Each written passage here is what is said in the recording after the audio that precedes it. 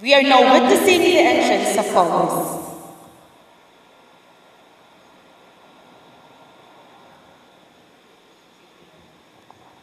Once again, it is our great honor and privilege to announce the arrival of our distinguished guests and excellencies from the Tsakos Group.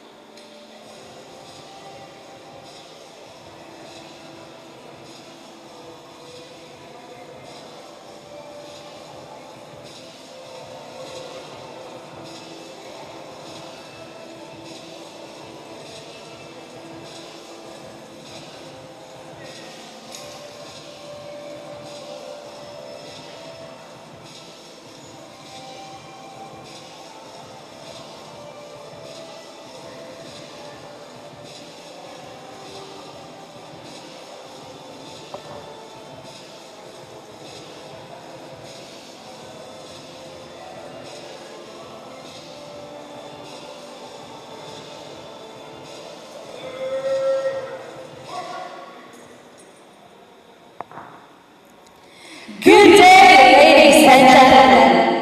Before we officially begin, let me cordially welcome you to the Tsakos Group Annual Philippines Officers Forum 2023. We would like to express our sincerest gratitude to our management and to the people responsible in making this event possible. But of course, we are beyond grateful for our dear officers and guests who took their time and to take part in this special and remarkable event. We would like to remind everyone to please turn your mobile phones into silent mode while the program is starting. Thank you for your coordination. May we ask everyone to remain standing for the invocation followed by the singing of the Philippine and Greece national anthem. And to begin with, Chief Engineer Neil Payos will lead us with the opening prayer.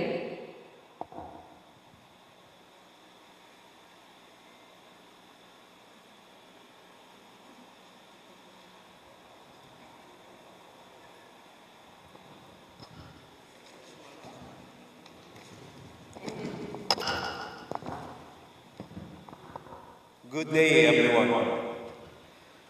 Let's all have the prayers. Dear God, we came today to pray for Tsakos Shipping Agency, to TMPI that provides jobs to so many Filipino seafarers. We pray for the seafarers who work long hours in difficult conditions to keep global supply. Lord, we pray for the shipping industry to connect peoples and cultures across the globe. It may be a source of jobs and opportunities for people in all nations. In Jesus' name, our Lord, Amen. Let us remain standing for the singing of the Philippine national anthem.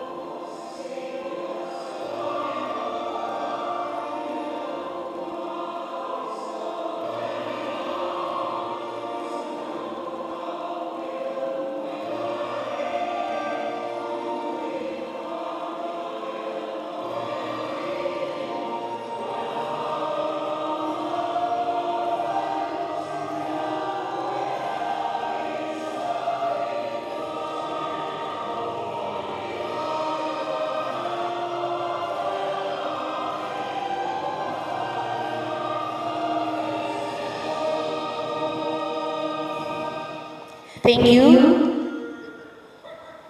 And for the singing of Greece's national anthem, it will be performed by our very own Chief Officer Ernesto Gal.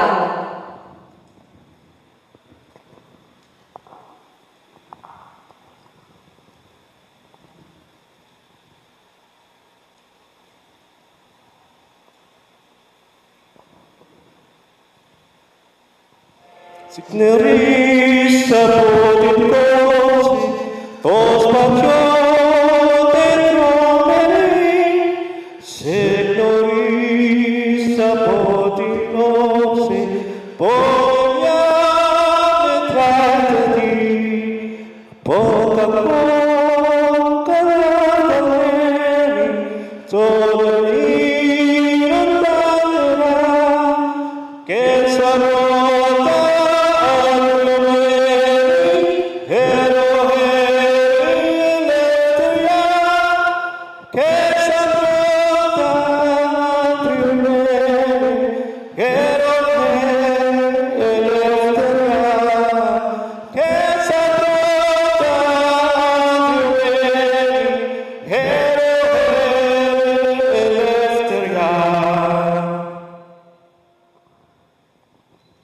Thank you. You may now take your seats and make yourself comfortable.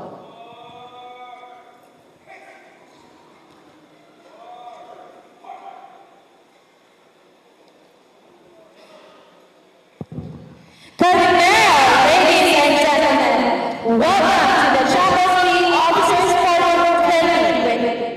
Our beloved senior and junior officers, our invited guests, and speakers who dedicated their time and effort to be here today, and to the whole Tsakos group. I am Rhonda Marriott, And I am Edina Casa, your host for this year's Officers Forum. Indeed, a very great scene, Rod, to witness how remarkable this event will be. Well, this annual event gives appreciation and recognition to all our hardworking and dedicated seafarers for their valuable contribution to the company, which is the Tsakos Group. And I am delighted to inform everyone that this year's forum has a very special and highly respectable guest, outstanding speakers, and with such profound and diverse seafarers and audiences. That's right, Ed. It's really nice to see everyone gather and unite with this kind of momentous event. And I am sure that all of us are all excited. Are you all excited? Of course, we all do. For this event is not just to unite us together, but will serve as a great opportunity for all of us to learn, to be informed, and to address any other concerns. Let us not take much time, and let us now start the remarkable event, The Tsakos Officers Forum 2023. And to mark the commence of our program, it is my pleasure to introduce to you the President of TMPI Manila, Ms. Gwen Papahatsis, to deliver her opening and welcoming remarks. A round of applause, please.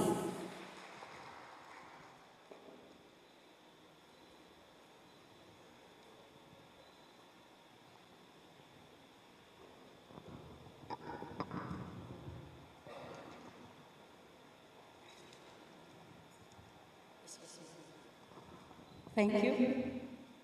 Good morning, everyone. To our distinguished guests, colleagues, and most importantly, to our esteemed seafarers, it is with great honor that I stand before you today to officially open our annual forum dedicated to our long-serving and also new officers that entered the big family of Tsakos Group. I am taking this opportunity to welcome you all to this gathering of seafarers, industry experts, and principals representatives. From our industry experts, sharing with us today their expertise, let us acknowledge the presence of Dr. Eduardo Del Rosario. Doc, welcome. And Attorney Liz Cabanos of Del Rosario Pandifil Corporation. We also have with us today Dr. Ronaldo Di Maculangan of Supercare Medical Services. Doc, welcome again. He will discuss mental health awareness. So today, we have with us a very important guest. Let us acknowledge the presence and give a warm welcome to our Far East Regional Manager, Captain George Costalas.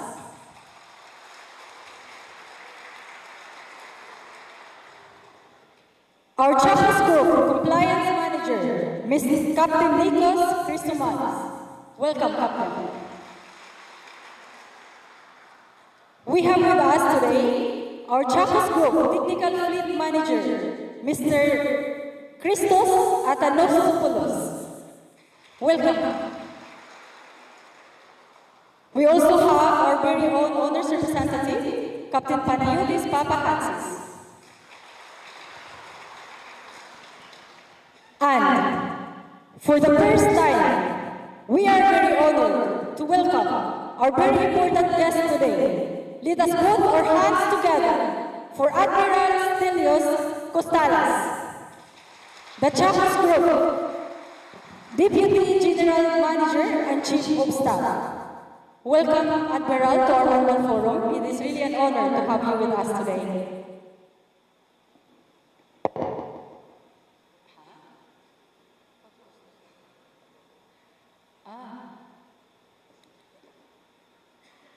Also, we have with us our Tsakos Group Operations and Marine Manager, Captain Costas Papagiannis.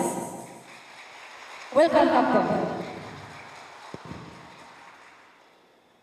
Everyone, today, it is our unique opportunity to share knowledge, insights, and experiences, and to foster a sense of unity and collaboration. This forum is a platform for us to recognize your efforts and to listen to your voices. We will discuss important matters such as safety culture, well-being, training, career development, technical matters, and important updates and milestones of our company. Our goal is to find solutions and ensure that you receive the support and respect that you all deserve. As we embark on this annual gathering, let us remember that the seafarers are the backbone of global trade and commerce, and that your dedication, commitment, and resilience are really, truly remarkable. Let us give a round of applause to everyone.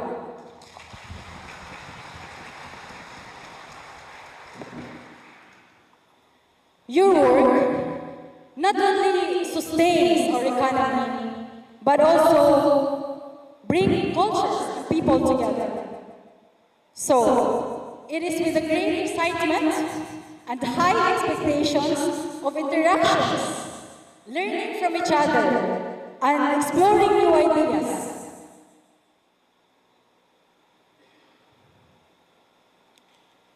And reaffirming our commitment to the seafaring community. Together, we can build a brighter future to all those people who dedicated their lives to the sea. Again, thank you all for all your presence here today, and I wish you a very successful annual forum. Thank you, everyone. Thank you so much, Ms. Gwen Papahatsis, our TMPI Manila President, for your kind and inspirational words. Without further ado, let me introduce to you our honor's representative, Captain Panayiotis Papahatsis, together with the crewing manager of TMPI Manila, Chief Engineer Neil Payas, for their welcoming addresses. A round of applause, please.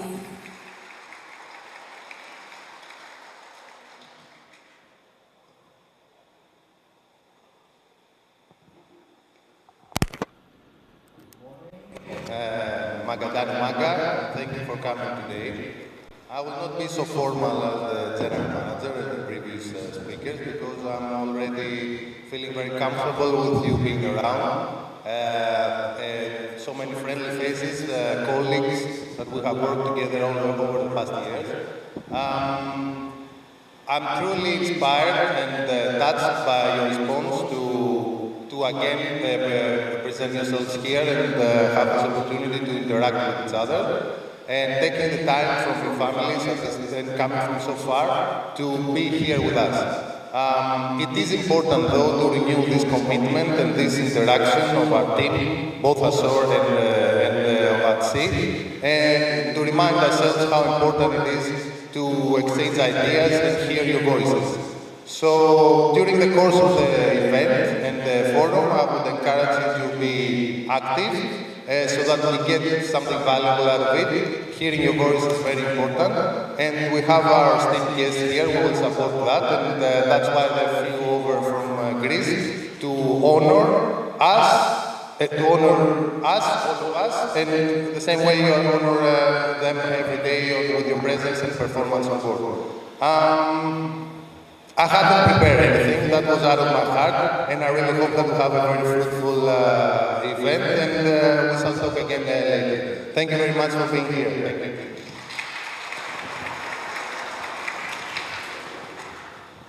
Yeah, good morning, everybody. Kalimera sas. Today, we will have this forum to honor all you today, to gather to discuss critical role of growing companies and shipping agencies. This forum is an opportunity to recognize the outstanding contribution of both seafarers, principals, TMPI, mostly to our founders, Captain Panagiotis and Tsakos.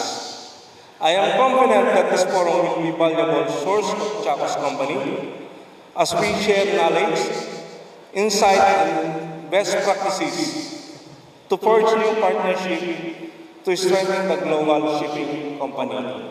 Thank you very much.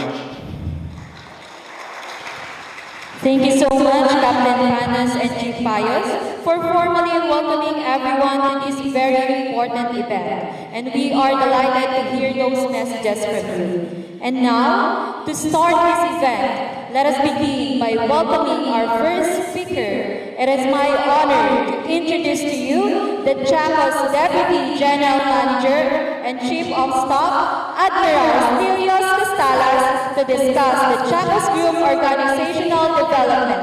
A resounding applause, please.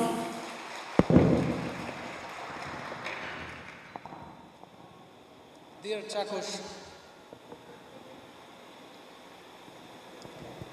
can you hear me?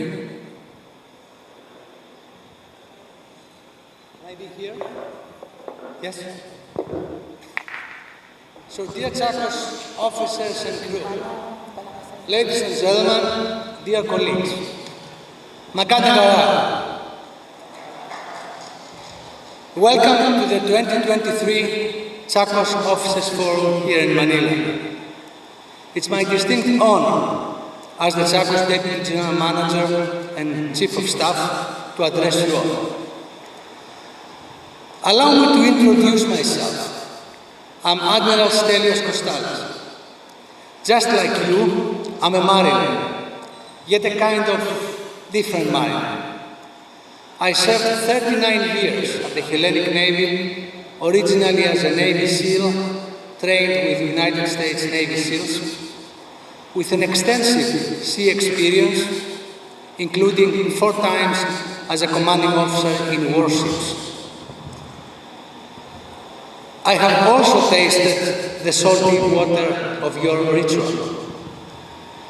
Further to my more than 20 years experience in real Special Forces operations and missions around the globe, I served for 6 years as a NATO director at the NATO's headquarters in the United States, and finally I served as the commanding officer, the commandant of the NATO base in the European region.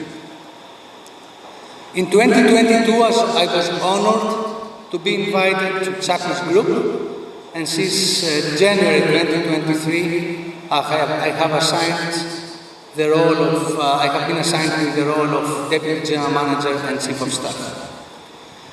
In a period of development, expansion, and growing complexity, my responsibility is to oversee and ensure that the Tsakos Group's growth and strategic objectives will be steered timely, effectively, and efficiently. In this capacity, as a mariner and as a representative of Tsakos Group, I'm honored and very happy to stand before you today to meet you, to discuss our group's strategy, our recent achievements, the areas that should focus for further improvement, and the challenges that lie ahead of us. And as Mr. Nikos Tsakos often reminds us all, shipping like life is a marathon, is not a sprint. Success comes from exercising excellence consistently and committedly. Our group demonstrates the journey with a remarkable track record and growth for over 50 years of excellence. This is the marathon that we run day after day. This is also a collective achievement of us all. Teams at sea and teams at shore, working diligently, passionately, competently, committedly, and side by side serving our long-standing motto: tradition, trust, teamwork. We navigate with seamanship and tradition expertise. We operate with excellence, building trust, and we collaborate with solidarity and teamwork, all active as a family and a team spirit modus operandi. The past year was a remarkable year of achievement for the Tsakos Group. Backbone of this achievement was your exceptional and committed service at sea. Our fleet achieved almost 2,000 safe port calls in 95 countries, with an average of one site inspection every 2 days. We transport 500 million barrels of oils and products safely and efficiently. 10, Tsakos Energy Navigation played a leading role in energy transportation as the company's fleet alone transported energy corresponding to 7 days of global fuel consumption. That's the best proof that not only we are doing the right things, but we are doing the things right. And because you are there, our force multiplier and the actual protagonist of the seas, you are in the epicenter of our concern, of our focus. The question for us is what keeps you, the protagonist, awake at night? This is our call. To be your solution provider, to find through our continuous support, quality services and advanced technology, to answer all your demands in order to improve your capabilities and your well-being. Our superior safety performance enables us to stand out as the top quality partner of choice for globally leading charterers. Quality growth is an ongoing journey for us. As you all know, we are proceeding with a huge investment in our new fleet era through our diverse new building program, which is fully supported by our prominent charterers. As of 2020, we have received delivery of 11 state-of-the-art vessels, and we have in the pipeline further delivery of additionally 12 highly sophisticated eco scrubber-fitted dual-fuel vessels. These will be the vessels of the future on which you will serve, applying your seamanship skills, your expertise, and the latest technology trends. Dear mariners, recent maritime environment is characterized by complexity and diversity. Broader geopolitical instability, such as the recent conflicts in Ukraine and in the Middle East, coupled with remaining COVID-19 impact, rising inflation, and deteriorating global condition will unquestionably affect global finance stability and global trade. This will also affect maritime operations. On top of these turbulences, we are facing the challenge of decarbonization. Shipping has a natural advantage.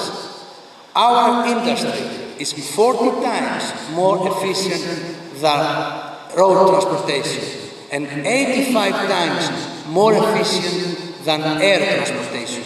However, we are committed to a greener tomorrow, and as a group we are working confidently towards this goal. Navigating through these challenges requires adaptability, innovation, careful risk management, collaboration, and resilience. Transforming challenges into opportunity and growth is our strategic objective. Now, let me inform you about some of the recent developments in the group toward this new era. The repatriation to our home.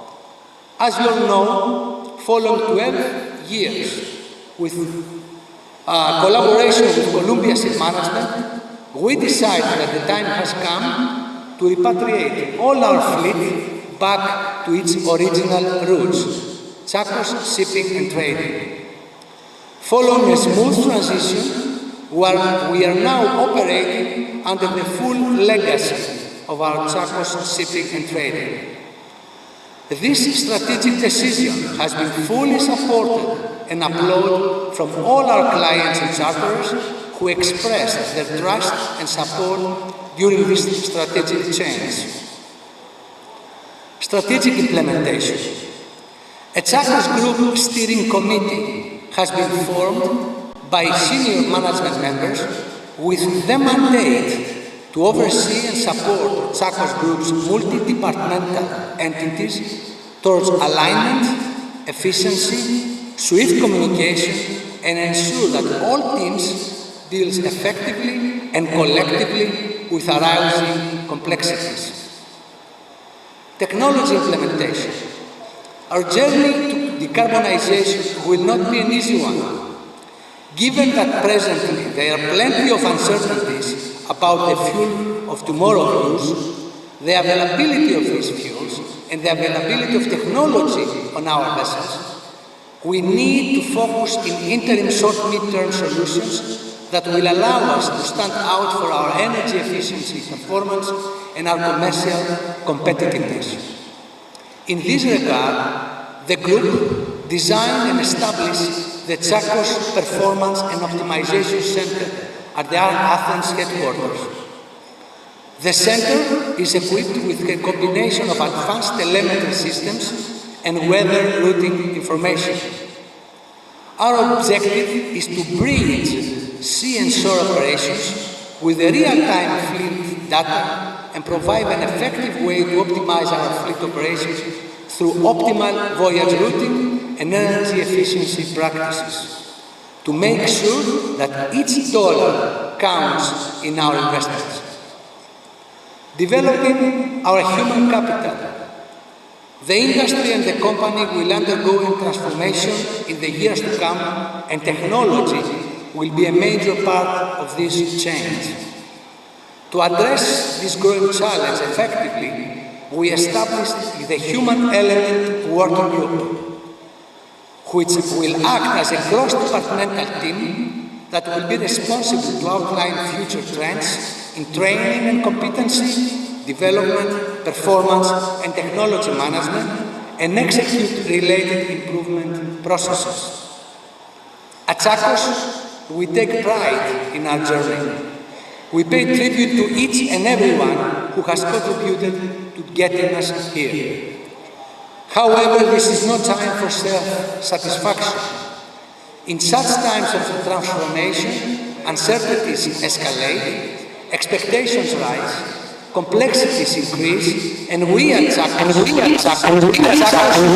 we take pride in our journey. And this is the reason we are here today. We are here to discuss our common vision, our shared purpose, our objectives, our strengths, our difficulties, our weaknesses, and our course of action. Mike Tyson used to say that everybody has a plan until he gets the first punch into the face. That's when reality starts. Plan is nothing. Planning is everything. We may need to shift in different directions, not for the sake of change, but because the world is changing. In Tsakos Group, the words interoperability, interconnectivity, and integration become a reality in a daily basis. In my former military cosmos, we used to claim that there is no normal transition from peace, crisis, and war. That's why we need to train as we fight, in order to be able to fight as we have been trained. Therefore, for all of us, there are no discounts in safety and procedures. Collaboration and close communication will always be the principal driver to our success. Our mariners, we wish to thank you all for the presence here, and particularly our seafarers who traveled all a long way to be with us in Manila today. We also wish to thank TMPI team and the Tsakos team for working hard and organizing this excellent event with diligence and care. Foremost, we wish to thank all our seafarers of every rank for your dedicated, committed, and competent service to Tsakos Group. Wishing you all successful forum, safe seas, fair winds, and every happiness to you and your families. Finally, I invite you to always recall Captain Panagiotis Tsakos' words: if we cannot control the direction of the wind, at least we can adjust the sails. God bless you. Salamat. Thank you so much, sir, for the informative statistics about Tsakos Group. Once again, let's put our heads together for Admiral Stelios Costalas.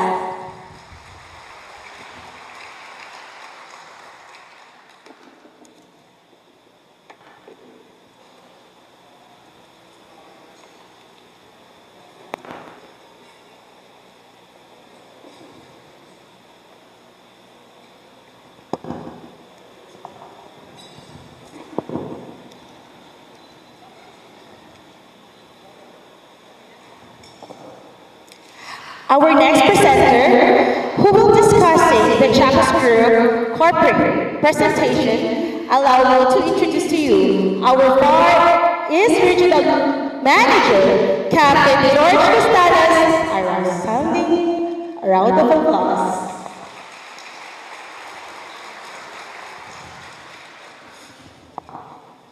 Good morning.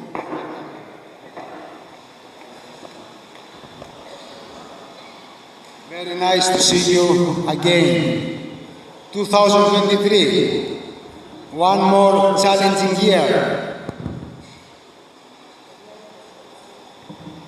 Challenging after the 2 years of COVID, come 2023 with many climatology changes,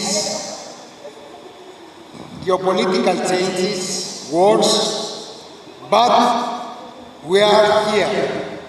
God bless us to be all here again, stronger as family, as friends, and we are very glad and thankful for that. Thank you.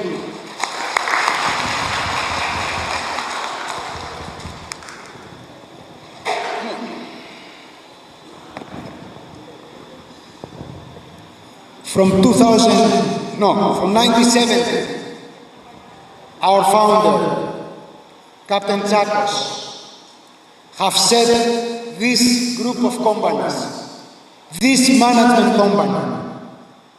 And since 1970, we are running this company with the same philosophy, with the same vision, mission, and commitment. Thank you. to be the ship management company of choice for global transportation, to set the standards for safe, environmental, secure, and to fully commitment for quality services. From 1970 until now, these men have set this policy, and until now, we run this company successfully. And this is because of you, and thank you.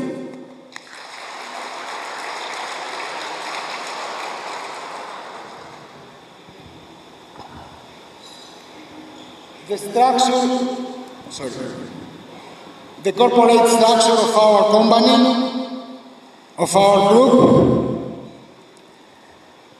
includes many companies such as Tsakos Shipping and Trading, Tsakos Navigation, Tsakos Consulting, Tsakos Hyundai, Maria Tsakos Academy, Argosy, Tsakos London, Tsakos Industry in Uruguay, our foundation, and of course our TMPI in Manila and in Bicol.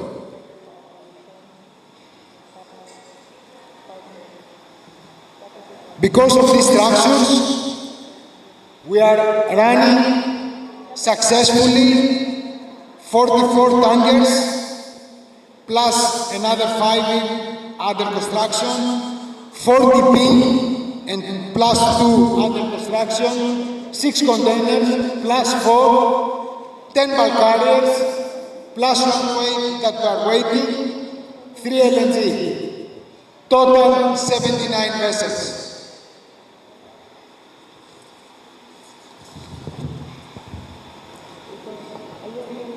Our valuable charterers: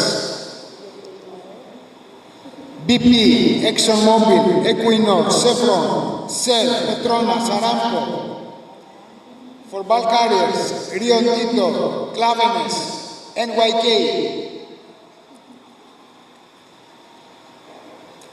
As Admiral said, we had almost 2,000 port of calls within 95 countries, and we carried almost 500 million barrels of oil, 7% of the worldwide.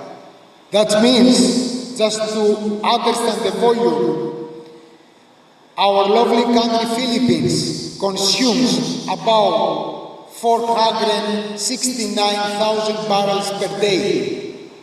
Means that for 1 year, we as a fleet, we are carrying 3 times the consumption of Gulf Philippines. And this is, we are running with our excellent performance from terminals. Almost all our terminals worldwide rate us between 98 and 100%. Because of who? Because of these people, which is total almost more than 3,000 on and on, worldwide. With the retention rate 94% to the officers. What means retention rate? One example, how many of you we have said more than 2 years in this company? Raise the hands.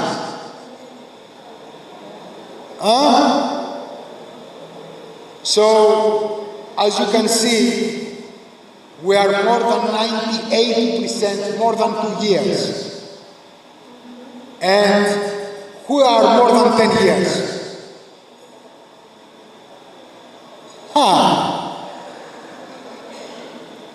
This is because of that we have that performance, because of your commitment. And our company provides the training to us, They trained us. And now we have the luxury, the last past years, to have our Maria Tsakos Academy, running with 4 cargo handling workstations in Greece, full bridge simulator, ECDIS, engine room simulators, and DP.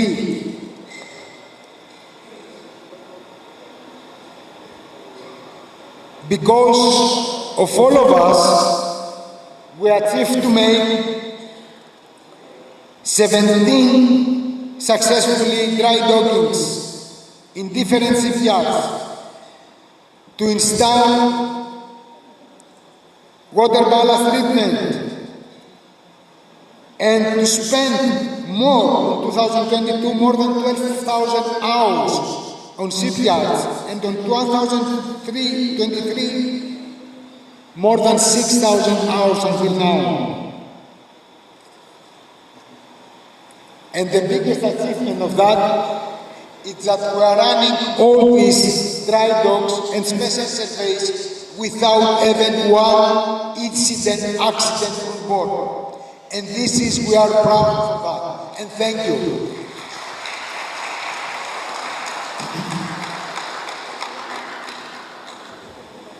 We are waiting our new ladies. How many? 14. 14 new ladies coming soon, including Aframax dual fuel, containers, bulk carriers, DP.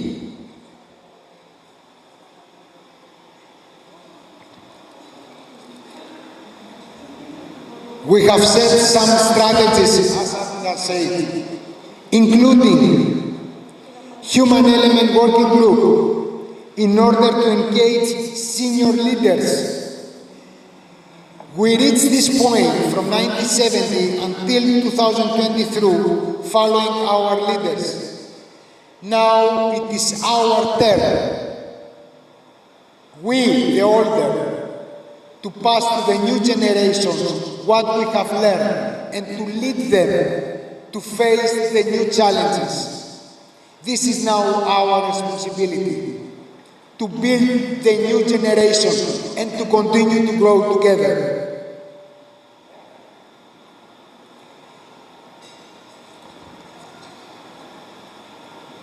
Protection of marine atmospheric environment. I started to say this speech with the climatology changes.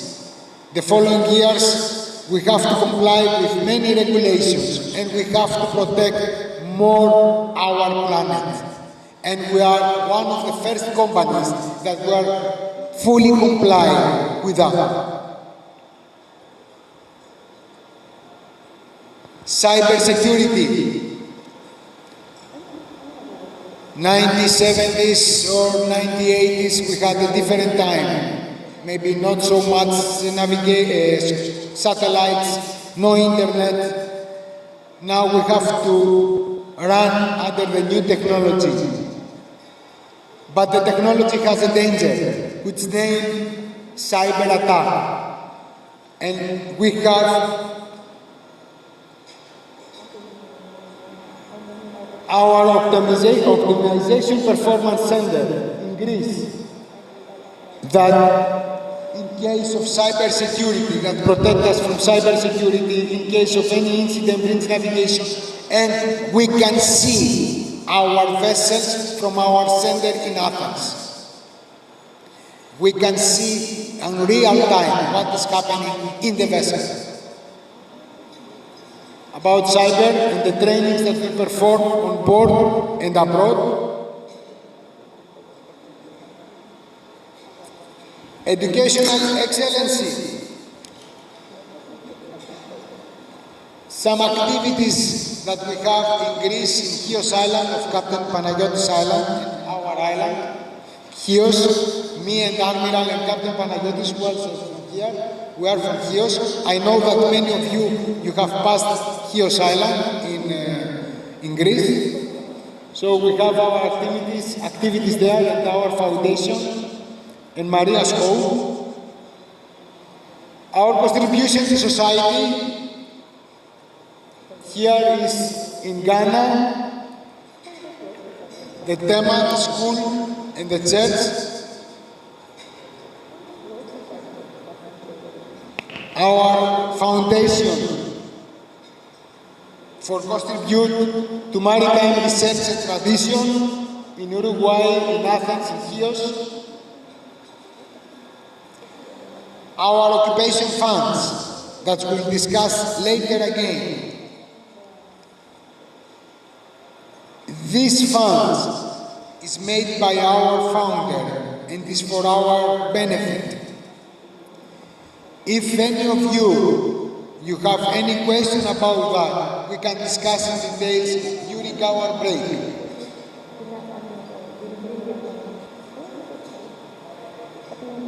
We have some team bonding activities that we're performing, such as basketball team, some clarity race, and some pomegranate and vinegar visits.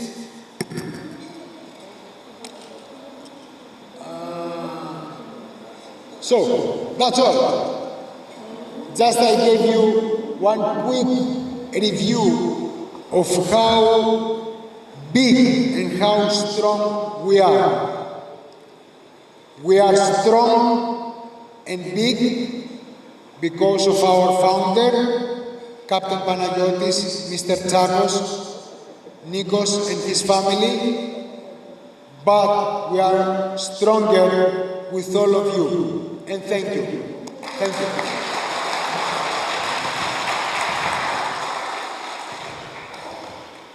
Thank you, Captain George, for the well-presented presentation. Hope to see you again.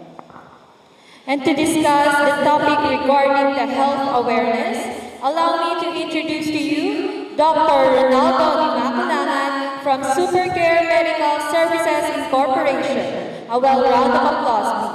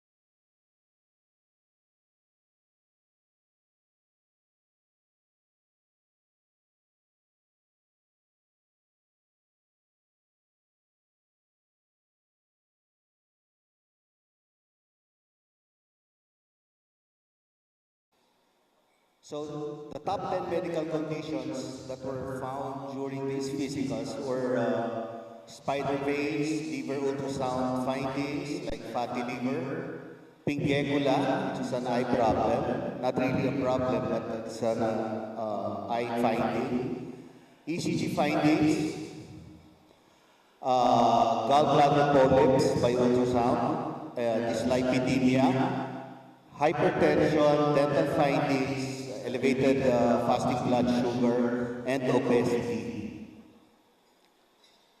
So the three that were eventually declared permanently unfit were one case of hypertension with maintenance medications with a 2D echo finding of valvular heart disease.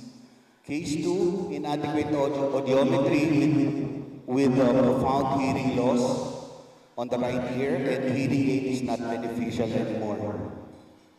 Case 3 is hypertension with maintenance medications and chronic kidney disease. So out of those 10 common findings in the physicals, preventable or modifiable diseases included are liver and ultrasound findings, dyslipidemia, hypertension, dental findings, elevated fasting blood sugar, and obesity.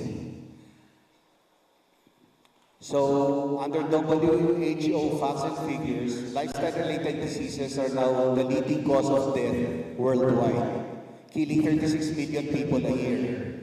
And leading in this criteria would be cardiovascular diseases, which is 48%, followed by cancer, and then stroke, then chronic respiratory diseases, and diabetes. So, what are the modifiable risk factors? So, these are abdominal obesity, high blood pressure, diabetes, high cholesterol, psychosocial factors, and smoking. Non-modifiable risk factors would be ethnicity, our age, our gender, and those with genetic issues that are inherited from their parents. So an unhealthy lifestyle, like cigarette smoking, physical inactivity, diet and high fat, can lead to high-risk diseases, which are hypertension, diabetes, hyperlipidemia, and obesity. These, plus the non-modifying factors such as age, family history of premature coronary artery disease, can lead to organ damage like heart disease, stroke, peripheral artery disease, chronic kidney disease, and eyesight failure. So it is a fact that 75% of healthcare costs are spent on preventable diseases.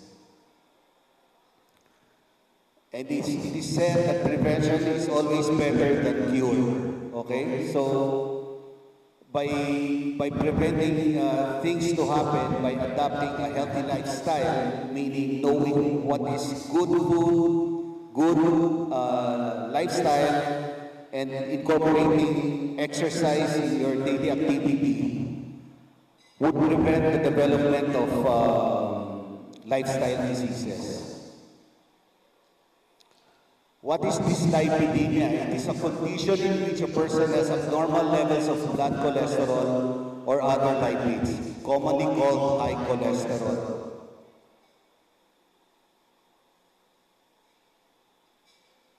So, if you indulge in fatty food, okay, what it does is it accumulates, the fat accumulates on the walls of the blood vessel, thus preventing a good flow of blood throughout the body. Now, if it forms a clot, eventually can lead. It can lead to coronary artery diseases like heart attack, okay, peripheral artery disease, and stroke. So how do you manage dyslipidemia? By healthy choices, choosing the right type of food. Those that are low in fat, low in salt, and high in magnesium, calcium, and potassium. By stopping smoking, by quitting smoking, by drinking in moderation, by being active, doing exercise regularly, and taking medications if these parameters do not improve the level of your dyslipidemia. So blood pressure of 140/90 and above is considered already a high blood pressure. So within a 24-hour period, our blood pressure goes up and down depending on the activity. Okay? So the normal really is 120 over 80. In between 140 and 120 is borderline. Now you are diagnosed with borderline hypertension if you fall within the range and if after resting a few minutes, it's still the same. Okay? So,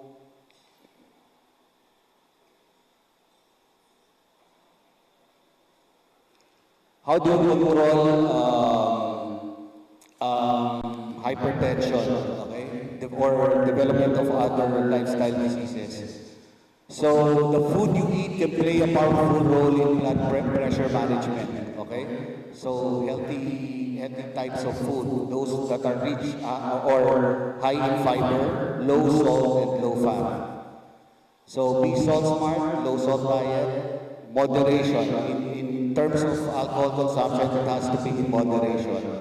So you have to quit smoking, you have to get moving, you have to be more active, okay? Doesn't have to be stressful as long as you do light to moderate type of exercises like brisk walking. And you have to lose weight, okay? We have an ideal body weight depending on our height, okay? And an increment of more than 10% of your ideal body weight, you're already considered obese. And you are stressed, you should learn how to manage stress in healthy ways can reduce your risk factors. And if you need to take medications, do take them regularly and do not alter the dose that were given to you by your doctor. Obesity, basic body mass index, it represents the percentage of fat in your body. It is calculated by dividing your height in centimeters over your weight over your height in centimeters. So normal value would be 18.5 to 24.9. If you're less than 18.5, then you're considered as underweight. You're overweight if the value falls between 25 and 29.5. And you're considered as obese if it's between 30 and 34.9. And extremely obese if it's above 35. So obesity can lead to type 2 diabetes, hyperlipidemia, sleep apnea, heart disease, hypertension, osteoarthritis, among other diseases. So how do you fight obesity? By being active, choosing the right type of food, and quitting smoking, and drinking alcohol in moderation. Nutrition, food trumps all. Choose food, plant-based foods that are fiber-filled, nutrient-dense, health-promoting, and disease-fighting. Consider vegetables, fruits, beans, lentils, whole grains, nuts, and seeds as your dietary guide, North Star. So, for dairy products, it should be fat-free or low-fat, and you can consume up to 2 to 3 cups per day. For fruits, daily 2 to 2.5 cups. Vegetables, 2 to 2.5 cups per day. Grains, 6 to 8 ounces. For protein, meat, fish, poultry, daily goal is 6 ounces or less. For nuts, it should be, and seeds and legumes, it's 4 to 5 times weekly. And oils, daily goal, you should use it sparingly. So ideal total amount of salt to be consumed per day should be maximum 1 tablespoon per 24 hours. And it is best that if it's maintained at 1/2 teaspoon. So for alcohol intake, not more than 2 drinks for men and 1 drink for women. This is going to be your maximum per 24 hours. And it does not say here that you should do it every day.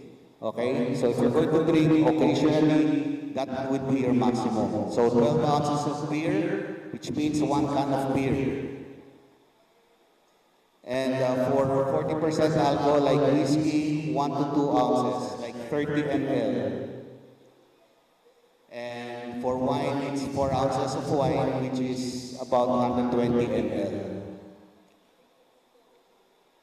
Sleep. Lack of or poor quality sleep can lead to decreased ability to recover from illness, a strained immune system, and chronic disease. Lifestyle medicine identifies dietary, environmental, and coping behaviors to improve sleep health.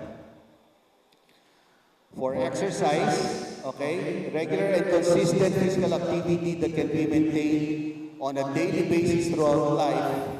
Walking, gardening, push-ups, and lunges is essential piece of the optimal health equation.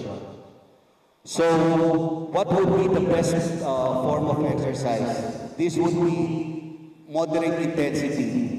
Should be done 5 days a week, at least 30 minutes a day. And that 30 minutes you can divide it into three sessions. So 10 minutes in the morning, 10 minutes at lunchtime, and 10 minutes in the evening. Okay? What benefit do you get from regular exercise? So, regular exercise, you develop stamina and endurance.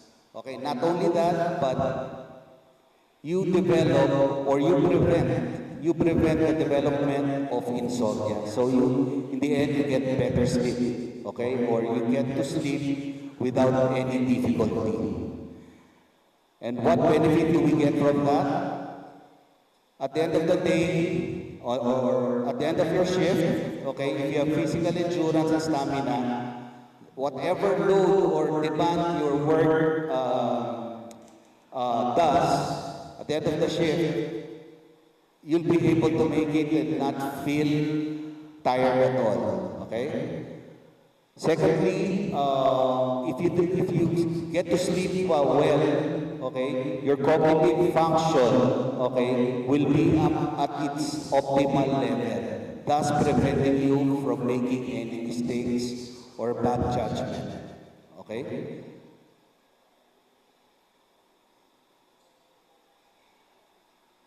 So tobacco, well-documented dangers of tobacco use include an increased risk of cancers, heart disease, chronic obstructive pulmonary disease, and cessation counseling combined with necessary medications helps patients successfully quit the habit.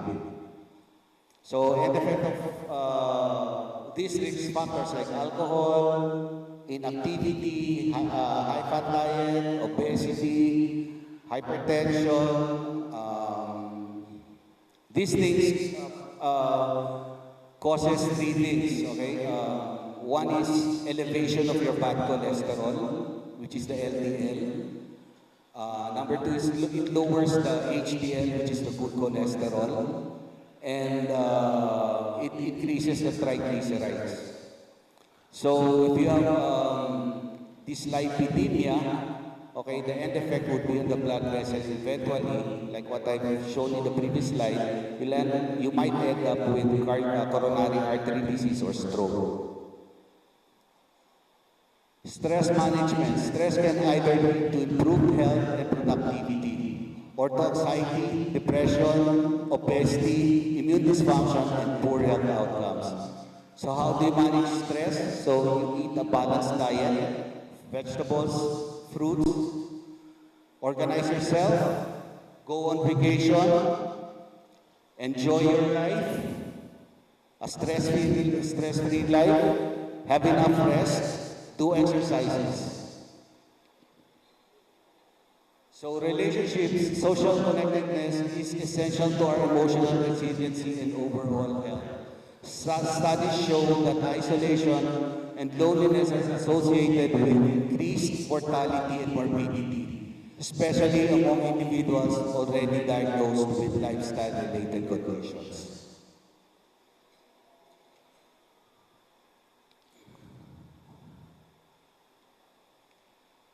Health is one of your most important investments. Handle it with super care. Thank you. Thank you so much, Dr. Ronaldo Di Mangkulangan, for sharing those information with us. It is indeed a helpful and insightful topic concerning the health of our seafarers. Let us always remember that health is wealth. Moving forward, to give us more insight concerning the health and welfare of our dear seafarers, we invited a representative from Del Rosario Candy Field Corporation. Let us put our hands together for Dr. Edgardo Del Rosario and Attorney Denise Louis Cabanas. A round of applause, please.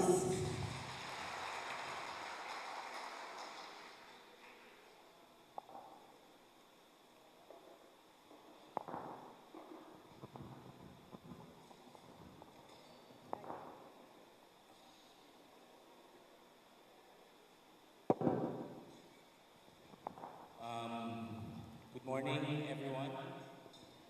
Firstly, I'd like to thank Tsakos Maritime for this invitation. It's really a privilege for us, for Del Rosario, to participate in this big event.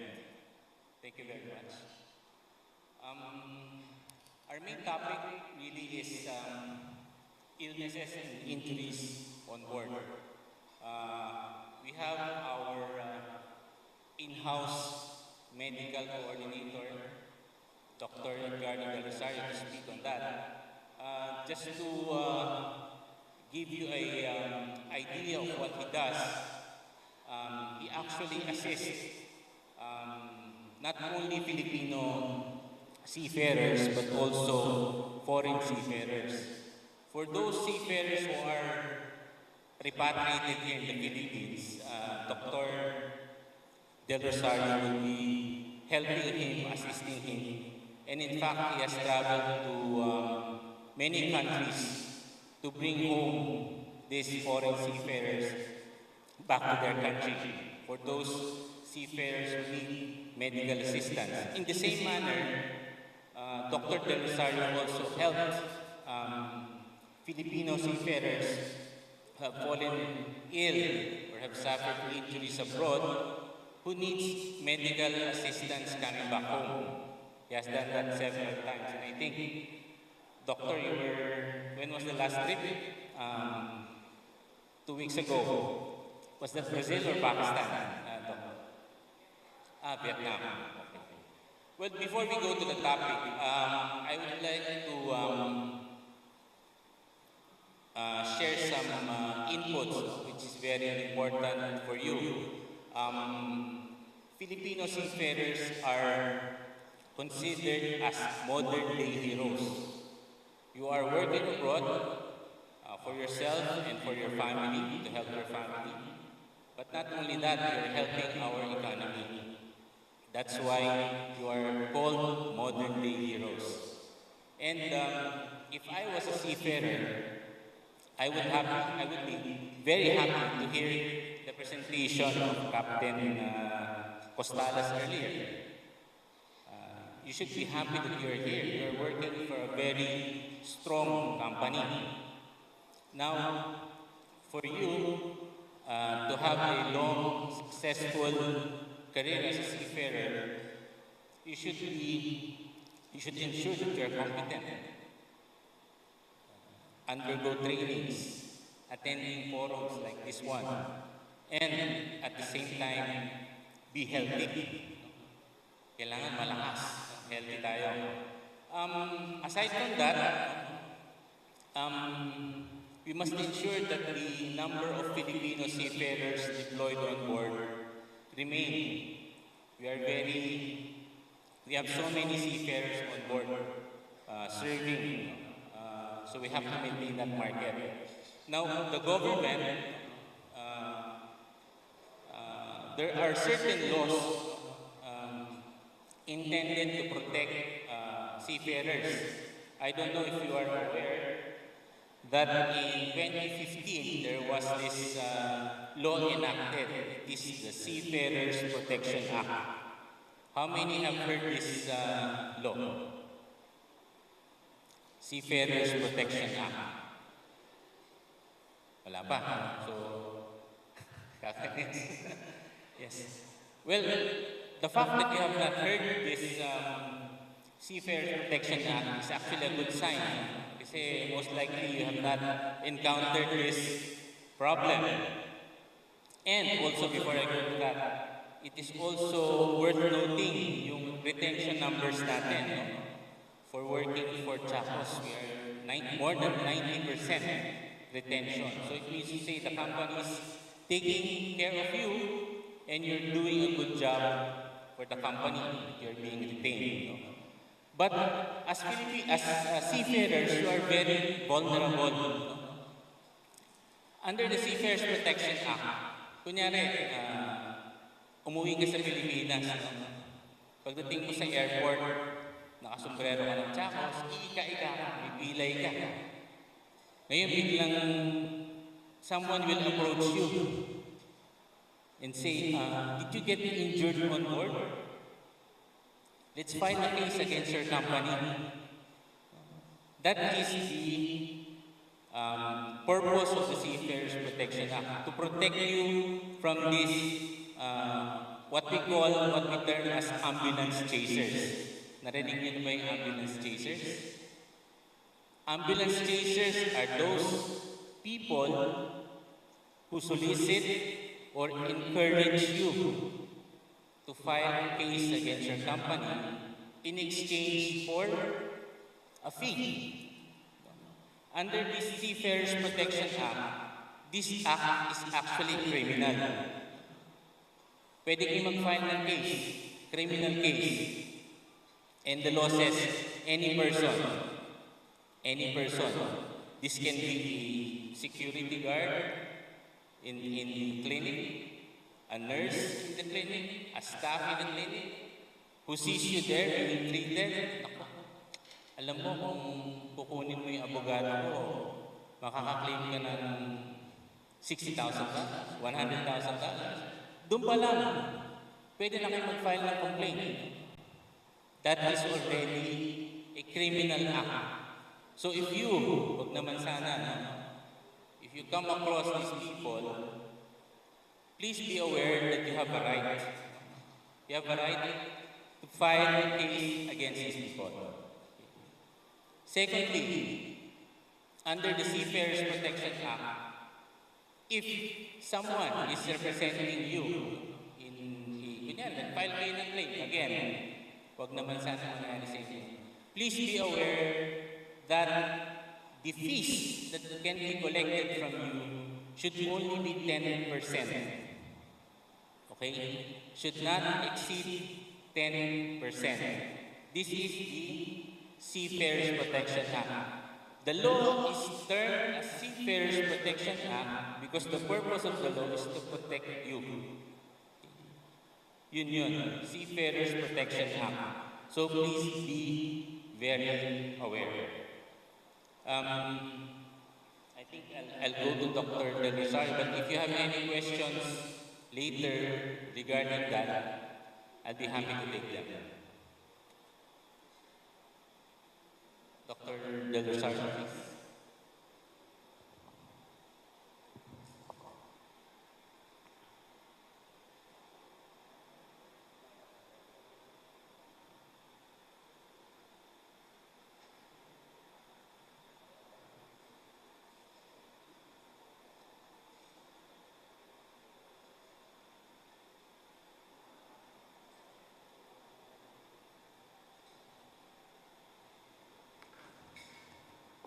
Good morning.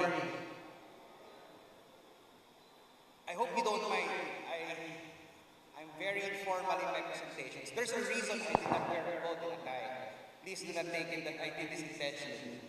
I do this for our seafarers because I find it sometimes, maybe not here, because everybody here is very confident, they don't seem to want to ask questions. if I present my topic very formally. So I tend to make my presentations very informal. And like it was said earlier, we want your interaction. We want you to ask questions later or even during the lecture. Please feel free to raise your hand. Oh, by the way, before I start, as Attorney Cabano said, thank you for inviting us. We are honored to be part of your officers' forum. So, illnesses, oh, by the way, did you listen to very well to Dr. Di Maculanga? Your PEME, I'm sure you know them already, you know them very well. Maybe you've not heard of us. As introduced, we are from Del Rosario and Del Rosario Law and Del Rosario Canfield. We are correspondents. If you're not familiar with us, that's probably a good thing. It means you are probably not yet repatriated for any illness or injury. If you've heard of us, that's also a good thing. It means you're aware. Remember, in this day and age, ignorance is not bliss. It is the reason we have these conventions, these seminars, these forums.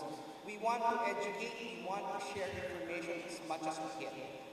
So if you listen to the lecture of Dr. Di Maculanga and the presentation, the lecture of Attorney Cabanos, you're already good. They say the last presenter is always at a disadvantage. Maybe because you're already tired, you've been sitting too long, you want to get up and smoke. So I'll try to make this brief and hopefully interesting. So again, illness and injuries. This is a question often asked when we're presenting. What are the illnesses and injuries report?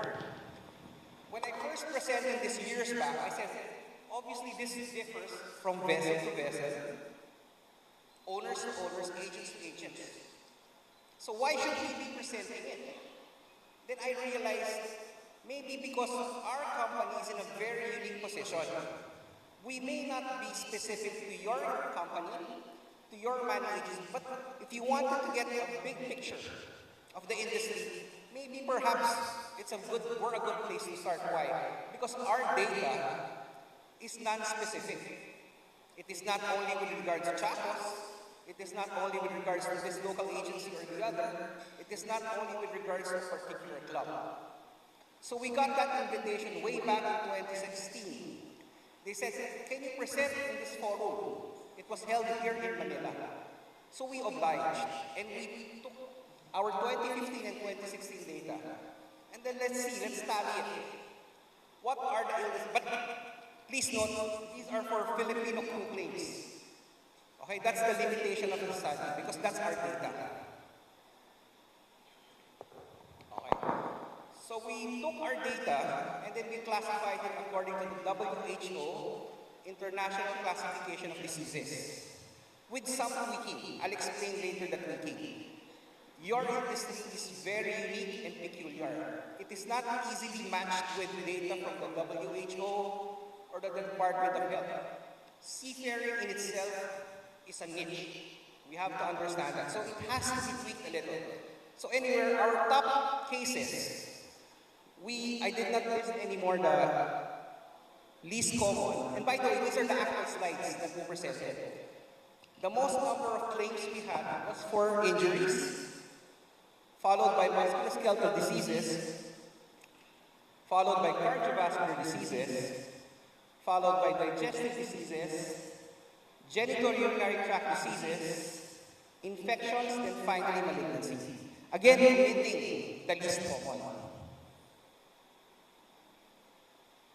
But we did not stop there. We said, let's see how much more illnesses are there with injuries. And we noted there were far more illnesses and injuries claims at 78%. Okay, here's one of the tweakings that we did. However, there's a big controversy on how do you exactly classify musculoskeletal diseases. Of course, from our perspective, by our I mean my part of the industry. Because for doctors, it's very simple. Illnesses can result in injuries. But for claims purposes, it's not that simple. So to make the study more viable, we simply classified it as the presenting symptom of the patient or seafarer. So we thought, what if we transfer all the cases for musculoskeletal diseases and consider them as injuries? What would that do to the data? We noted still illnesses outnumbered injuries at 56%. So what's the interpretation if this was your vessel? If you ask me, and again, I'm not a mariner, I think that's a fairly good data. Why?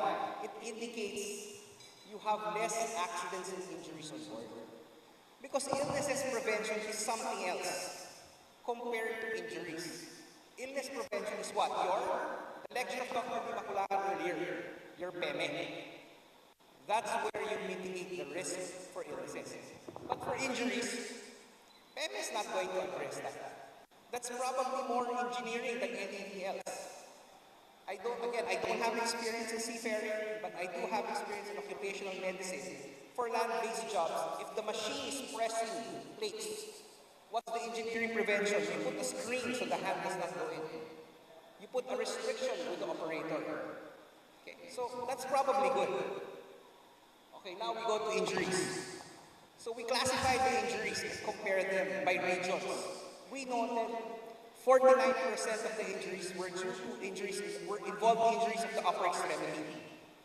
And among the injuries of the upper extremity, we noted 68% involved the hand.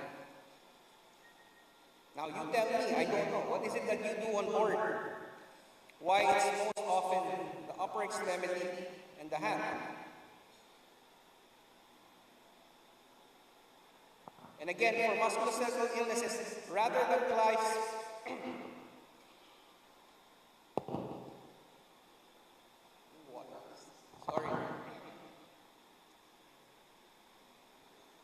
than classifying according to illnesses, we classify them according to the presenting symptom. Majority, 55%, was due to back and neck pains. Sorry for that.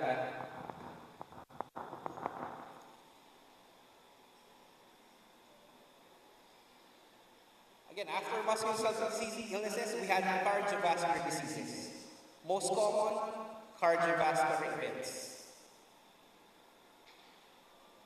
Next, digestive. Most common illnesses involving the small intestine and the colon. And among the illnesses there, 68% appendicitis. Okay, I don't know your statistics in your vessels. 60%. And I'd like to remind you that appendicitis is a surgical emergency. We have a dictum in surgery. You don't let the sun rise or fall on appendicitis. Because if it ruptures, it can cause sepsis. And of course, sepsis, if unmanaged, untreated, and identified, can lead to death. Followed, genitourinary diseases. Most common, stones. What is it in your diet? Don't you drink enough on board? Sabi nga nila, so much water out at sea, but cannot drink it. Infections, most common, TB. This one, not very surprised. After all, in the Philippines, as everybody's aware, it's endemic. In fact, it's so endemic, it's part of our Department of Health vaccination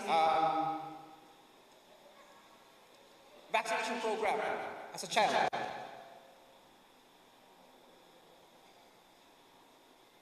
For malignancies, most common, colon and rectum. So this is the summary of my presentation. But what I'd like you to focus on is the top three. Okay. As mentioned earlier, upper extremity hand.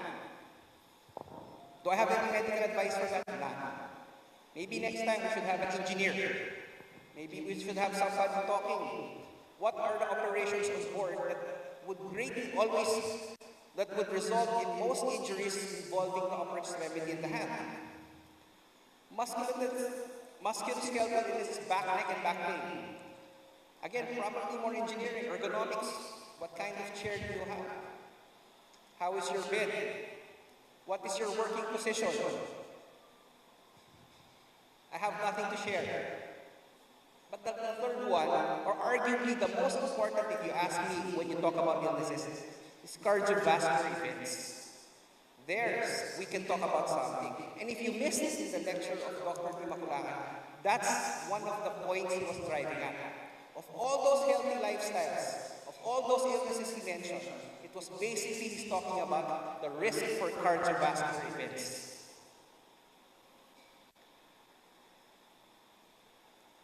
And it's even more important if you think about it. If you look at the POA contract, it's a listed occupational disease. Is it? Dr. Dimakulangan said earlier, it's a lifestyle-related disease. Why would the POA contract list it as an occupational disease? You don't need to be a doctor to know. Being my body type, smoking, sedentary lifestyle is a risk factor. But it's listed. So what is it exactly about seafaring?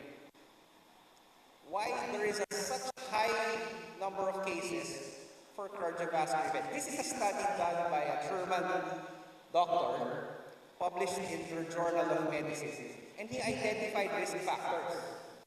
I'm sure you're all familiar with this. You don't need me to teach you this. But what I'd like you to focus on is that thing blinking over there. Impaired treatment options of cardiovascular diseases out at sea. Fair enough. You know what? I like my food. We Filipinos like our food. Later there's lechon, I heard, will be served. I smoke. I have a poor lifestyle, I admit it. I tell my patients, don't do as I do, but do as I say. And that is nothing more important when I tell that to seafarers. Why? Because if I have chest pains right now, the hospital is probably 5 minutes away. When you experience chest pains, how long does it take to deviate to the nearest appropriate ward with accessible, appropriate, urgent emergency cardiac care? So even more so that healthy lifestyle, both on board and when you're here, becomes very important. And you know what? That's what PEME is for. That's basically what Dr. Dimakulangan was preaching. When I started before, very quick story, I hope you don't mind. I used to make similar presentations as he does. And whenever I spoke, I found that's when everybody started eating their food. I had less audience. Because I think most of you, if not everyone, knows what he was talking about. It's not something you haven't heard before. So I told myself, I have to give you something different. I have to make you realize everything he's talking about in another way. So PEME, we all know your PEME is a good thing. I hope you don't mind, I'll speak in Filipino, intermittently. But sumusunod ba talaga kayo sa sinasabi ng doktor? Nagse-self-medicate ba kayo? Do you adjust your medications? Do you really take it as advised? You don't need to answer because there's a video. Baka mamaya yung mga magtaas ng kamay.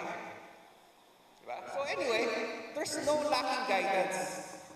Locally, internationally for your PEME. If you look at your PEME, what does it consist of? The basic. Your history, physical examination, vision, color, hearing, chest x-ray, ECG, blood test, urine test, preg test is your female stool exam, psychological exam. That's what you get for your basic PEME. Okay. Let's leave that floating first. How does a doctor evaluate your risk for developing coronary heart disease? The short answer is Because I'm a doctor. I studied X number of years, and I charge you X amount. So I'm not going to tell you. The short answer is critical. But for the sake of discussion, let's look at this coronary heart disease risk factor prediction chart. This was made by the American Heart Association. Okay. They identified several factors, and a lot of these factors was mentioned earlier by Dr. Timaculacan. You have age, sex, your cholesterol levels, your blood pressure, and the presence of other illnesses like diabetes, and of course, smoking. Kawawa naman si smoking, pero tama lang makawawa si smoking.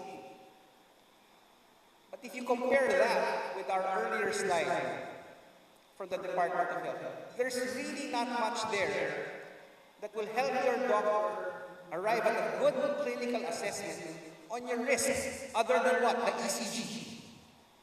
And maybe the blood pressure cuff, the BP. So if you think about it really hard, you don't even have to think about it really hard. If you think about it, it really makes sense to enhance pre-employment medical for seafarers. And mind you, not mind you, I wanted to become a seafarer. I have a Siemens book. I used to work for Siemens Hospital. It's where I met a lot of seafarers. It's probably the reason why I'm here now. Because I learned how lucky seafarers were. Imagine here, in my company, and Attorney Cabanos is my boss, by the way. For our PEME, for our annual exam, I have to pay for additional tests. I'm already the doctor. I don't know if you noticed in my first slide, my title is medical director. But I have to pay for my additional tests. In seafaring, all your additional tests that will help the doctor determine your fitness to work are either covered by your company or your club combined. So if you ask me, seafarers are probably the healthiest working population in the world. Because I don't know any other employment that would grant you that benefit. But hey, maybe I'm ignorant. So you tell me. But I was so jealous about seafarers. I said, I want to be a seafarer. I never became one, unfortunately. But I'm here nonetheless.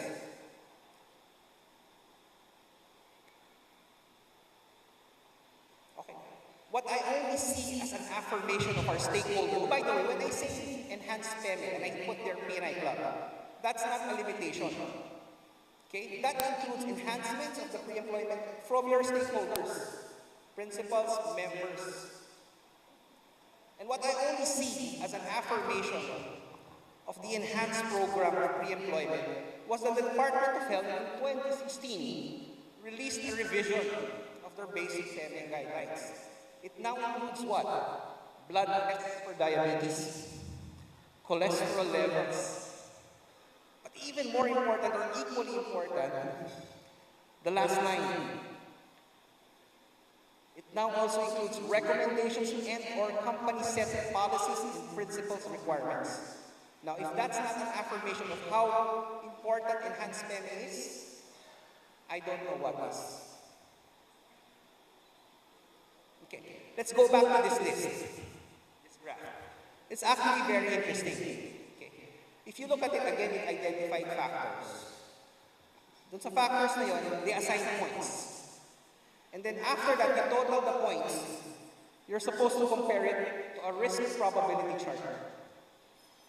That way you will know your probability of developing coronary heart disease in 5 or 10 years, depending on the number of points you get. Again, this is only for discussion purposes. This is not intended to replace clinical judgment. Please see your doctor. Do not make decisions solely based on this slide.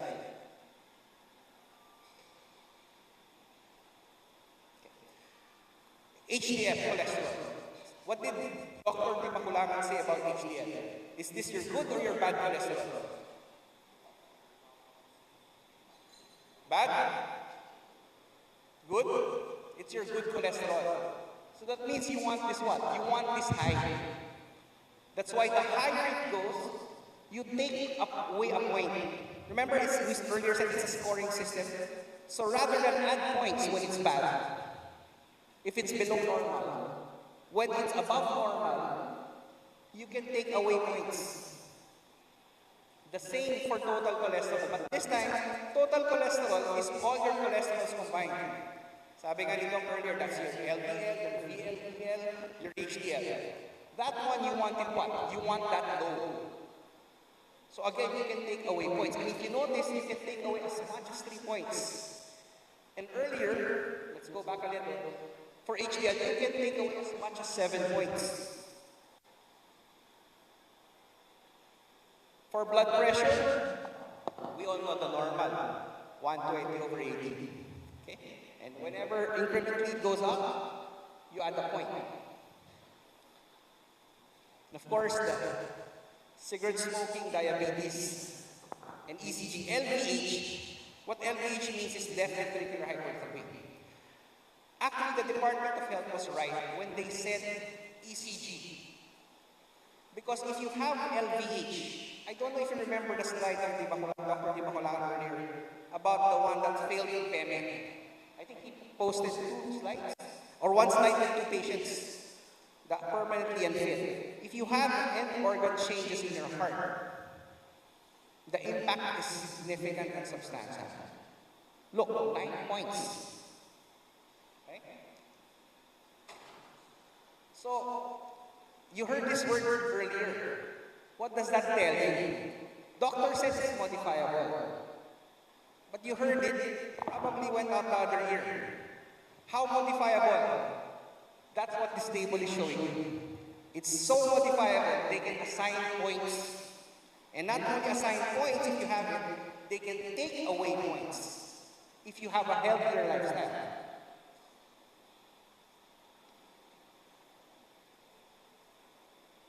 So, do you have a better understanding of it now?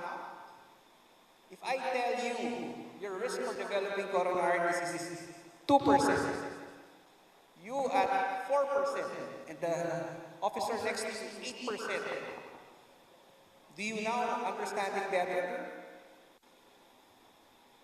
Do you? Well, I'll be one of the first ones to say no, and I'm already a doctor. This is the part where you stand up, go to the back of the room, start smoking and look forward to the lechon lunch. And I've had this presentation several times, and I get the same black faces. So again, I said, I have to tweak it. I have to make it better. How can I better represent to you? I already did the chart. I already did the points. But it's still not getting through. So sabi ko, maybe we have to try something else. Maybe instead of matching your points to the probability chart that they provided, let's match it back to your age, to the age. Let's see its impact, assuming a case wherein we had a 32-year-old guy with 0 risks. Do you understand what I'm trying to do? So let's see, let's try, give it a try. You have a 32-year-old male captain. By the way, ano naman, BP is 120/80, normal. So, point system, risk for developing coronary heart disease, none. That's our baseline. Let's now start adding factors. Let's see the impact. Same guy. No, a different guy. Same profile.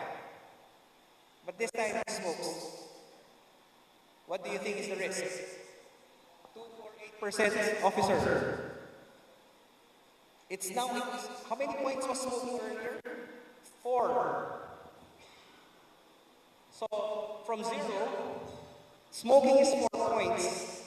1, 2, 3, 4. It's now equivalent to a 39-year-old. More? Can you now imagine it better? Let's make it even better. What does that mean? It's like you lost. Oh, by the way, just to be clear, let's take that out first. Sayang ang PM. Again, only for the sake of discussion.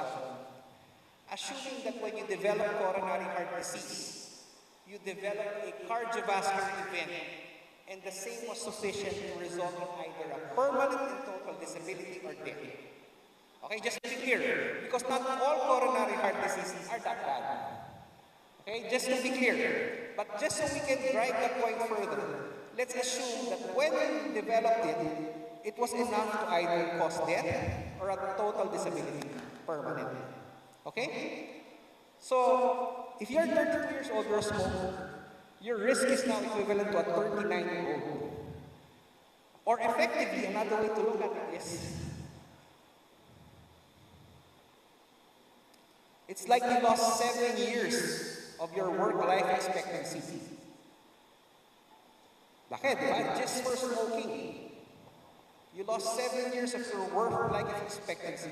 Something you could quit, you could not do, and even science has said there is no benefit at all. There is no study out there that will say smoking is partially good. At least drinking, even the doctor said earlier, occasionally is fine. I love my beer, I love my wine, I love my whiskey. So, but smoking, really not. Another way, by the way, or here's the part where I ask, I don't know if somebody will answer. How much is the salary of a captain? Madam President, I don't think they will answer me. Gross na lang, gross. Would it go annually 2M? Should I ask them to raise their hands? Or nobody will say me? Well, let's just, because I asked this because I did a similar presentation in another company. A presentation wherein among the audience were the wives. After the presentation, the wife came up to me. Doc, I loved your presentation. I said, oh, thank you very much. Why in particular? Because now I can tell my husband, we will lose 40 million because of his smoking. So I did the math quickly. It's not difficult. Ross, 2M. But again, I envy seafarers. Oh, truth be told, Attorney Cabanos and I are not making that much. See? So, that's what you will lose just by smoking. You want more? Let's make it even more interesting. This time, your BP is not normal anymore. You don't have a healthy lifestyle. But it's not that bad. Your cholesterol levels, just slightly not normal. It's not like me. You know, just 1 point above the normal or 1 point below the expected. Still smoking, your BP, it's not 150, it's not 160, it's just 140. Stage 1 hypertension. Some of us are walking time bombs, they say, because BP is at 150. But this one just 140. What do you think was the impact? BP of 140 is 3 points. Smoking is how many earlier? You know why I became a doctor? I'm not good at math. Okay, so you have to add with me. So, see, I forgot. BP is 3 points. Smoking 4, 7. Plus 1, so 2, 9. Where are we at 9? A risk equivalent to a 48 to 49 years old. You're only 32. You're making 14 million per year. 48 to 49, equivalent to what? 16 to 17 years of your work life expectancy. What did you lose? I bet that's not just your car, the house, your kids' education, your guest house or vacation house in Boracay, I don't know, your yearly trips, and we're not even done yet. Let's make it even more interesting. You're now also diabetic. You have a family history of diabetes. And mind you, the point system did not say what level of diabetes you have. It did not say well-controlled or poorly controlled, unlike for your blood pressure. You're now diabetic. We ended at 9. Diabetes is what? 3 points. Ready for this? 55 to 56-year-old, your risk at 32. 23 to 24 years, work-life expectancy loss. Galing, no? 48 million, sabi ni wife.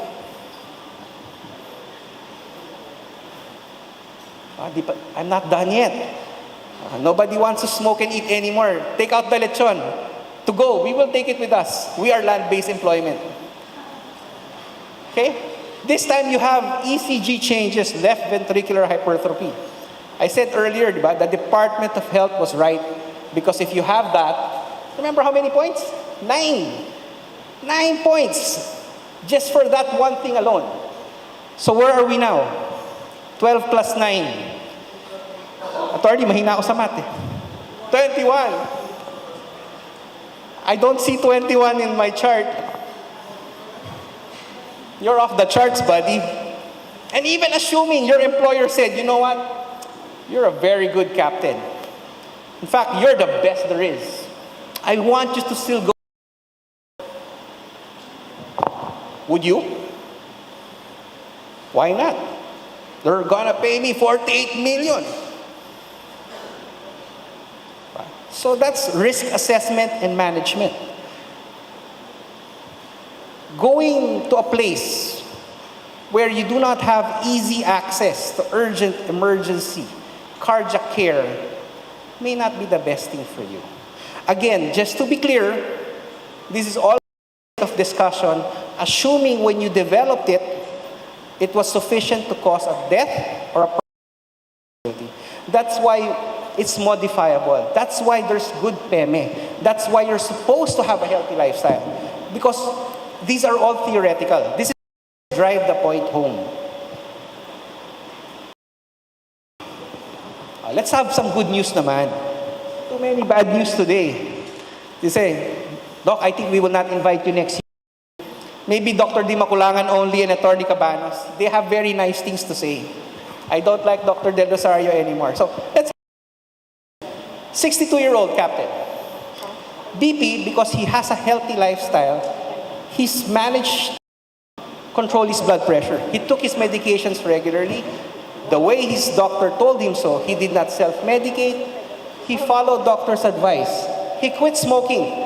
He attended my lecture 30 years ago. So he quit smoking. And his cholesterol. Doctor said, you can take away as much as 7 points if your good cholesterol is high, and you can take away as much as 3 points if your total cholesterol is low. That means you can take away as much as 10 points. So that's what the seafarer did. He maximized improvement. Okay, fine, let's not make it too ideal. He's still diabetic. But because he managed all of those, he has no ECG changes yet even at 62. What is his risk? 50 to 51 years old. You reduce your risk by 10 years. That's how important these modifiable factors are. That's why when Dr. Di Maculangan is lecturing, you should pay more attention to him than to me. Because he's the one actually telling you what you should do. Not, I'm just here to scare you so that you will follow him.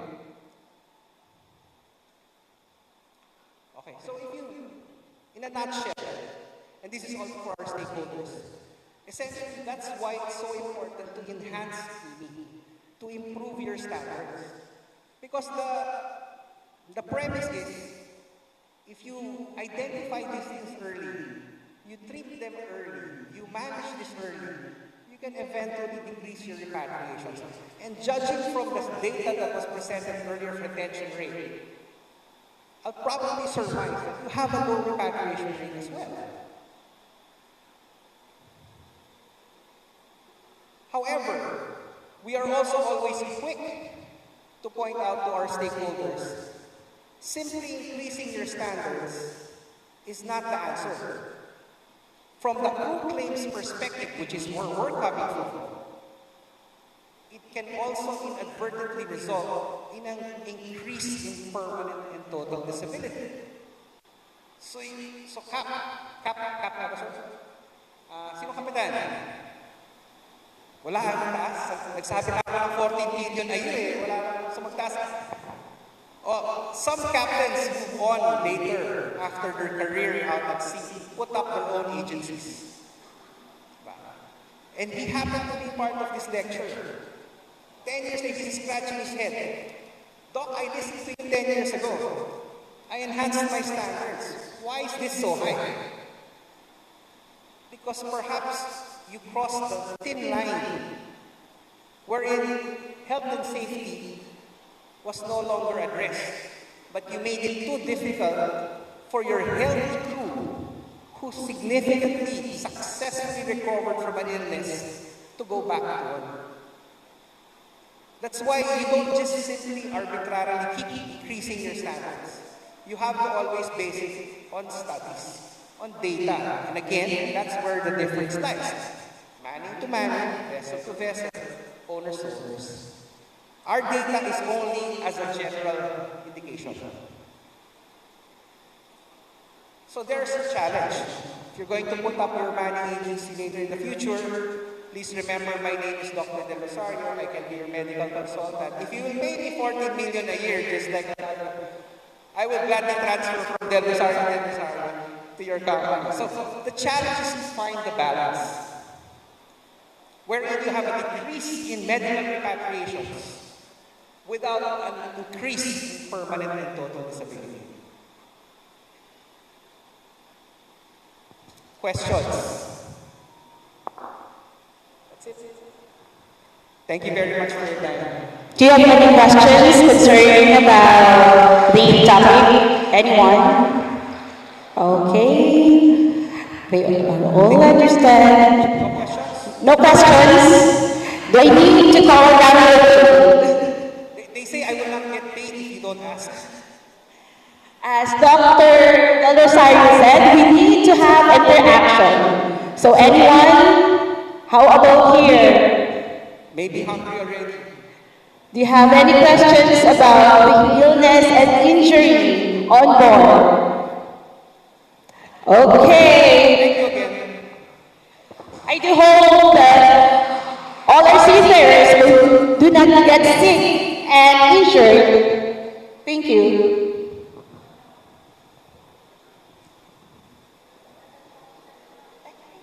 Captain, sorry. Thank you. Actually, I had a small question. First of all, I really like your presentation because it was very insightful and powerful. Regarding injuries, if you had any statistics about categorization of injuries, I mean, it was really a pleasure to see because I will speak a little bit about injuries. This is my major thing, so it will be very insightful. Thank you. Well, to be honest, when we did that study, our primary concern was to classify it according to the area involved. But that is a very good point to raise. It's probably a good follow-up study to what we did. But unfortunately, again, I have to apologize. I cannot give the nature of those injuries. But at most, I can say, maybe if you can help me, why the upper extremity in the hand? Why not your legs? What is it about seafaring? Because again, I have very limited experience. I can imagine production, where you're stamping metal plates, you're operating maybe certain machinery. I don't know what kind of machines are there on board the vessel that would expose you greatly to injuries in the hand. And again, from the engineering standpoint, at least for land-based, what we will do for occupational medicine is recommend restrictions in the movement of the hand. That way it cannot go farther than the intended area, or place barriers in that machine. That way only the metal plate would go in and not the hand. That's all I can add to that. I'm very sorry, sir. Thank you very much. We will try to see a little bit more later to discuss this. But guys, we need also your participation about this. What do you think about on board, about injuries? What can cause injuries? Do you have any experience? Who wants to talk? Come on. You. You want to talk? Anybody? Okay. So I think we can proceed with HSQ presentation. Okay, thank you, Dr. Ricardo Del Rosario and Attorney Denise Luis Cabanos from Del Rosario Pennyfield Corporation. Okay, next, in order to impart pertinent knowledge on health, safety, and quality, and compliance matter, help me welcome Captain Nico Crisomalis, our compliance manager. A resounding applause, please.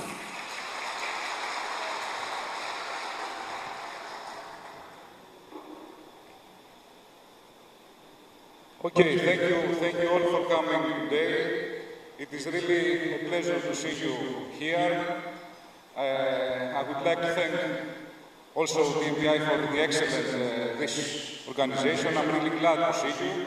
There have been many years since the pandemic that we had the pleasure to be all together. So today, it's a real opportunity to discuss some matters that is under your concern. So feel free at any time to raise your hand, stop the presentation, and to discuss some HSQ matters. As discussed previously with the doctor, the major target of the HSQ is to improve the health, safety, and quality of the way of doing things on board and ashore and on board, in order not to have injuries and health issues. For the health issues, as Doctor said, the major barrier is the PEM examination and how good you take care of yourselves. For injuries, there are some certain procedures that we operate on board in our fleet vessels that we are trying to put barriers in order to prevent you. Why you? Because you are the most important asset, okay? We can thank everybody, but actually, you are doing all the job of this industry. So let's have a big thank you for you. Come on, you can do better. Better, what is it? Okay. Yeah. So, yes, you are doing all the job, and what we are going to see, this is what you are trying to implement. So we are here not only to demonstrate things, but to receive suggestions and feedback of how we can improve our procedures in order you not to have accidents on board, so you can do your job better and all this great group to have succession and more fleet to operate, more tankers, more vessels, more Suezmax. I think 14 already new buildings exist in order to grow the fleet. HSQE programs are based in the ISM code. Of course, we have to do that. A simple, maybe not so simple, but let's call it simple plan to check act cycle. We try to have a planning like Admiral said, to implement the processes, check if these processes are properly and effectively implemented, and then decide some more actions in order to improve this act. Basically, we have three pillars that we have separated our programs. These pillars are the reactive, active, and proactive pillars. Of course, we have all the necessary certification. You see here some abstracts from the ISO that companies in Tsakos groups are operating.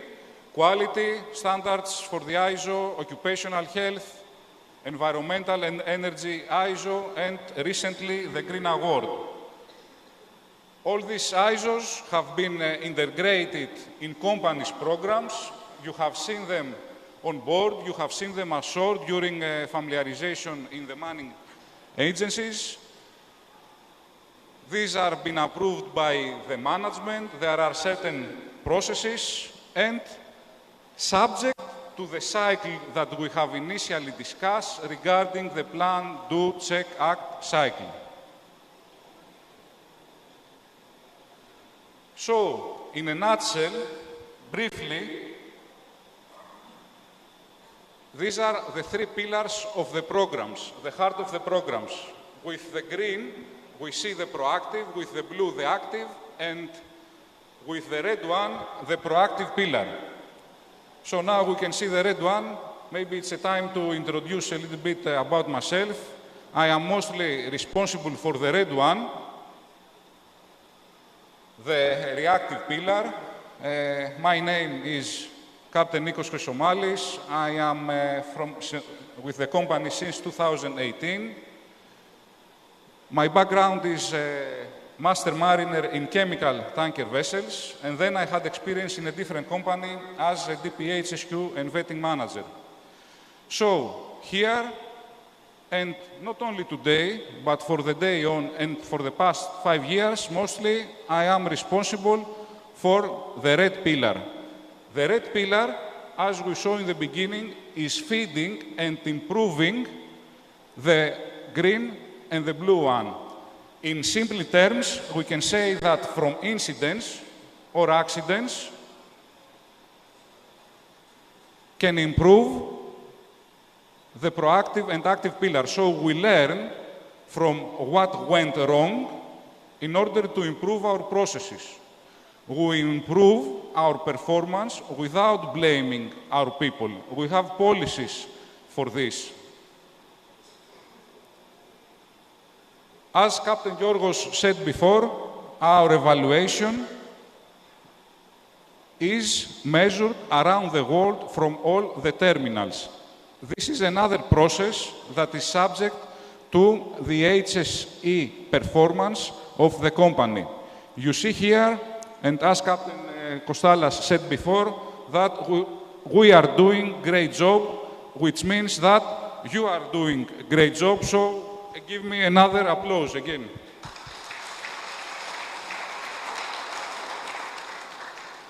Just remember about this, we need the actual terminal feedback. We need it on time. We are communicating with all the terminals. We consider also a ship-to-ship transfer as a terminal. And we need the actual signature of the loading master, not the agent, the loading master. So in the numbers and in the reactive approach, we have some statistics, and you are doing great jobs. The accidents has been significantly reduced the past 3 years and the past 5 years.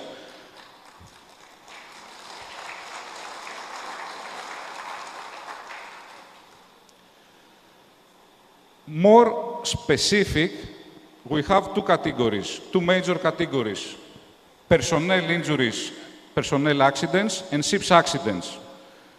I really do care about personnel injuries, okay, personnel accidents.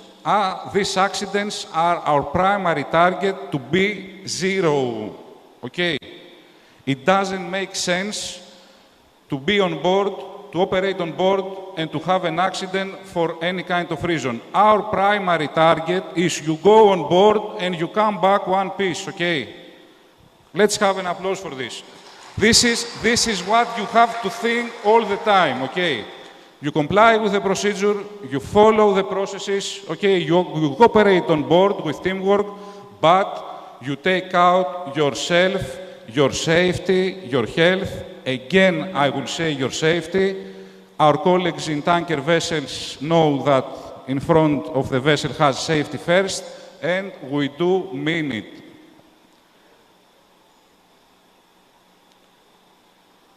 So these some two nice pictures, not so nice. These are some famous accidents of the industry. It shows actually what a tanker can do. Hopefully, these are not from our fleet vessels. Can someone tell something about this?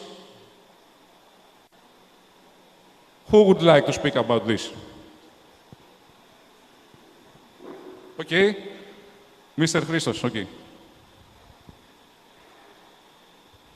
Hello, everybody.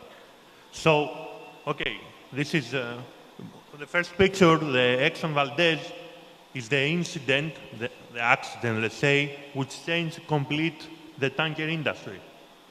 Okay, until that time, all the tanker vessel was single hull. And after this incident, all the industry has changed. All the classification rules and regulations changed for the tanker vessel and start becoming double hull vessels in order to avoid such situation.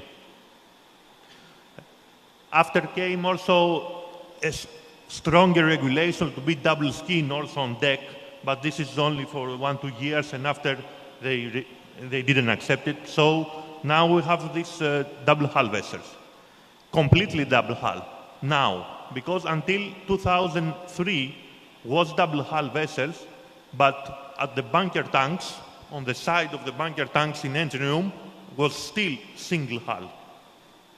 But they changed again in 2005, and it's completely double hull also in engine room, wherever is bunker tanks. So Exxon Valdez is the worst accident in tanker industry up to now, together with the big platform in Mexico, of BP platform, the Blue Horizon, Blue Deep Horizon. Deep water, Yeah. Deep water horizon. Excellent, Mr. Jesus, thank you very much. 30 years ago, so we have the Exxon Valdez, a big pollution, incident, changed the industry, as Christos said, changed the way USA saw the things with Oil Pollution Act double skin vessels. Lately, we have the Wakasio, So in the first case, the bridge team was a little bit ineffective on board. There was a problem with alcohol. That was the root cause of the incident. But in the second case, there is something different.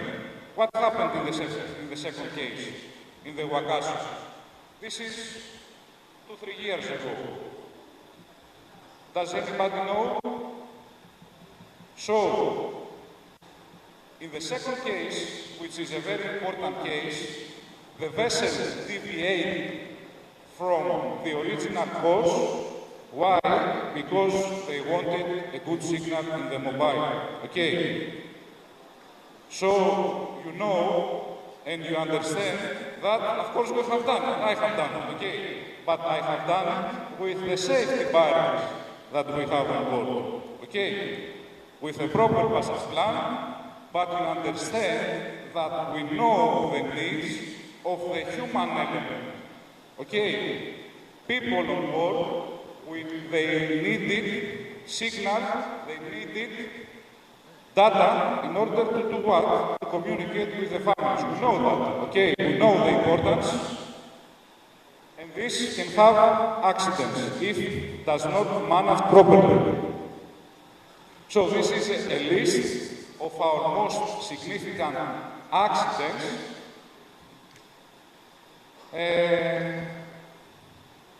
For the last year, have a look at this. I can tell you briefly that are not very important ones. They didn't have a very big severity. So we have a contact with mooring dolphin. This happened at motor tanker Salamina almost 1 year ago. So it was not a very good unberthing maneuver and not good communication, and the bow of the tanker approached and fell on the dolphin. Then we have a very big damage at the diesel generator. I'm sure that Christos will show later on in his presentation what happened there regarding the diesel generator damage. It was something that we need to focus on, especially our engineers, after overhauling, to follow certain instructions in order not to have a diesel generator with a problem. Actually, we had 2 cases the last 2 years about the diesel generator having a problem after an overhauling. Then a blackout, an instant power loss, I'm sure that you are thinking that it happened a lot of on board, it can happen, and it's not a big deal. It is a big deal. We need info about power losses. Why? Can someone tell me why? You? Why is it a big deal when you have a power loss on a vessel? What do you think? It also affects the maneuvering of the vessels. That is correct. You cannot control the vessel without power, okay? Even if you, most probably, you will restore the power in a very few minutes, or the mechanism will work, there will be the emergency, another diesel generator to start. There is some time of uncertainty that can cause potential big problems. So, these are two screenshots from our incidents. What you can see. So I need now a captain. Who can help me? Okay, I will go a little bit back.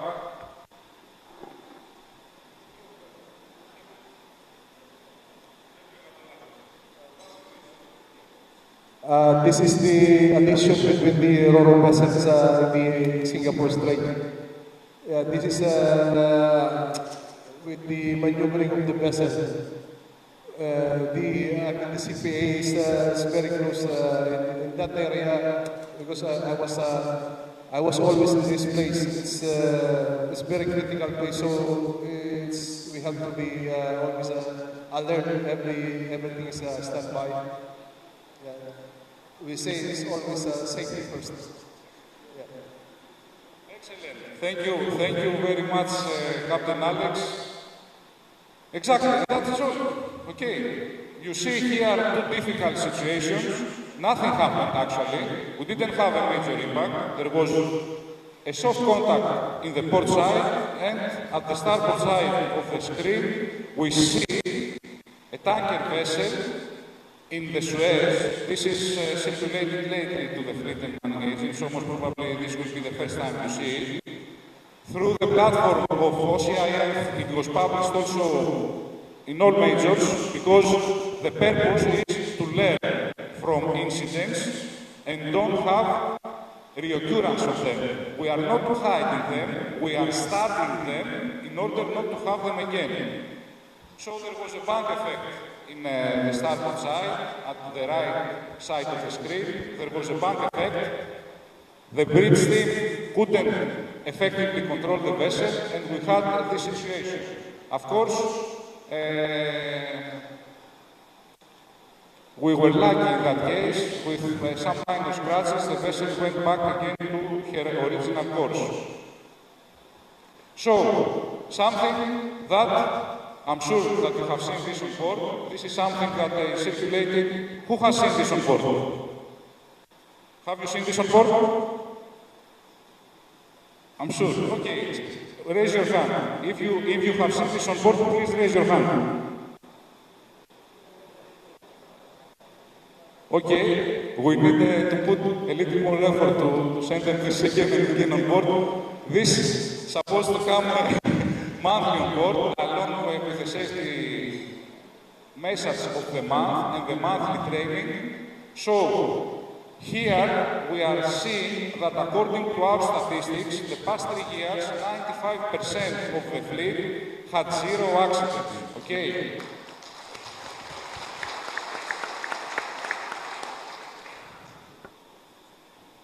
And this is for the personnel injuries. Okay?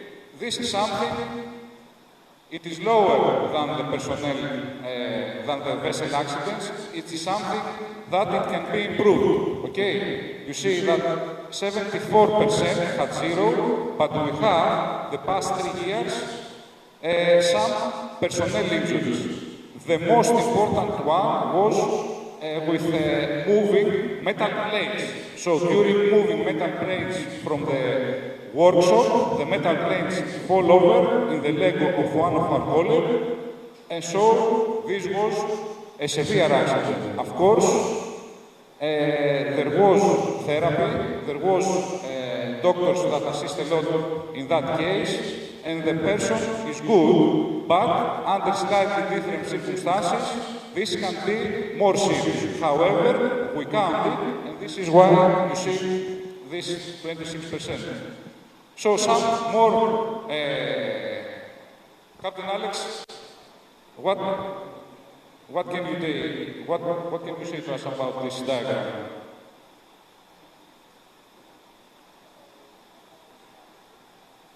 So this is how we count lost time injury around the fleet and the total recordable case. We record everything that you are sending to us and we are counting them.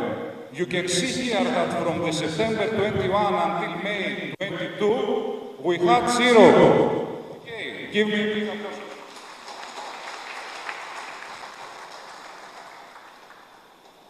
So, this statistics counts how many hours a college was out of duty because of a personnel injury.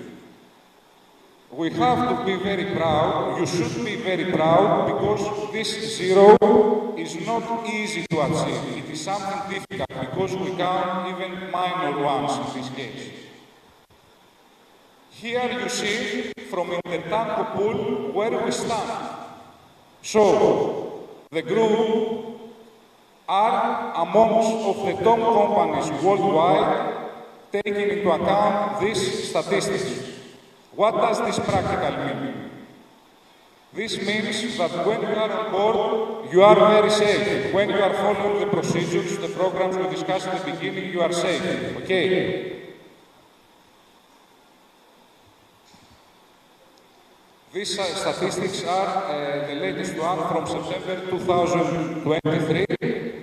At the left side, you see where we stand, which is 0.10, almost 0. And if we continue like this, by February, it will be total 0, okay, if we don't have any accident. So, a big thank you again for your efforts, for the efforts of the people that actually are on board right now. Okay, we are here, but our colleagues are on board, okay, and everyone wants this graph to be at 0.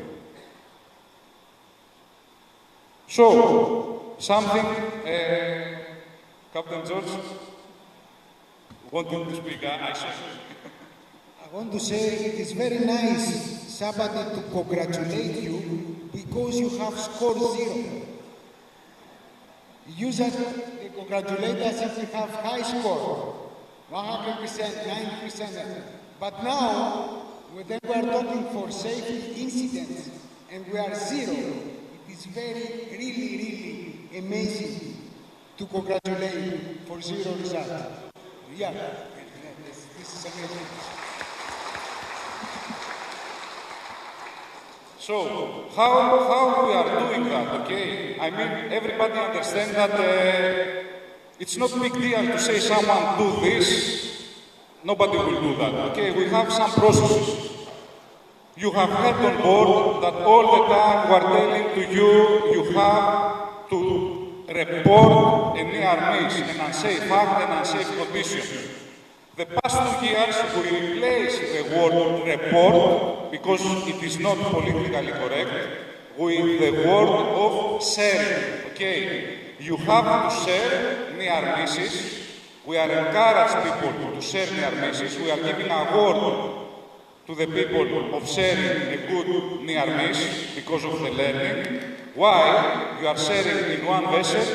Through the HSQ department, we circulate to the entire fleet, and this is the way we are reducing the potentiality of incidents. So, if something happens in one vessel, through the HSQ department, all the other fleet and the industry subsequently receive the learning, they are implementing some actions on board, and we don't have accidents. So it is very important to recognize behavioral-based safety observation on board and near misses, and to be also empowered to make an intervention, stop a chain of error, stop something which can be wrong. For example, when someone is working without the appropriate PPE, you should stop him and share the information of what happened. Okay?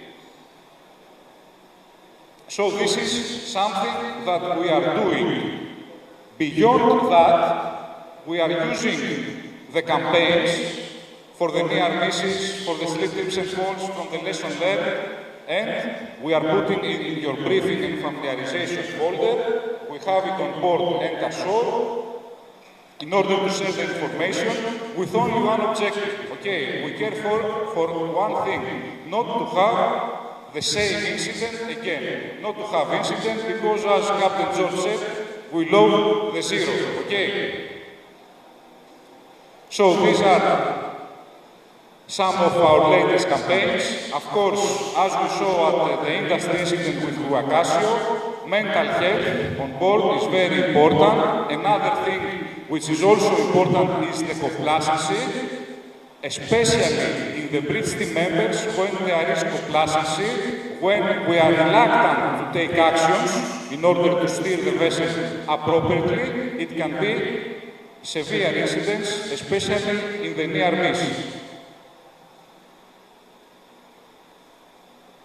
More campaigns. I bet that you have seen this on board for heavy weathers, for your safety movement on board. Still, in the industry, slip, trip and falls are the major cause of having a personnel injury on board. Okay? Your profession, what you are doing on board is very difficult. Environmental conditions are dynamic, and most of the times, if you are not fully aware, if there is, let's say, less situational awareness than the one that should be, you are subject to slip, trip and fall incidents. You have to be very careful when you are on board. Of course, the monthly safety message we discussed before, it has been also empowered recently with some webinars from our even managers. You see here also the managing director participating in a webinar and having a real-time connection with the vessel on board for additional instructions and, you know, to meet to see how the vessel is doing and so on. There are also on-board visits organized by the HSQ with HSQ contact. Top management is visiting on board. You can see here some screenshots from latest visits. More forums. In the next presentation, we will be also as a photo in this slide, which is continually improved. And our 3-month magazine space, which includes HSE material, best practices, and also, as we discussed earlier, we are sharing these practices with the industry. All of our reports are included in the MARS, the Nautical Institute, in order to pass the learning, the experience, and don't have the same occurrence again. Here you can see some directors' information notices with major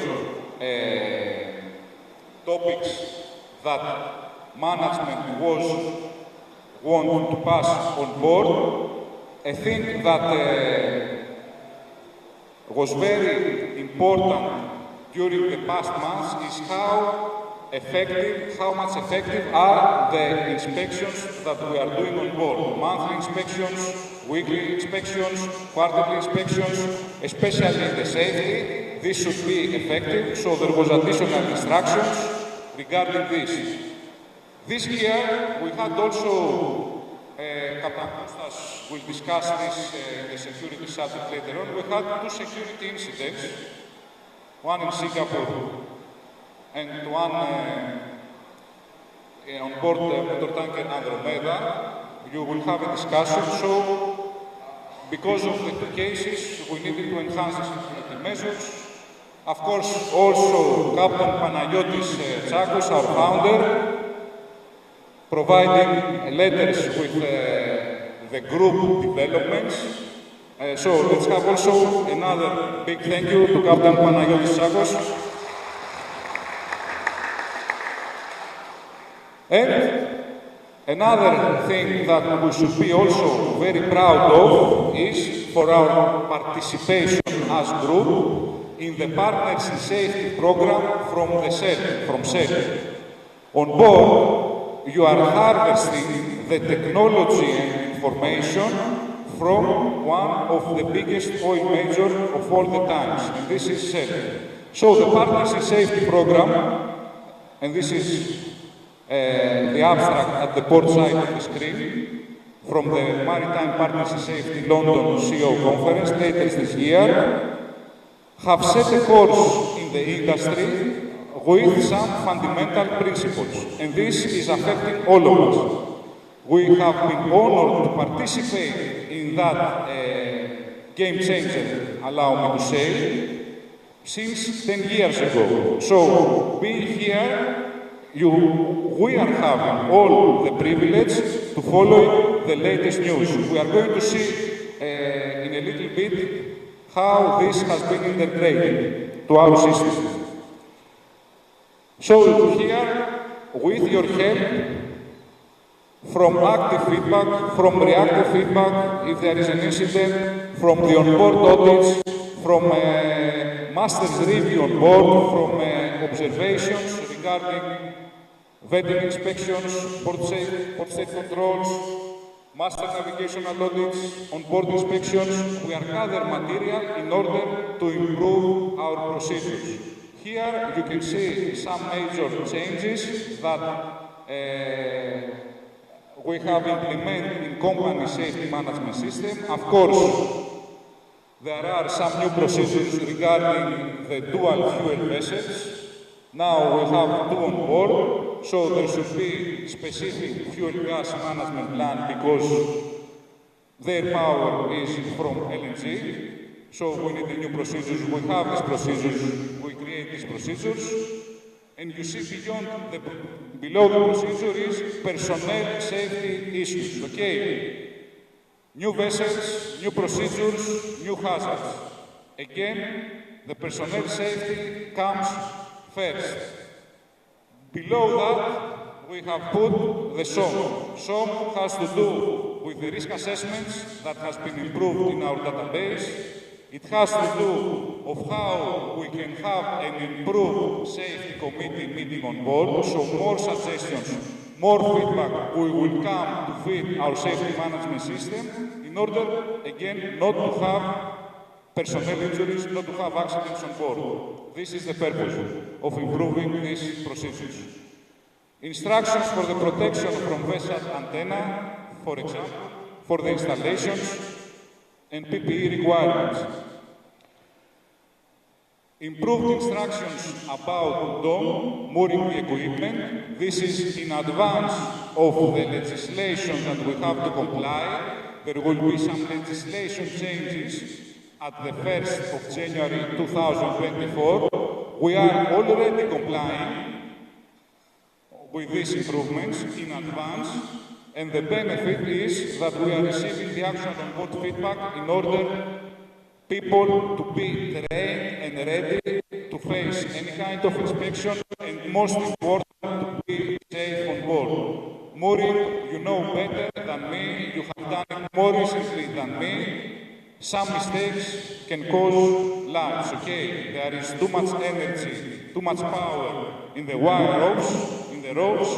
If there is no proper planning, if there is no good communication, if a mooring line releases its power, or simply break, someone in the snapback area might lose his life. Okay, you understand how important this is, and mooring also all the time remains #1 priority for the personnel safety. So, in order to protect the human element, which is the biggest asset of our company, as discussed in the beginning, we have improved also our policy for bullying and harassment of any kind. This, of course, with compliance with the legislation, even the idea of having this, you should report it, okay, this has been very strict. Tsakos Group does not allow any kind of bullying or harassment of our people on board, okay? If you understand any kind, or if you have any kind of concern about this, you have to report it directly. We have established an open reporting system. This is something that should not be on board any kind of vessel, not only on board, even in ashore. There is an extensive policy about this, of how the group with a particular steering committee that also our Admiral discussed before about this, have an improved and empowered successful human performance. The major pillars, as described here, is to leading and shape the culture you want. You are the power of the organization. Your voice should be heard in order to have effective procedures, and to operate in a better way. With well-executed tasks and procedures, well-designed equipment and controls. So now you are shaping a picture. We have the improved procedures. We have new buildings coming one after the other. We integrate all the technology, all the applicability of the legislation and your feedback to them in order to operate with successful human performance.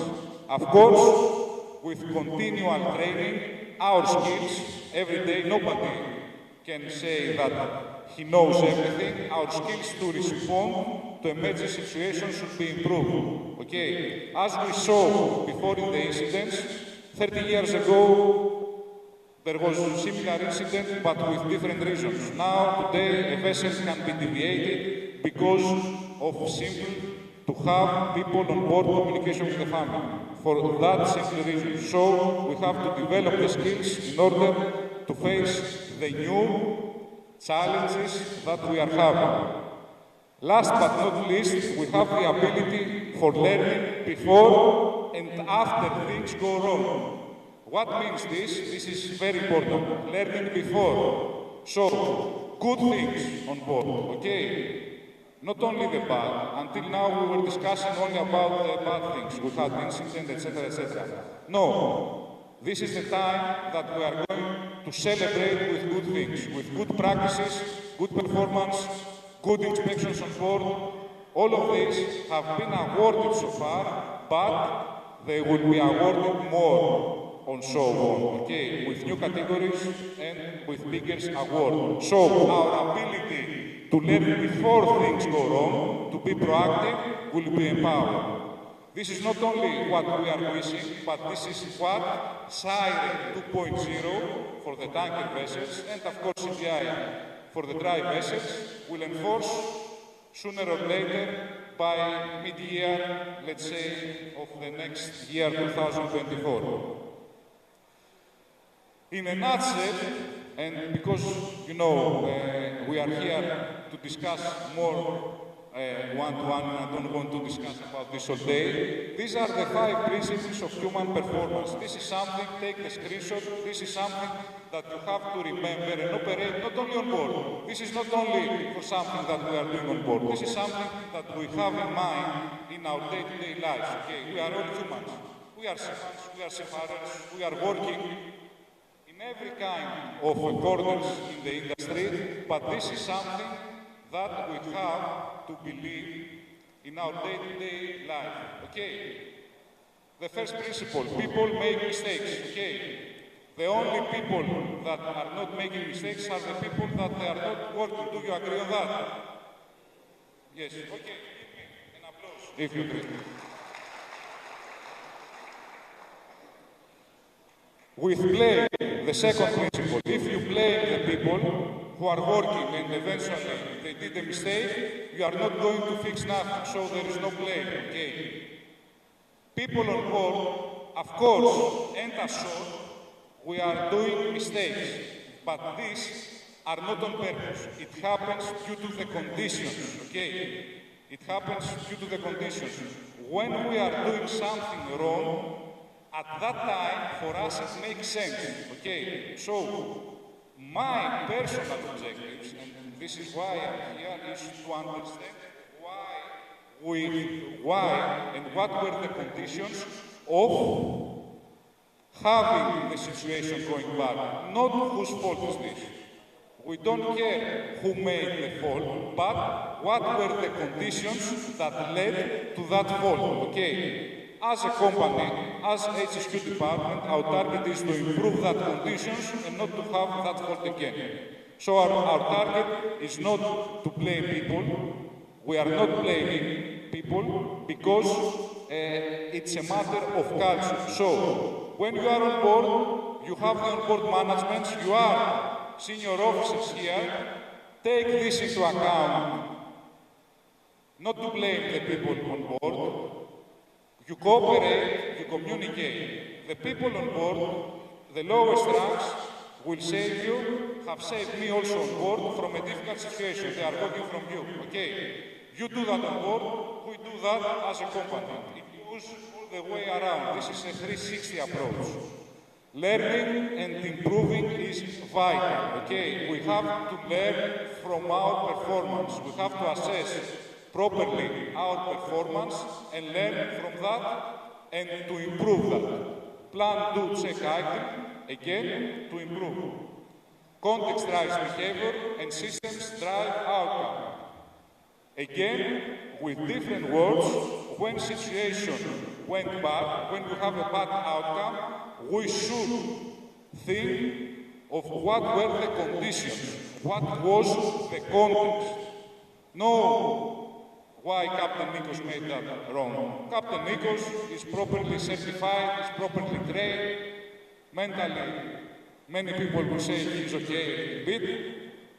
So we don't care about whose fault is this. Again, we try to understand the context, the situation that made Nikos to do the fault.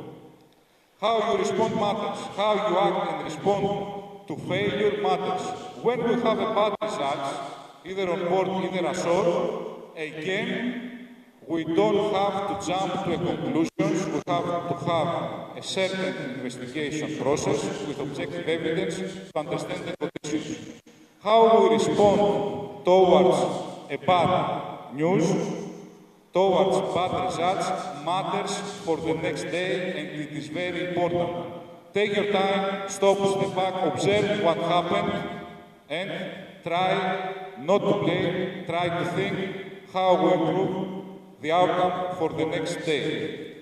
So again, another formula to achieve that, integrated with our processes, we have the leadership that we have to demonstrate on board, okay? You are the top senior on board the vessels. You have to demonstrate leadership of how you respond matters and to communicate and properly work on board as teamwork, okay? Again, not to blame.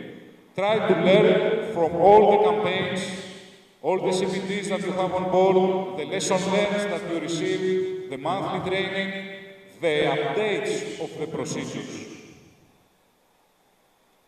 3. Care of the people, well-being and health on board.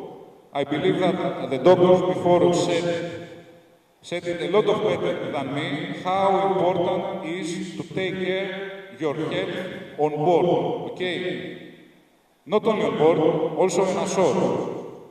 Your life is valuable at any stage of your career, and as we discussed, as we all believe we are humans, we should take care of our health,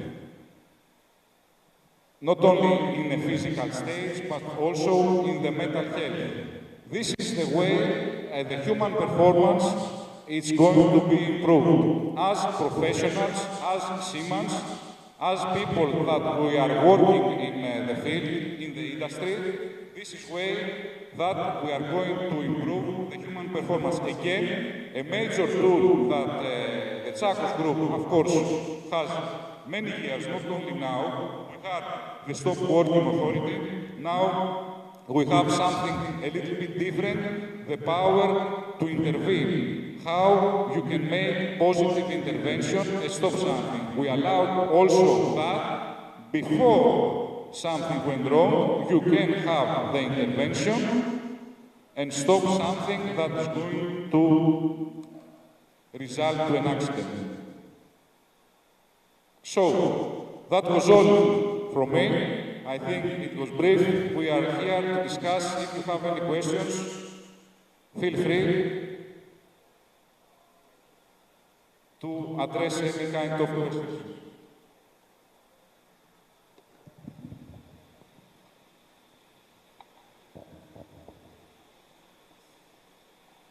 Captain Alex?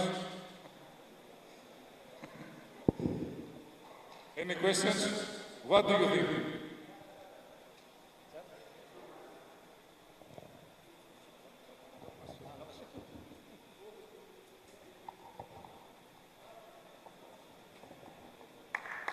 Thank you very much.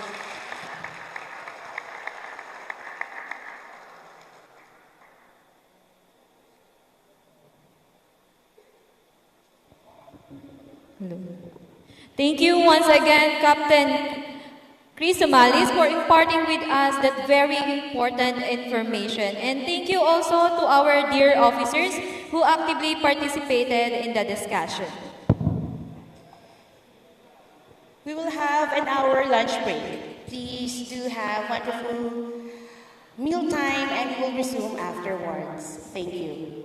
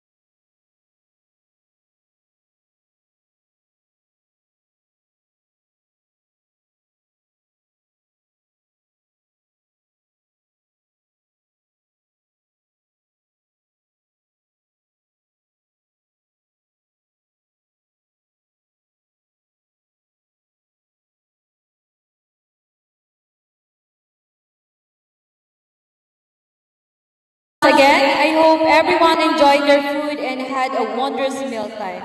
But before we proceed with the discussion and presentation, let us take this opportunity to have a photo op with our top management.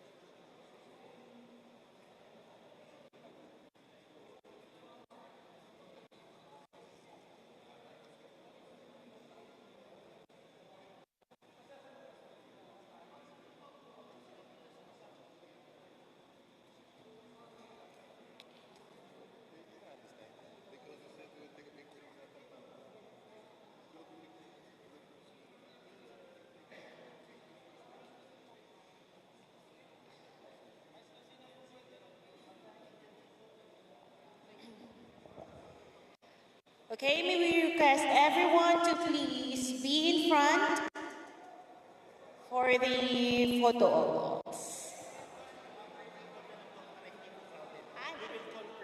Okay. I'm sorry, but we will call per table for the photo ops.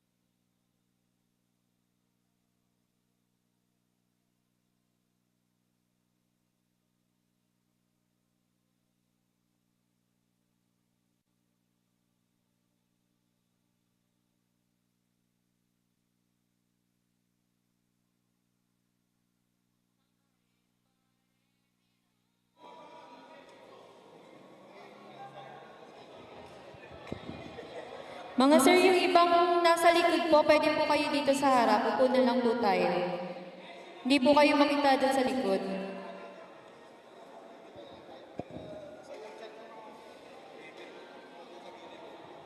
And then compress na lang po. Make sure na nakikita kayo sa picture.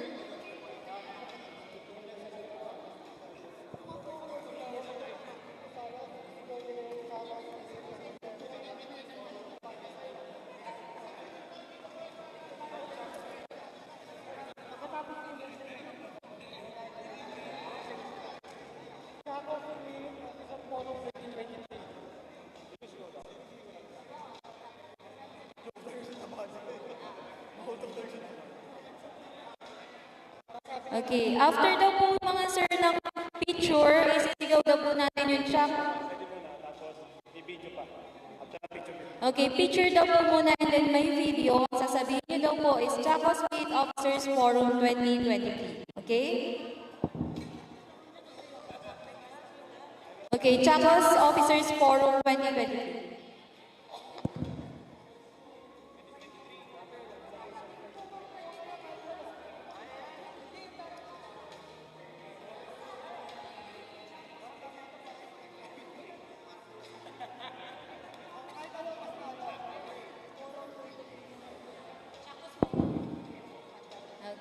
Tsakos Forum 2023 yung sasabihin daw po natin.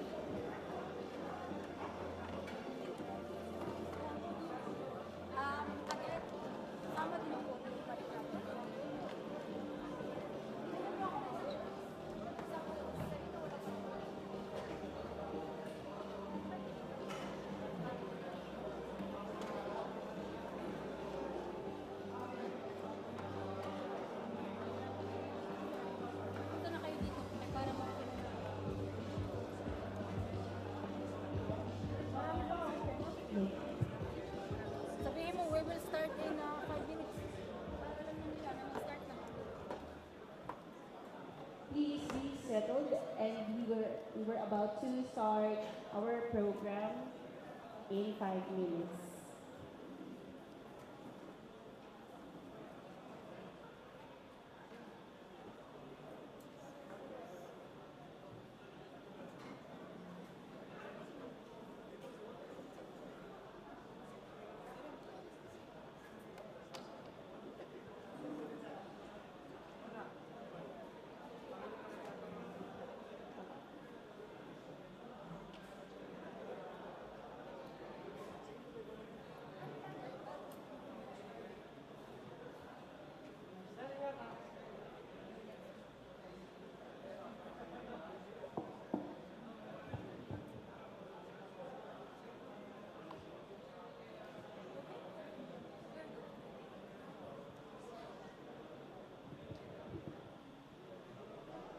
Ladies and gentlemen, please take your seats as we move to our next part of our program. Let me welcome once again Captain Nikos Christomalis, our compliance manager regarding the topic of SIRE 2.0 and PSC performance. After the presentation, a brief moment will be given to entertain points of inquiries. A well round of applause, please. Thank you very much again. We are going to make a little bit change because before we were talking about security incidents, this is security incidents. Captain Giannis, Captain Kostas, Operation and Marine Manager, will talk a little bit about this, and I come back later for the SIRE 2. So we have a deal. Thank you.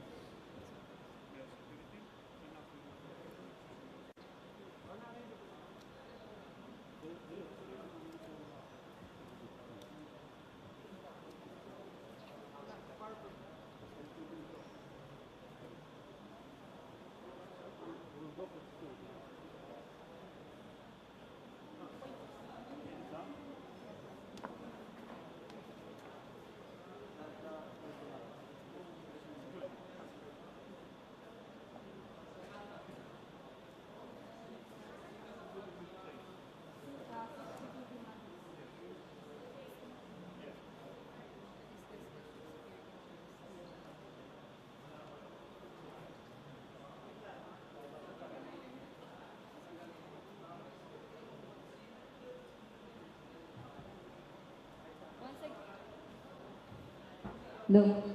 Okay, once again, let us welcome Captain Constantino Papayanis to discuss the ship security matters. A well round of applause, please. Thank you, guys. Thank you that you're here. Allow me to introduce myself. My name is Constantinos Papayanis. I'm a master mariner. I'm in Tsakos family since 2005. With many of you who have served together in many vessels. So we'll talk a little bit about the security. We take from Captain Nikos where he stands about we have some security incidents this year that is very severe incidents because we never had in the past security incident in Tsakos vessel. So I will skip a little bit all the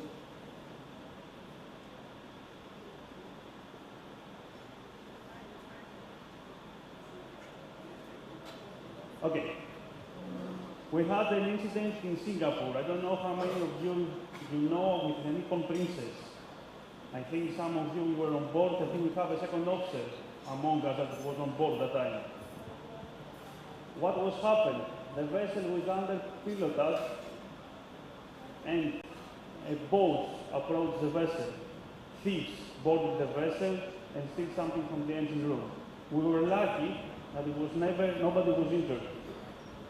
But we lost some property. In the different cases, you know what is the fatality that we have a person injured or to be hijacked.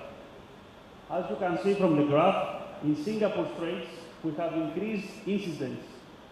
So we were afraid about the Aden and the Gulf of Aden with the piracy, but the things have been changed. Especially, I want to emphasize that in nowadays we don't have any more incidents. So it means that the piracy there is over. Always there we have also armed guards. Never, but never, a vessel which was with armed guards have been hijacked. So another incident that we had in the past was with our motor tanker Andromeda. Our motor tanker Andromeda loaded from Libya, and upon sailing, after a few days, it was appeared some stowaways. The stowaways have boarded the vessel while it was unloading operation, and they hide in the large boat. After they sail, these guys come out, and we found them, but it was too late. The vessel had already sailed from the port, and the vessel was on board with her way to Rotterdam. I don't know how many of you know about this incident. The thing is that also the people on board, all of you may be in danger when this situation happens. In the next case, in another day, we have also another vessel, motortanker Aegeas, loading from the same port. We have informed the master and the officer of watch. They observed some footsteps on the deck as he make around. He followed the footsteps, and it was again in the lifeboat hiding these guys. So it is very important when you are on board to make the search before you leave from the port.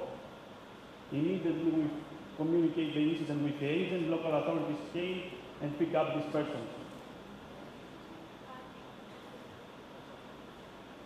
Here, it's a more graph where you see the welfare way now. We have some incidents increasing from 22 to 23, but again, it's very low from the previous years.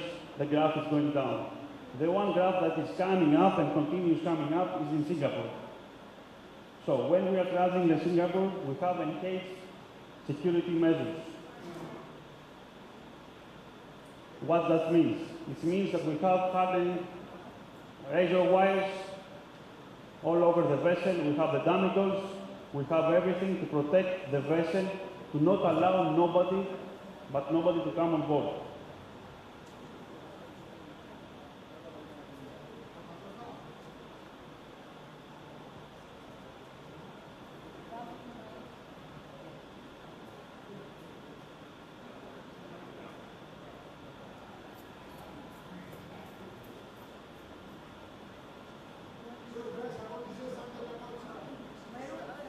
Hello, my test check.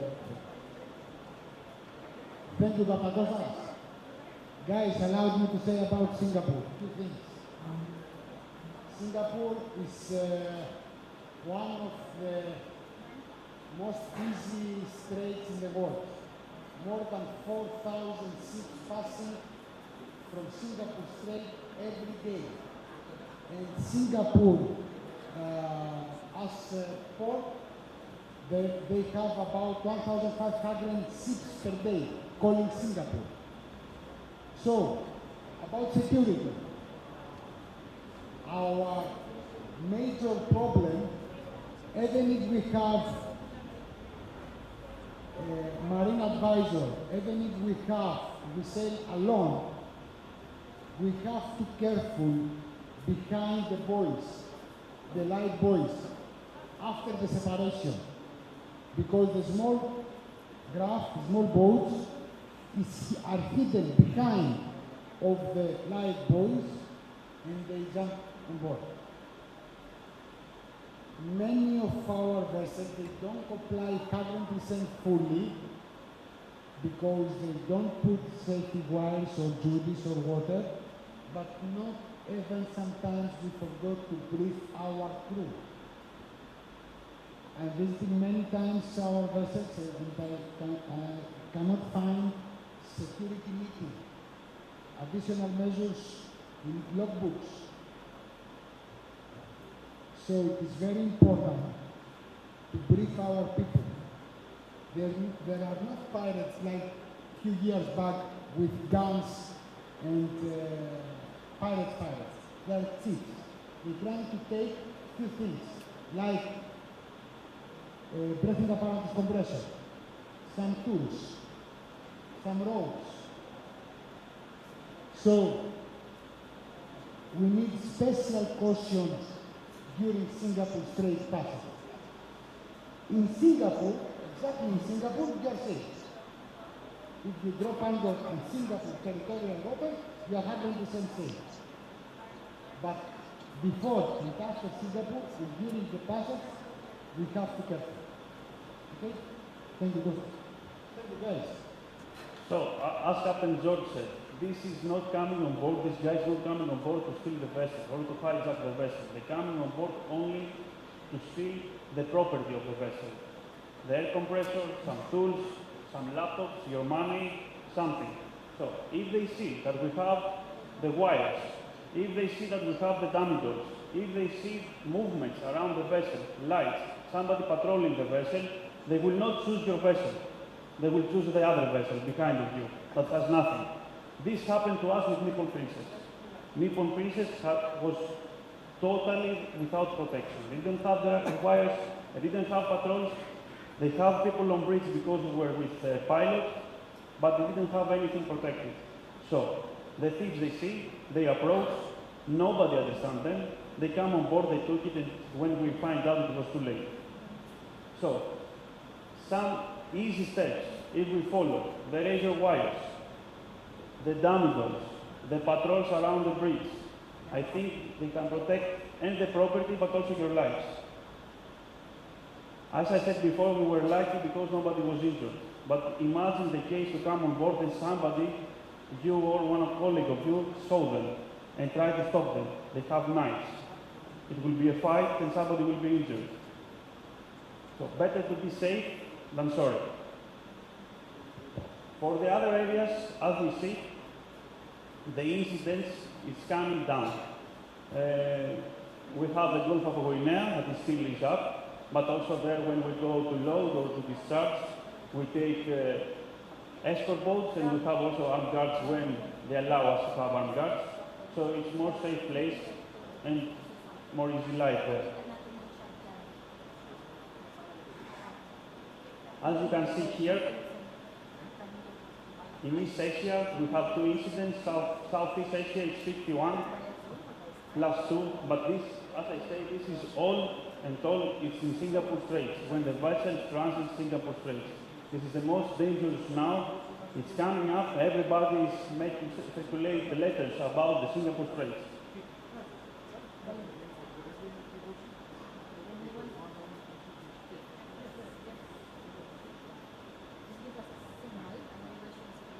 Now, what we have to do, the procedures to be followed.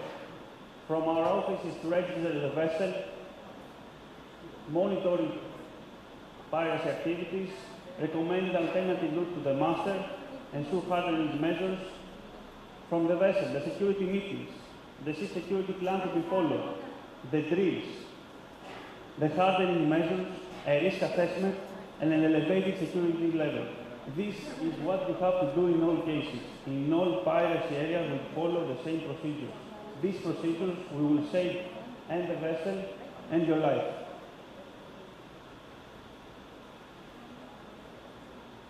Okay, the photos that we see before. And guys, always to have ready the citadel. The citadel must be ready, so when we have a piracy attack, to go down and to be protected. No vessel with armed guards has ever been hijacked. It's our company policy for every vessel that passes the Aden Strait, we will have security guards. Even though that in our days now we don't have any more pirates in Aden, they don't recommend to have armed guards in Aden. We still place armed guards during transit of Aden Strait, so our crew to feel more safe.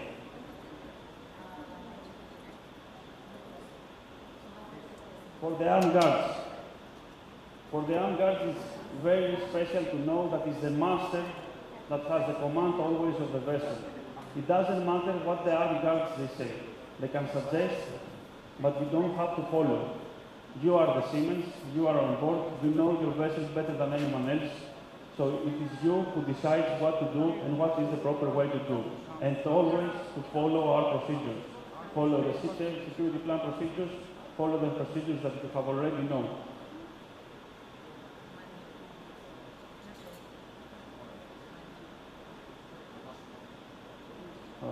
This is for the security. We'll continue with Captain Nikos with the vetting. Any questions? Sorry. Any questions, guys? Grigori, any questions? They were on board on Baltic and you transit the area frequently?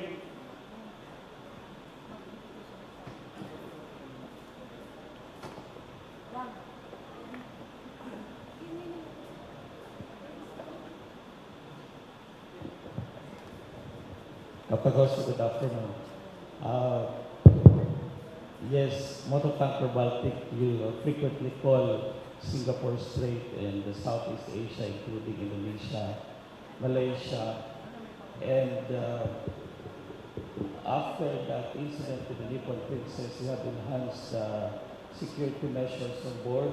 You have placed the razor wires, although it is very tiring because every ports of call, before you go alongside, you have to remove the razor wire because some ports restricts to have it alongside. And then you have to place it again.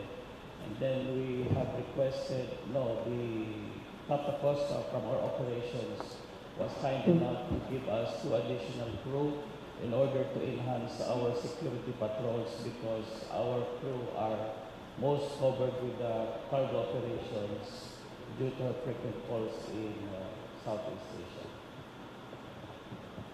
As Captain Gregorio said, what we did, because the Baltic was one of the vessels that was frequently called and transited in Singapore, maybe one every 4 days, if I remember well. So the crew, of course, was tired.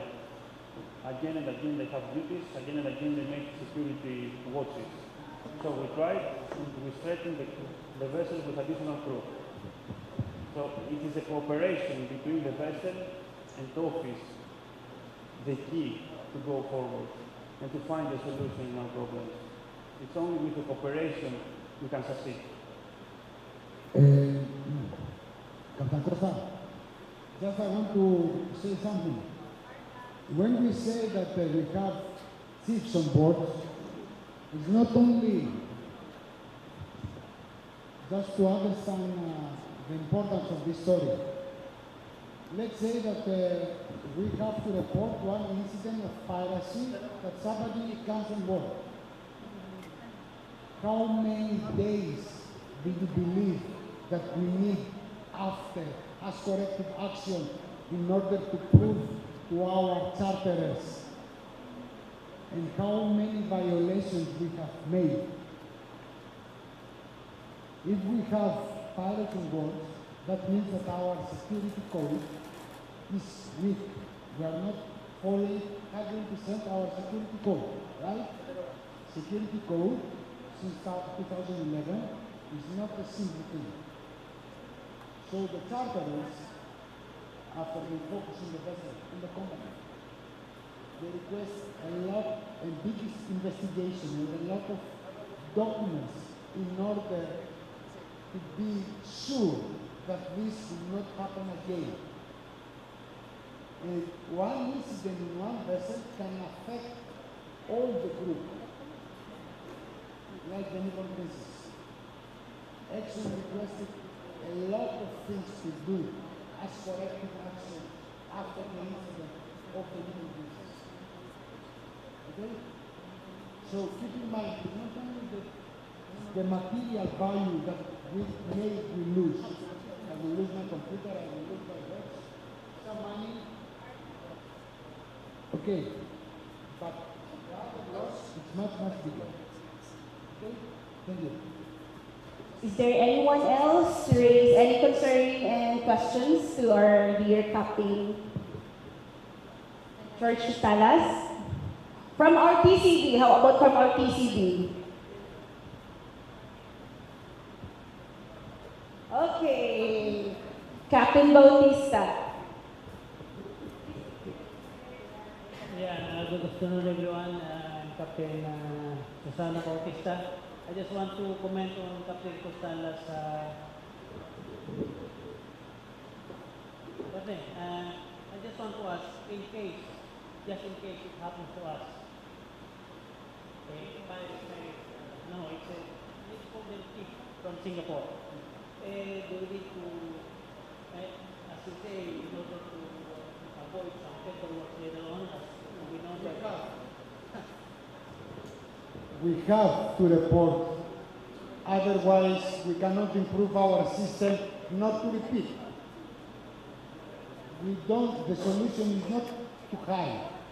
We are not in the season that we have to hide our problem. We are working opposite now. We have to see our problem and to make corrective action in order not to have the same.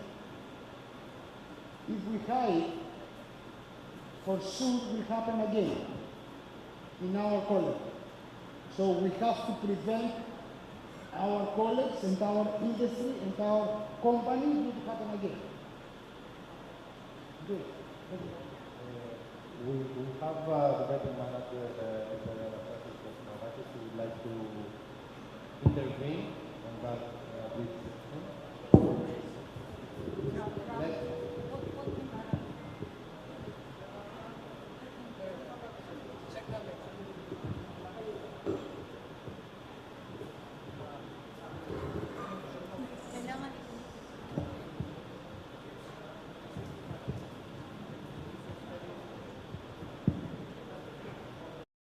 Happy to be with you even remotely. And I just want to express my gratitude for your excellent cooperation, support and efforts towards our fleet performance and of course during inspections. And my colleague Captain Nikos Chrysomalis, the compliance manager, will deliver a presentation prepared together for inspections. And as we discussed last time, I was there with most of you.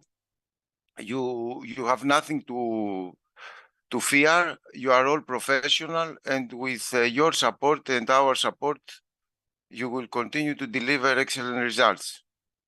Thank you very much, and well done for the excellent organization of the forum. Thank you.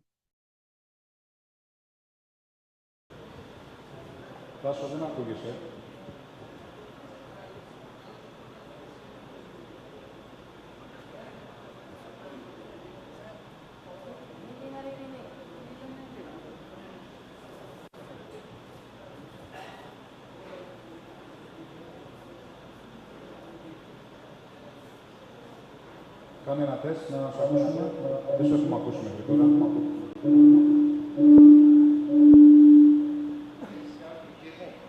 It's okay now. Welcome, Tsakos. How are you?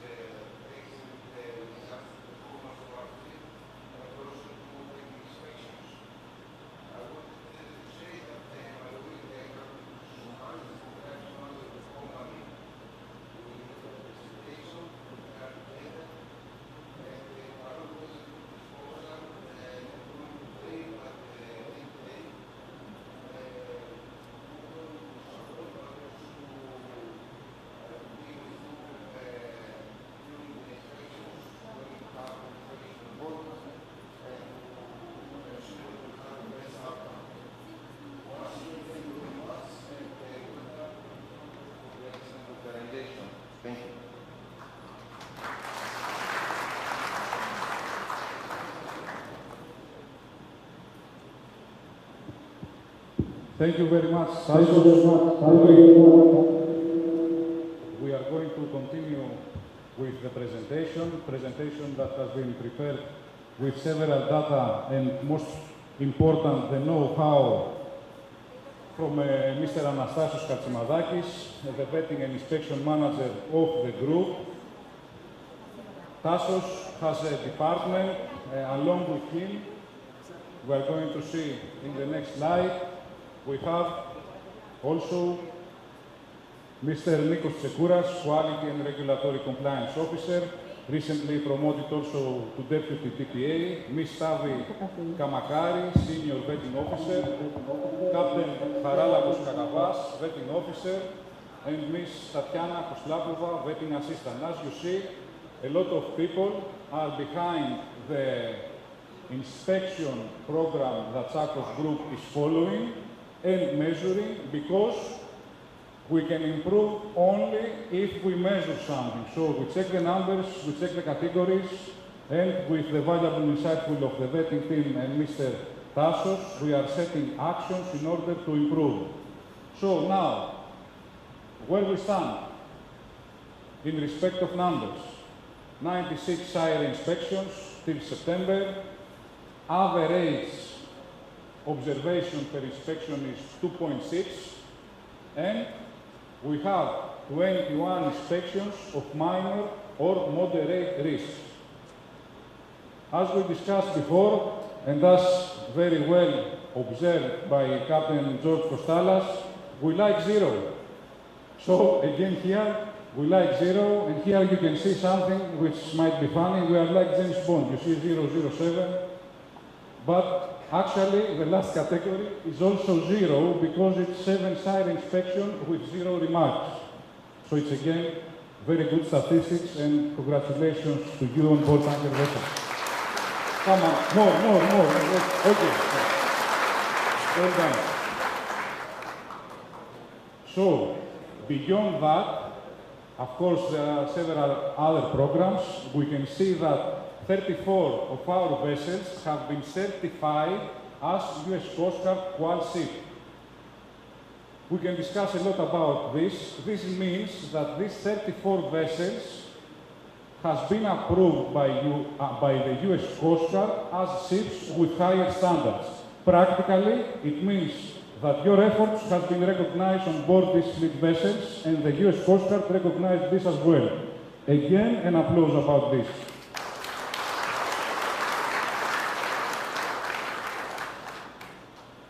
Recently, we had also actual feedback, as you can see here, from a Coast Guard Marine inspector that he was on board, I think, about 18 years, and he said that I have never been aboard a tank ship so well managed and in such excellent condition like Bergen TS, that is operating with high standards. So here, spend a few seconds to read this, to memorize this. This is a very good result. This is something that we wish to see in every of our fleet vessels. Again, thank you about this.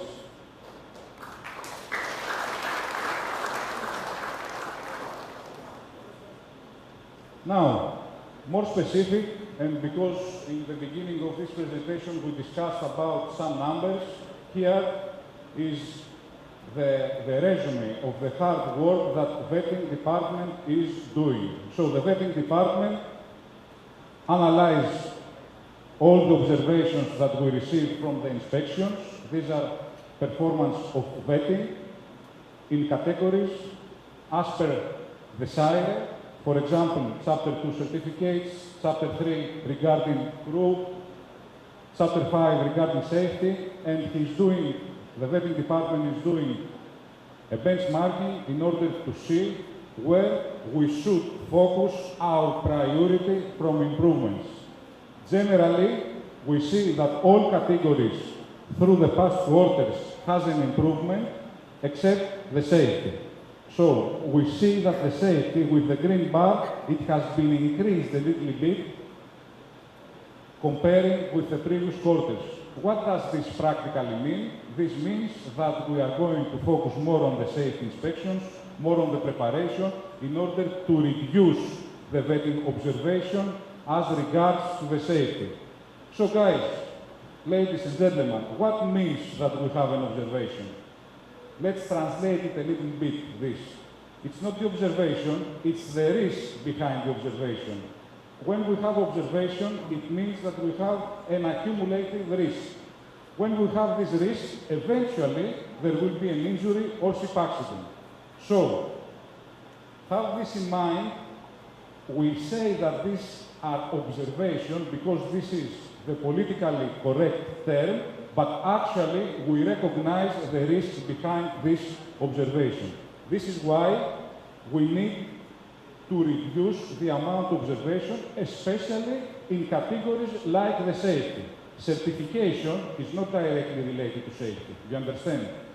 But actually the safety itself, regarding safety inspections, fire safety, how we do the drills, it's directly related with your onboard safety. So, again, more statistics and the performance of the fleet. More particularly, you can see that in the port state control, the detention ratio has been decreased to 0 in 2023. So far, so good. However, we have some observations that has been increased. You can compare it with the years. We don't have detention, but we have some observations that are increasing that trend. Again, if we analyze it further, we see that we need to improve 07 fire safety. So this is the power of the statistics. And this is why what recent trends has demonstrated some recent observations. So, the condition of the hull and the superstructure, sometimes the marking of the drafts not appear well, machinery status not in good condition, housekeeping issues, some minor leakages, firefighting equipment not properly maintained or not replaced on time with some defects, and of course, navigation equipment that was out of order.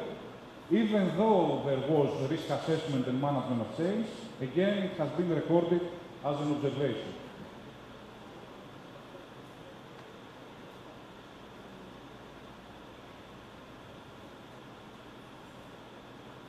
So, at this slide, we can see what kind of inspection a vessel can have. We discussed about SARA inspections. There are the P&I clubs inspections. There are port state control inspections, flag states that inspecting the vessels, and classification societies. Everyone, all of them, they need to come on board to check the vessel in order to assess what is going on with the vessel. Is it safe or not? Is it risky or not? With their own way, they are recording their findings. And there is a different follow-up for each one of them. Major job of the vetting department, of our vetting department, is to investigate the cause of these findings and to produce learning and suggestions in order not to have reoccurrence of these findings. So, all our vessels that are ocean-going vessels, they have to comply with certain rules and regulations, MARPOL, STCW, ISM, MLC, and coastal states and flag states have the authority to board at any time and inspect the vessel. Vetting, which means actually to examine something or someone carefully in order to accept it as a sustainable thing for something, has come from the word vet, which means to examine. So, actually, after examining, the overall process of managing marine risk is the hardcore job of vetting department in order to prepare the vessel and provide information to minimize the risk and have a successful inspection outcome. When the outcome is successful, the vessel can trade more easily. Okay? So practically, the trade of the vessel, when there are increased observation, which means increased risk against safety, is restricted. So many times, a lot of people, they say that the commercial ticket of the vessel is the vetting, And, you know, many times this is correct. But for us, as a seafarers, this has to do with the safety. If we had a diagram to put all the information of how the risk has been calculated in order a vessel to be clear, we will have basically this. All the data from the SIRE reports, the casualty, the terminal evaluation feedback that we discussed before, port state control data, the deficiencies and the distinctions, classification society documents, voyage reports, the TMSA outcome of the company itself, and of course, the officer's matrix, which is the actual experience that you have on board. Okay, the tanker vessels have to comply with the certain officer's matrix. Our vetting department is assessing the risk. They are requesting a vetting for the vessel in certain time frames according to oil major needs, and then you have the vetting. After the vetting inspection has been done on board, we have the evaluation, and the vessel is clear, all going well. If there are not a lot of information, a lot of observation, so the risk of the inspection, of the outcome of the inspection was low, the vessel can continue and trade.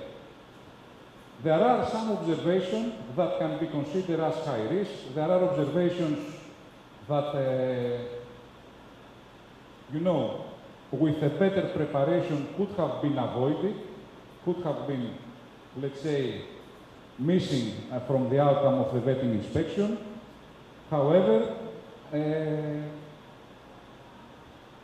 vetting inspection process sometimes have some findings, and we have gathered in the following slides some interesting findings through vetting inspection. I don't know if someone is recognizing something of this. Who would like to speak something about this? Is it time for me to come with you? Okay.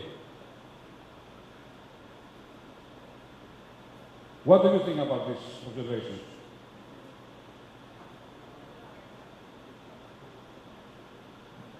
So, we see a season that the trigger has been bypassed in order to operate continuously, and a set of cotton gloves there that actually we don't allow them on board. A flashlight that has been delivered on board which is not X-proof, so it does not be suitable for tanker vessel. What else? We see in the manifold area plastic drums and plastic sheet. This is considered as not acceptable because this is bypassing the efficiency of the big tray. So if you have a spill, it will go on deck, and from deck it will go on overboard. So actually, you don't have to have this. If you have a spill, the oil will go to the big tray. We have use of cartridge masks that practically we do not allow them on board. We do not allow them on board for your safety, and the vetting observations, we have several from this. These are not safe because you cannot control the efficiency of their filtration. So how many hours you operate them? 1, 2, 3, 4. There will not be a safe record, a clear record, an efficient record to know how many hours you operate these cartridges, as to know when this cartridge has to stop. So these things are for 50, 100, 200 hours, but you cannot control with accuracy how many hours it works. So you think by putting this that you are safe, but actually you are not. Okay? So for your own safety, we do not allow them on board. More observation, wrong lashing of the life raft. So the mechanism has not been properly lashed. Nico, sorry, in the previous, I just want to say something about the flashlight. As Captain Nico said, it was delivered by mistake on board. So, what that means? To tell you a little about the process. The chief engineer, chief officer, master, They prepare the reposition. The reposition comes to the office and they have X-proof flashlight. Our purchasing department, they take the reposition, they go to the supplier and they request X-proof flashlight. They come back with the offer, we say, okay, let's proceed.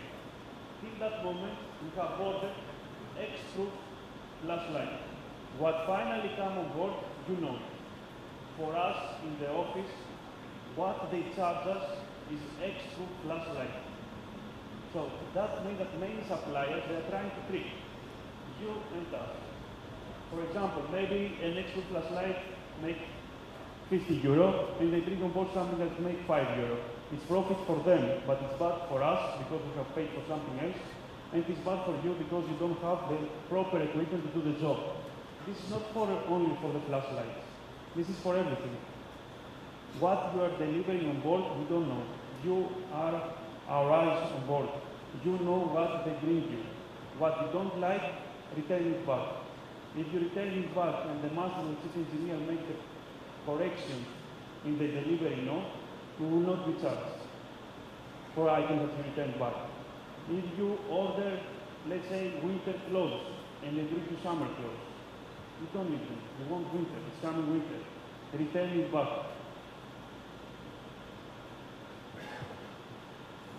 Thank you, Captain Kostas.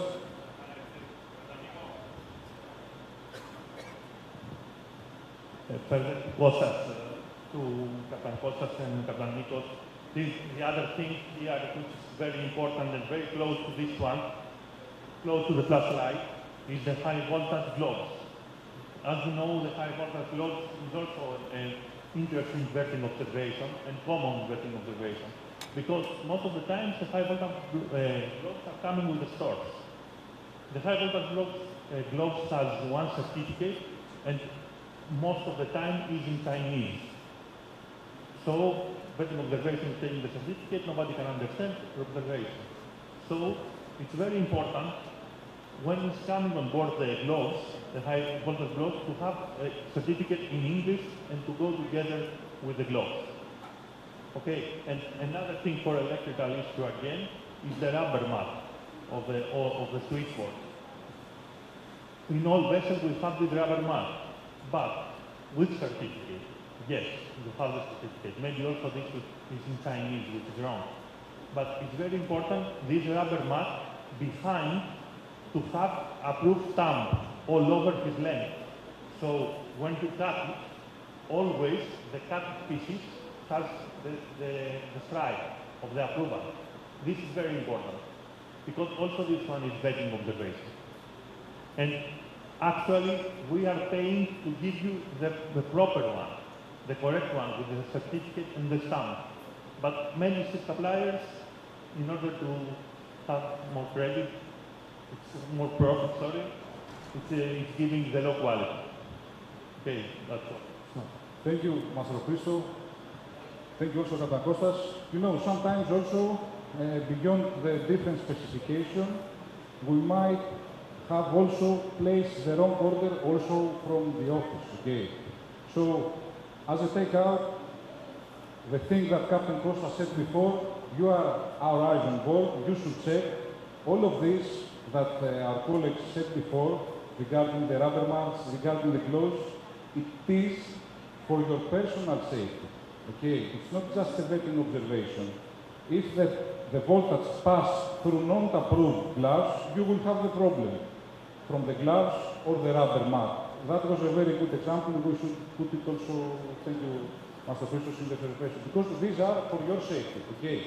It's not just a vetting observation. Please remember that PPE, rubber gloves, life racks, the valve operations, not to inhibit the gauging devices. It's for your own safety on board. It is a vetting observation. It is a high-risk observation. However, we need not to have this observation for your own safety. Because if you have, for example, inhibited gauging devices, if there is an emergency on board, let's assume that we have a fire, this, when it breaks from the fire, will start draining all the oil which is flammable inside, and it will not possible to save the vessel, which the vessel will keep you alive, will you have to abandon. So if you have inhibited gauging devices, inhibited quick closing valves, that there are some findings. Not in vetting, we have found this in internal observation, in ISM audits, when marine or technical superintendents come on board. This affects directly your safety. Leaking valve or fire line. When you don't have a solid fire line, how you are going to firefight properly a fire when you don't have a very good breathing apparatus? How you are going to survive, even if it's unlikely and there is an emergency on board? So please remember that proper piping system and all the fire safety, reusable wall-driven clamps. This can cause an explosion if something went wrong. A very important thing, as least but not last in this slide, is the TMS record that should be accurately completed. Okay. You have a planned maintenance system on board. Most of the vessels have the CAPA system. You should have taken into serious consideration the planned maintenance that the program is putting to put their accurate data and following the instructions within. This is how we are going, from one hand, to prevent a defect from evolving to an accident, and from the other hand, to have a history record for the failures of the machinery. In other ways, of the way that we can improve our safety management. The maintenance is a fundamental part of the safety management of the system. So, an accurate TMS means that you have a solid vessel, that you have a safety vessel. So, the key to successful inspection is the effective preparation. Also, Admiral told this from the beginning. It's not the plan, it's how we effectively planning. Okay. So, preparation, preparation, and preparation. We have several checklists to guide you. This checklist has been developed by the vetting department with all the insights, with all the trends, with all the numbers we showed previously, and they are depicting and highlighting actually the trends that we are facing.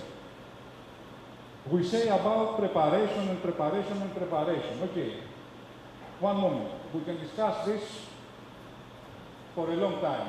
We are talking about the vessels, we are talking about your lives on board. We must be always prepared. We are not going to do the job because we have vetting or port state control. Okay, this is a guidance. We highlight, we focus in some areas because there will be a vetting inspection, but the vessel, an ocean tanker, an ocean-going vessel, a bulk carrier, a container, should always be prepared and safe and to comply with the regulation. We are not going to comply because we are passing an inspection, a vetting, or a port state. Is this clear? Do you agree on that? Okay.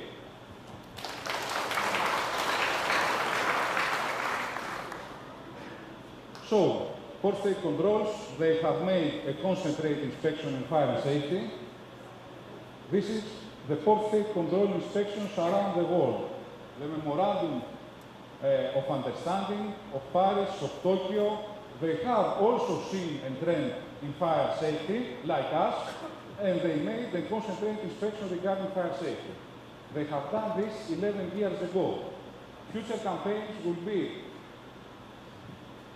crew wages and seafarers employment agreement under MLC. This will be launched within 2024. Why?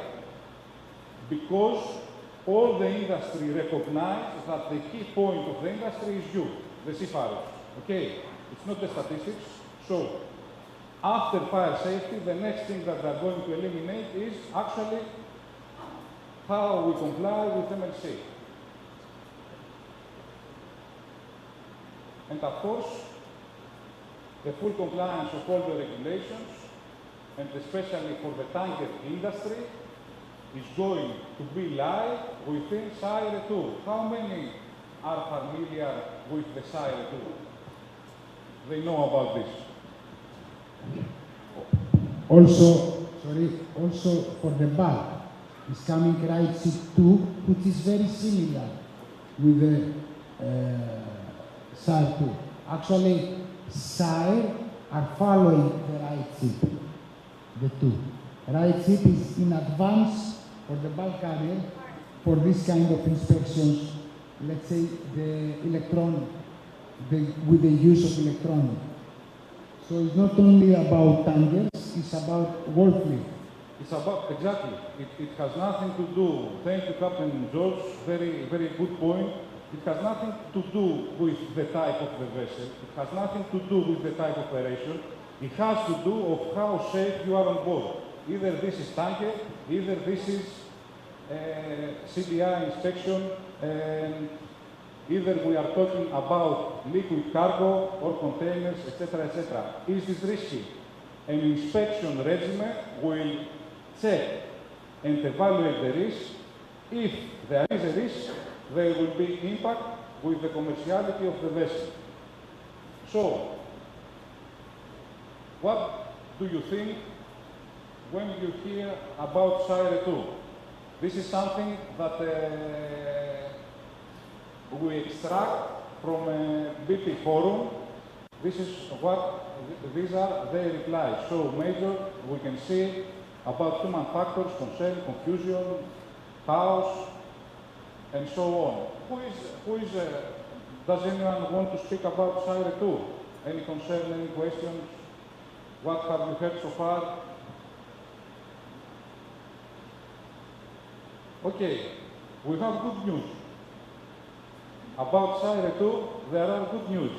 So, Sire 2 had a soft launch this year in March. This phase completed, and we had the phase 1 on April. During the phase 1, the OKI had an internal testing with some vessels operators of how the system works. Gladly, and thanks to a lot of effort placed by our vetting manager Tsakos that you saw before, Tsakos participated in these inspections in phase 1 and phase 2, where in phase 2 were beta tests of full end-to-end process, and we have the outcome, we have the experience.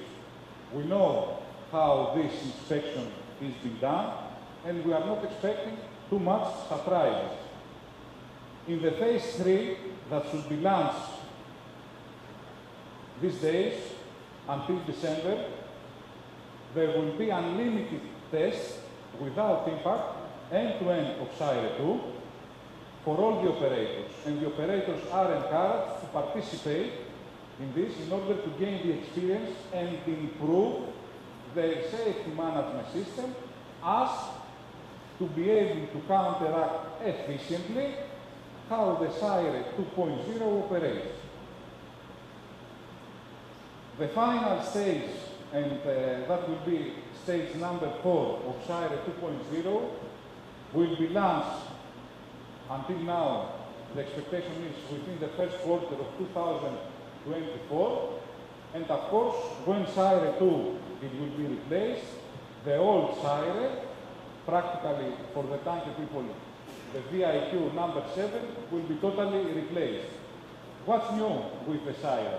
Of course, we have the tablet, we have the electronic equipment, as Captain George said before, but we have also a pre-inspection questionnaire, and we have photographic repository. Photographic repository means practically that there will be a database with specific photos that will be examined from inspection to inspection.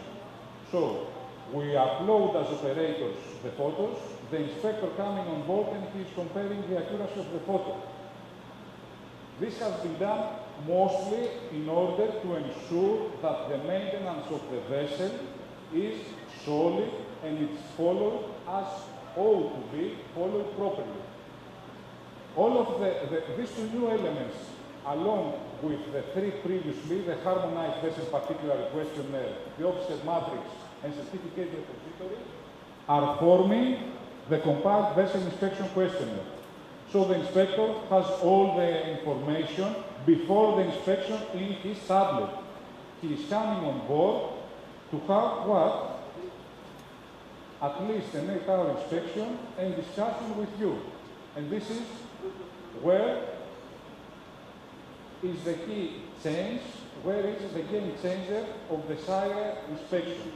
So until now, we have an inspection that could probably, some inspections, the inspector could spend 2, 3, 4, 5 hours checking the papers with the captain or in the smoking room or, let's say, wherever he wants. Now, he will have all the paperwork and they will track his movement on board with GPS, so he should be able to move around, to check all the vessels and discuss and interview with the people.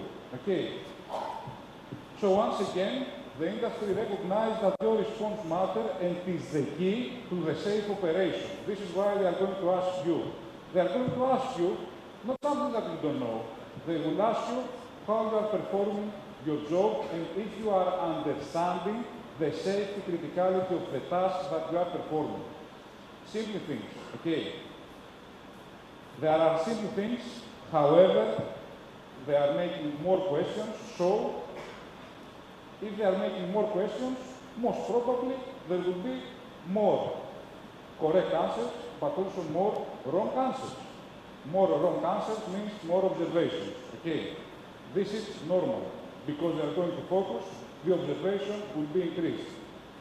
As I told you, the good news is that all the vetting team, and of course Tsakos, have the insight. Tsakos was also secondee at the Intertango. He has a lot of insight and work for this, and he is preparing the guidance. The company has a management of change regarding this to improve all the tools. So everybody, also from the office side, to be ready and prepared for the SIRE 2. The inspectors, as you see here, will be the same as before and experience of the human factor. Of course, they understand that you are making the difference and will approach you in a friendly approach, and they want you to be confident and relaxed. So you can say actually what you are doing on board and how, as an operator, you on board, protect the system from a potential risk. They will not blame you. They will not have a personal observation against you. They are using a ranking group. Okay, it's not personal, it's not by name, it's not.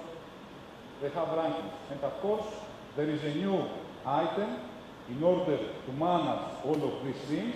It's called PIFs, Performance Influencing Factors, that we are going to see a little bit later, which are these. So as discussed, they will not record your name, there will be ranking group. They will see what went wrong, but they will also see what has been done more than expected in a good terms, and they will treat you as an expert. Of course, they are not expecting a perfect answer from nobody, but they will see the intention and how you recognize if something is risky or not.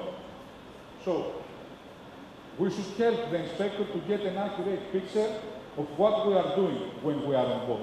Okay, how we are going to do that? You should be able to identify the company's procedure and particularly the safety management system forms or posters that they have the instructions. Even if you demonstrate to him this and you briefly discuss, you are okay. It's not a big deal.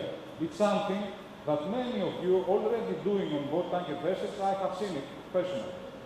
So, the inspectors want to talk to people who normally do the job. So, until now, maybe one second officer, one third officer, or the master was explaining all the process and the procedure.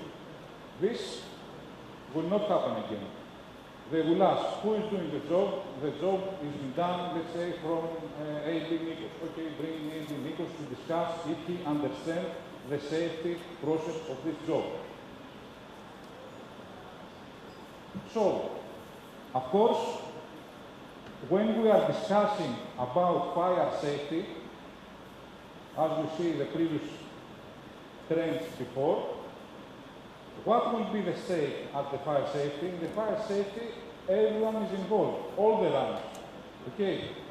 So, in order to reduce these trends, the inspector will focus in the common tasks, like fire safety, like the drills that we are performing, and ask from each individual if they understand their task to the best possible extent. Of course, also, the inspector will see all the training records and videos on board beyond your answers in order to identify if people are properly trained. So, SIRE 2 has a particular inspection questionnaire. It has been enhanced. Here you see an abstract from permit to work system and a non-exhaustive list for inspection action says that they have to cite and review exactly the enclosed space entry procedures. Okay. This procedure has been in the industry for more than 25 years, but the industry suffers 5 to 10 losses, deaths each year. This is not acceptable. So they will focus, again, in industry trends in order to minimize all of these negative outcomes. You see here, at least they will interview one rating on board about the enclosed space entry procedure. Why? Because when we have a ballast tank cleaning, when we have a tank cleaning, of course the rating will go down. So the rating should be familiar with the safety process of going down to the tank for a ballast tank inspection or the ballast tank cleaning. They will check all the people there. Who is the accompanying officer? Okay. What is he doing? Is he familiar with the task? Is he able to go down? It is allowed to go down in the task. So they will see all the critical steps of the task in order to be sure that the permit to work system, and particularly here, the enclosed space, will be done safely. Another thing that we have here as an example is the defect management. A couple of slides ago, I told you about the PMS. So, the time that PMS was just a record, it's coming to an end with the SIRE 2. We are not talking about plant maintenance system, but a defect management system. How you can properly follow this system, which actually is the maker's guidance, okay, plus additional things that company has inserted regarding their experience, and how confidently you can manage a defect. Potential grounds for a negative observation there will be if there is no defect reporting system. So the inspector is coming on board, they see some defects, and these defects are not reported. It makes perfect sense. But also, if you check the last one, defects which had either caused an incident or were caused by an incident that had not been reported to the company's report system for further investigation. It means that when SIRE 2 is coming live, they are not checking only your defects. They are checking the defects from a sister vessel, from another vessel, and they're coming on board your vessel and say the management system of a potential defect at your vessel, even if you haven't this. So somehow there will be an interconnection, and you should be very well prepared regarding the defect reporting management on board the vessel. Of course, in our system, the defect management includes the risk assessment, how we can mitigate the residual risk of this defect, how we can ensure that we can do the job properly and safely with other means, or to stop the job. And then third, for the previous one, for the defect reporting, which is going to mention, just to remind again to everybody that defect reporting in all vessels is coming via CAPA PMS. You remember this one? You have to remember and to follow in order to have all the proper records and and the proper follow-up. If a defect is coming, if a defect appears, you report it via CAPA with work order number, and also you can issue as well a requisition based on this defect reporting. Without this, you cannot just report a defect via email and requesting spare parts for this one. An example for whatever, for the fuel treatment plant, for example, for a level switch, for vacuum pump. You have to make the defect and the requisition as well, but the defect must be in CAPA PMS. Okay, sorry for the interruption. It's welcome. It was a good point. We're more than glad to have any more comments, and feel free at any time also you to participate about this. Captain George Kostalas told this before. It's also valid here for the incident. We are living in an era, SIRE 2.0 will also empower this, that real data, transparent data, should be provided to all stakeholders. This will be done through the CAPA PMS, this is why this is enhanced. Even incidents should be readily available to oil majors according to the incident reporting. That should be also proper and transparent in order to assess the risk of the operation. So SIRE 2 has three pillars, has three set of perspectives. The first is the hardware. So the inspections will see each observation in respect to hardware, if the hardware is okay, if the process to operate the hardware is okay, and if the human who is knowing the process and operate the hardware is also okay. This is the major difference, that we are starting in the human pillar. You see it's the biggest rotor. Humans should know the process and should maintain also the hardware in order to operate safely. SIRE 2, it will have, when it comes to negative observation, because as we said before, there will be also positive observation, how you respond matters, and when you have a performance that is beyond the expected, this will be recorded as a good observation by the SIRE 2.0 inspector. But when it comes to negative, there will be divided to the nature of concern. So the inspector will try to seek the nature of concern. Here, we see a particularly negative observation regarding the fire safety, 5.2515.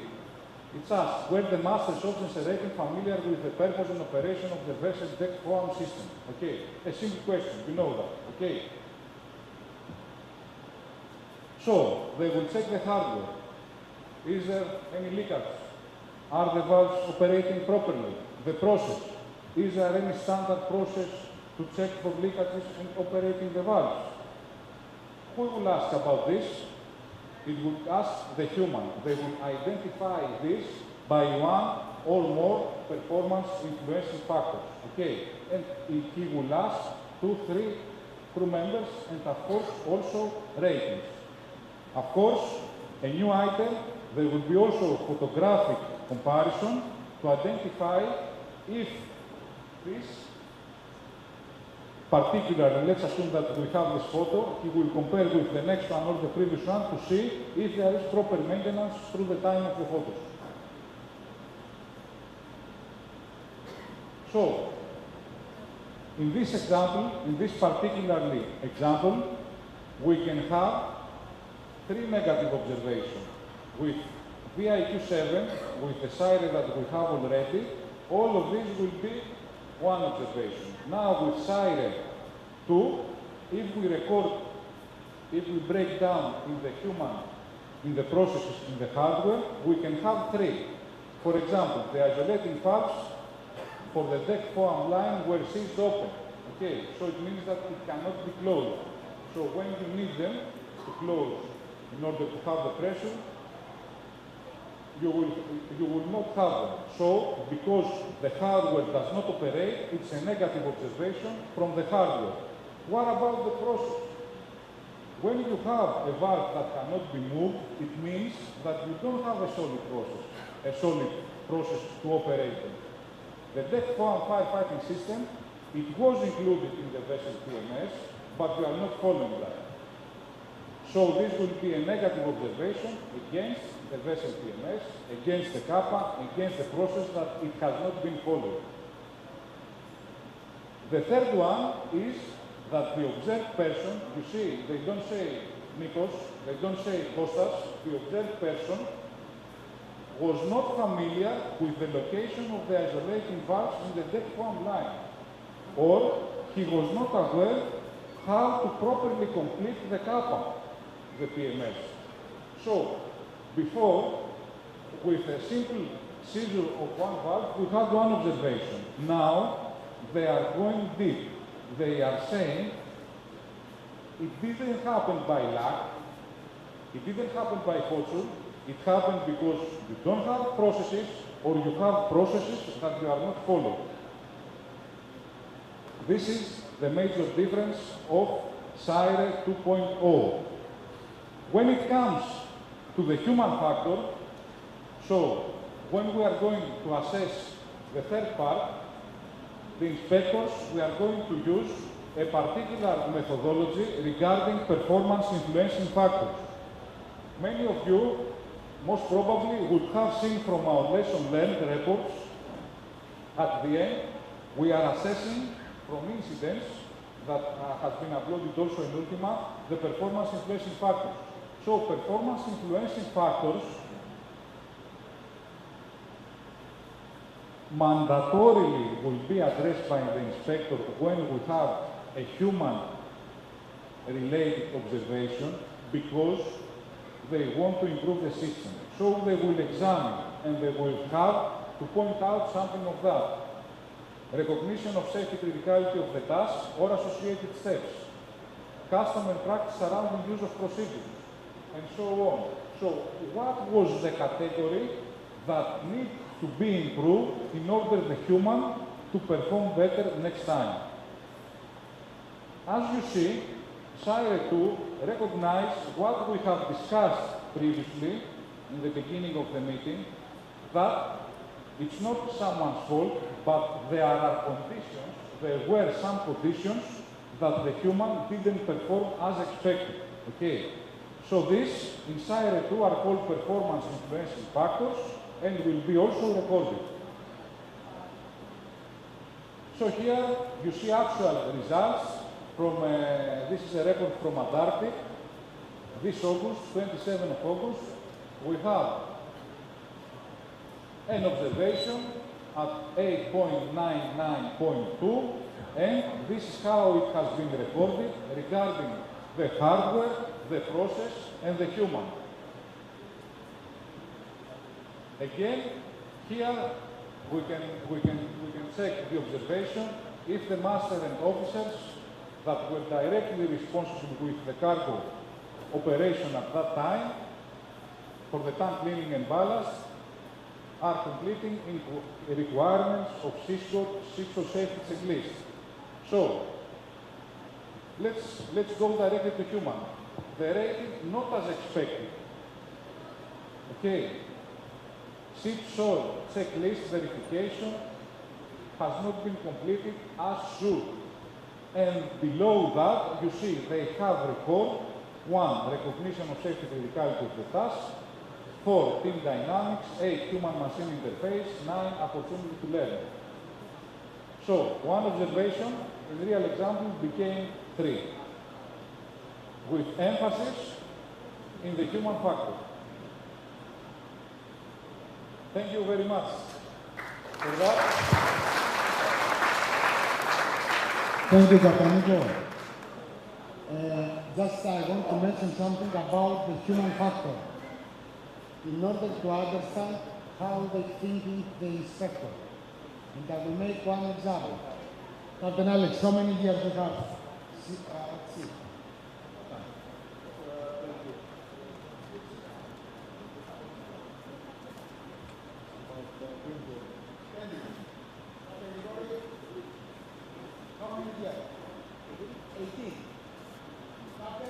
How many years?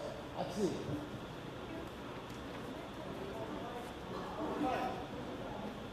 Okay.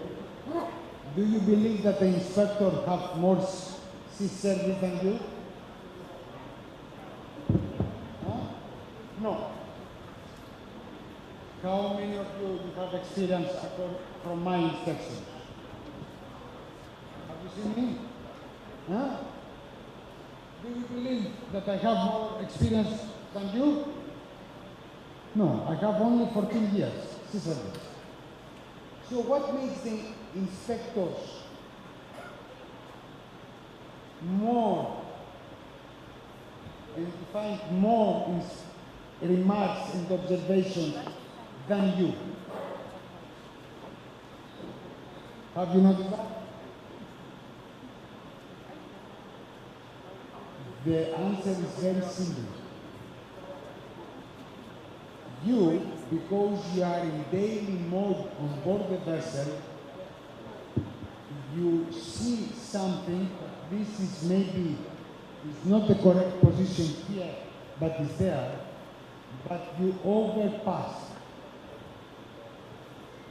For somebody that coming outside and he see that, coming direct, walk, here on, guys, what's that? Correct? So that makes the inspector, because they are outside of your place and can easily identify the things. This is one. Second, this is something that we have to do on board. You have to take the role of the inspector. You, the officers, the captains, the chief engineers, all of you, you have to take the role of the inspector. Because we have the same checklist. We are using the same checklist to them. Right? So if you take this checklist and you spend few hours to make one round item per item, you see that you can identify the things. So if you do that before, definitely the inspector will not find nothing. But the most important is that you will train your crew to be ready for that. And because all of that is concerned about safety, safety and navigation. So what I want to say, that all of us as officers, except officers, we are also managers. We are managers as officers, and we have to exercise our efforts in order to manage our people and our job more effectively. In order every inspector, including me, to come in your vessel and not to find anything. Why? Because well in advance, you and your crew, you will manage to fix and to keep your vessel in high standard. So, thank you. Thank you. Thank you, Captain George. Regarding, I like the comment of all being managers. This is true. We are all responsible for our safety, each individual. Regarding the management of the inspections and the observations, just allow me one moment more, one comment. There is a category of observations called rectified during the inspection. Okay. Are you aware about this category? Yes, everybody. Okay, let's think more deep about the category rectified during the inspection. So the vessel has to sail from A to B. She has, our ladies, 5 days, 10 days. Let's say 10 days. And then we have 10 days to check all the vessels. We have the inspection, which might be 5, 6, 7, 8, 10 hours. And we find something there and rectify it. And then there is a big concern. What we are doing 10 days? You see the point? You see the gap? So if we can rectify an observation during the inspection, why we didn't do that earlier?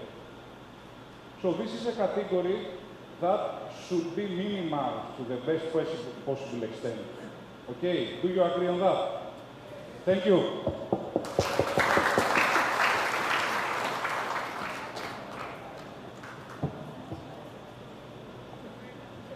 Thank you, Captain Nikos Pisomalis and Captain George Castales.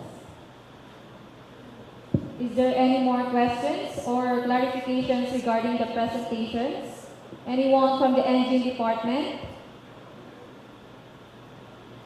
Can you just raise your hand and we will give you the microphone. How about from our chief engineers? We have 3 chief engineers who are here today. Do you have any questions or clarifications regarding the presentation of Captain Pisomalis? Anyone?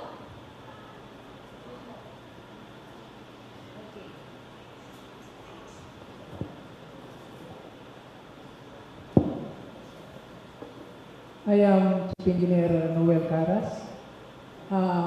Regarding the defect reporting, when is the time is the correct timing to declare the defect report in the CAPA? The best time is as soon as you identify it. We don't need to rectify first before. No. When you identify the defect, Christos. No, when you identify the defect, you can report it in CAPA. Even if you identify the defect, and you have the spares and you repair it. Okay, you upload it in CAPA and you close it together. It's just open and closed together. But if it's a defect report which needs spare parts and you don't have on board, you, together with the requisition that you will do, an unexpected report, defect, with the requisition, together with the requisition, you have to have also the defect report in CAPA. Okay, and you remember that in the defect reporting, also in the form, mentioned the urgency of the defect. It's urgent, 3 months, 6 months, etc. Many of the defect reports are usually 3 months, but if something urgent, you mentioned that it's urgent. Yes. Okay? That's all. Thank you. You know, guys, the mentality, the culture of the early reporting, let's translate it to the early, to provide early information. As a group of companies that manage more than 100 vessels, it's not, just a defect that it will be repaired. Sometimes, me also, when I was a seafarer, I was seeing my reality. I had the awareness for one vessel. When you promptly repair the defect, the system, the technical managers will see, maybe I have a problem this tomorrow in another vessel, and they are taking early actions in order to prevent the defect or to supply the spare in a better economy of scale and better on time. This is, as we discussed before about near misses, this will be the benefit of the early and prompt and transparent, of course, reporting in the system. You can manage the defects not only on your vessel, but on sister vessels, if you have the information. From the deck department, do you have any concerns? Captain Humbogeno? Who else? Captain Samangin Gregorio? Yes? Do you have questions?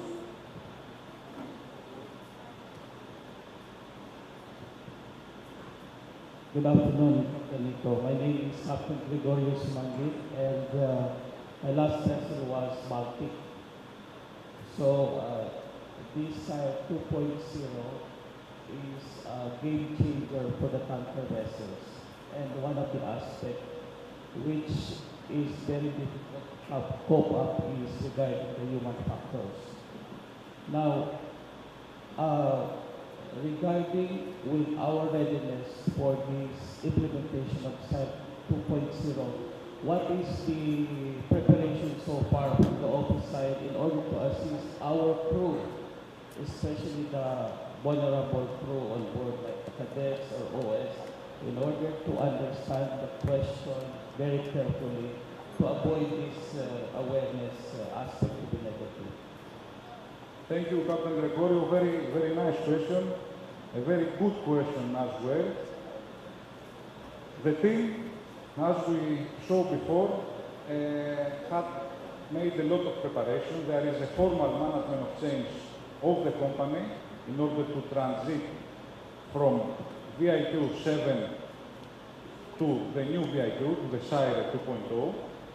And this preparation includes, beyond the trial inspections that many of our vessels, I think more than 4 or 5 vessels have done this actual SIRE 2 inspections, there are improvement in our training pillars associated with that, so proactive observation, how our procedures are written, so we are rewriting some procedures.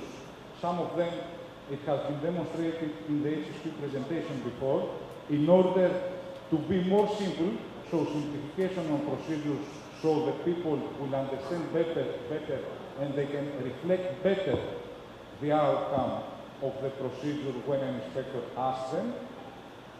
And also, during the preparation process, at a certain time, most probably, we will have some high-risk observation, potentially high-risk observation, along with the answers. So we will provide them, the vetting department will provide for the preparation on board. So with all of these actions, we feel that we are standing good enough in order to manage properly the SIRE 2.0. We are confident. I mean, Tsakos, thank you. Thank you very much. One last question. Because during, although from the office side, we have made a lot of preparations for the vetting inspection, yet during questioning of the crew, although they know the job, but it's very difficult for them to explain how is the procedure being done. How are we going to fill the gap in order that this observation will not be negative from the rest? Yes. There are two points at the answer of this question, which is excellent. There are certain difficulties. I mean, let's face it, sometimes even the English language can be a barrier in order to reply efficiently to the inspector. So, along with the preparation for a vetting inspection, of course, all the team and the group, we will focus in the vetting inspection because, as you said, Captain, they will focus in the human element, in the human factor, in the human responses. We will have certain answers to be trained on. So, again, they will read that, let's say, some days before the inspection, and they should be remembered. Beyond that, the second one, and maybe this is the most important, we are going to extract what is the risk there. Okay, so we are having a passage plan. We are having a route. What will be the risk? The risk will be grounding. Okay, do you understand that when you have a good passage planning, you eliminate the possibility of grounding? Then the answer will be yes, I understand. Now, if it will be a different question, why you are having the passage plan, the answer should be in order to avoid grounding, for example. So, all the training and the essence beyond the training is to understand how the job that we are doing on board is associated with the risk. So, in the first step, we are going to introduce replies for the effective preparation, and then, according to the feedback and the observation we have, we are going to point out the risk.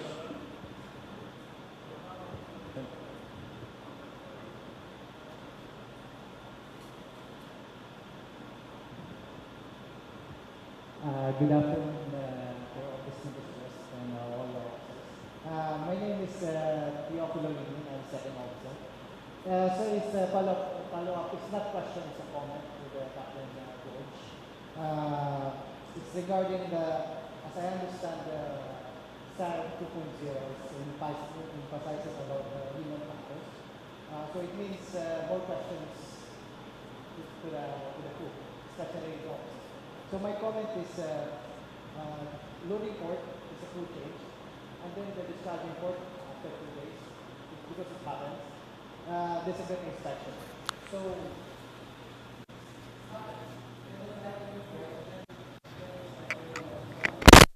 So really it's too stressful for the officers. So my comment is, how can we deal with this one, especially the recruiting department?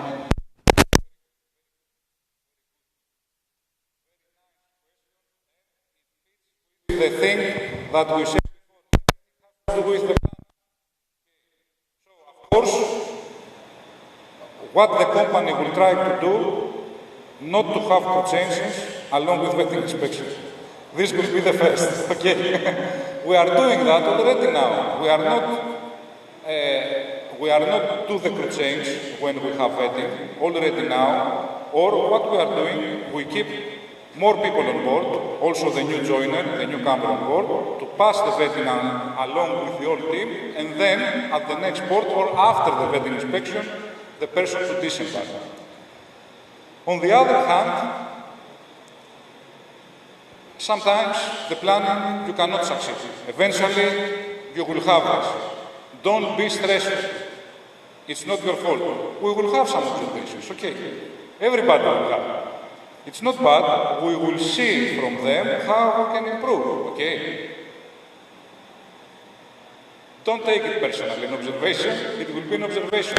And not even Sire 2 takes it personally. It's not going to Nikos, it's not going to Christos or Kostas, it's going to the ranking group, okay? They understand that sometimes the people, maybe it can be nervous, maybe with family issues, he is not able to reply. People, we are people, and we are making mistakes, omissions. Sometimes we don't have all the answers. It happens, okay? Don't be afraid. We are here to work it and understand it. Practically, I will tell you honestly that since, we have now a very good vetting record, okay? When SIRE 2 comes into full implementation, we are confident that thanks to you, we are going to keep that record. Because even if the observation will be increased from 2 to 3 to 4, for the other companies it will become 8, 9, 10. You understand? So again, it will be good. So don't be stressful and do your best as we do always, okay? Thank you.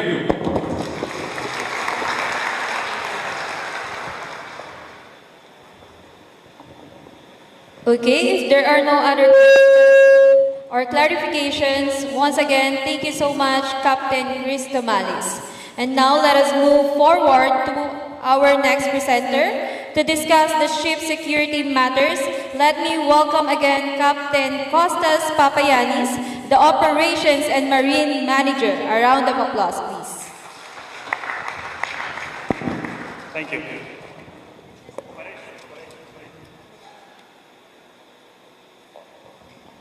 Okay, we will discuss a little bit about the operation matters. Now it's more about the bridge team. Until we will start, I want to say that everybody in the operation team is in the office to assist you on board. As much as we can. You are the people, you are the front line, you are the sword of all the shipping, and we are in the back trying to assist you with various questions or what the daily tasks that you have on board. Our vision and our mission, as Captain George said before, I just want to stand only in one point regarding the environmental. As Captain George said in the beginning, when we opened, the company set some environmental goals. This was in 1970. So I want to keep you this in mind, we will discuss later on. In 1970, Captain Panagiotis had a vision and a mission to have the company's fully committed to provide quality service with 0 incidents, 0 losses, and minimum environmental impact. This was 1970. Okay, the company has 63 tankers, 11 bulk carriers, 6 containers, 3 LNG, and 12 vessels under construction. We recently took over the new vessels, the RANDF and the motor tanker Njord on September and October 2023. This is dual fuel vessels, it's pioneer vessels, high-tech vessels.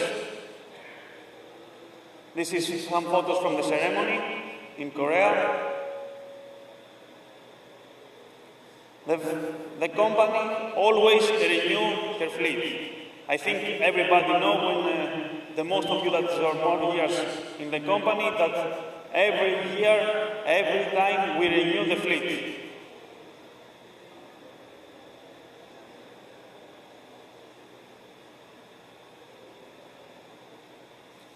The fleet trading condition. The vessels now at 75% is on time charter, 20% in spot market, and 5% they are bareboat, which means that 62 vessels are time charter, 17 vessels are spot market, and 4 vessels bareboat. This is all the group, tankers, containers, bulk carriers, everybody. As Captain George said in the beginning, we're working with the top charterers in the world, Exxon, BP, Aramco, also in the dry, HMM, NYK, Rio Tinto. This means that it's not only us that we present this one. Also them, they want to work with us. In their presentation, they say that they're working with Tsakos. It means something. This is the heat map. This is only from January till October. As you can see, Tsakos fleet is all over the world. In every corner of the world, we have a vessel with loading or discharging and transferring goods. Total voyages, 1,056.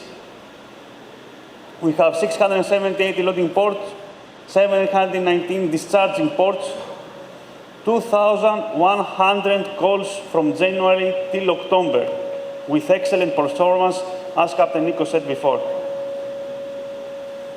As you can see in the pie, we have vessels all over the world, North America, Africa, Oceania, Europe, South America, and Asia.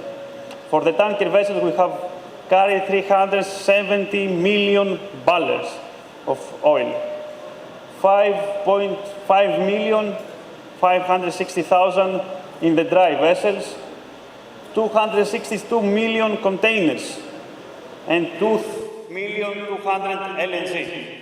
So this means that the company is leading in all kinds of sea carrier. Now, we go more to the operational matters. This is the banking. I don't know how many of you have seen, I mean for the masses, this is also for the chief engineers. What is happening? We have this note in the fuel oil management plan that they say, it's a stamp. I think the most of you have seen it on board. The goods and order service being hereby acknowledged as received, foreign orders are being accepted not solely to the account charterers missions of the vessel, and not to the account of the said ship or her owners. This means it's for the charterers. What it means?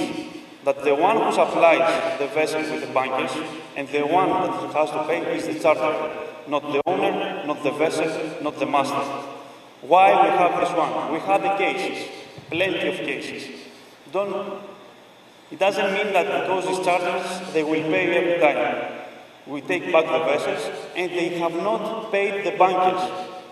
The bunker supplier coming to Tsakos, because they supply the bunkers to Tsakos vessels. This means millions for one bunker supplier.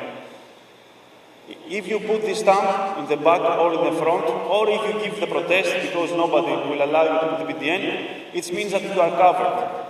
It means that you have covered the company somehow, so to have some legal evidence or an evidence to go back to them and to say, okay, yes, they supplied to our vessel, but it was for charterers' account, not for our account.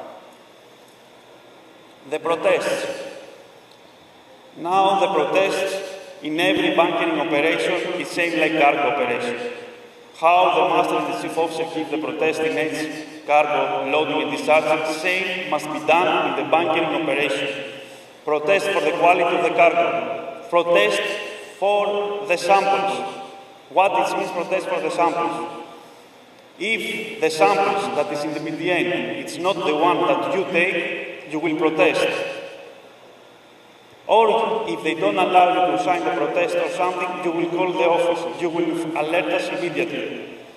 I can tell you many examples. One of them, they give us samples that is not good quality. Not good quality samples, as Master Nikos will tell you next, they may destroy the engine. We make the analysis coming red.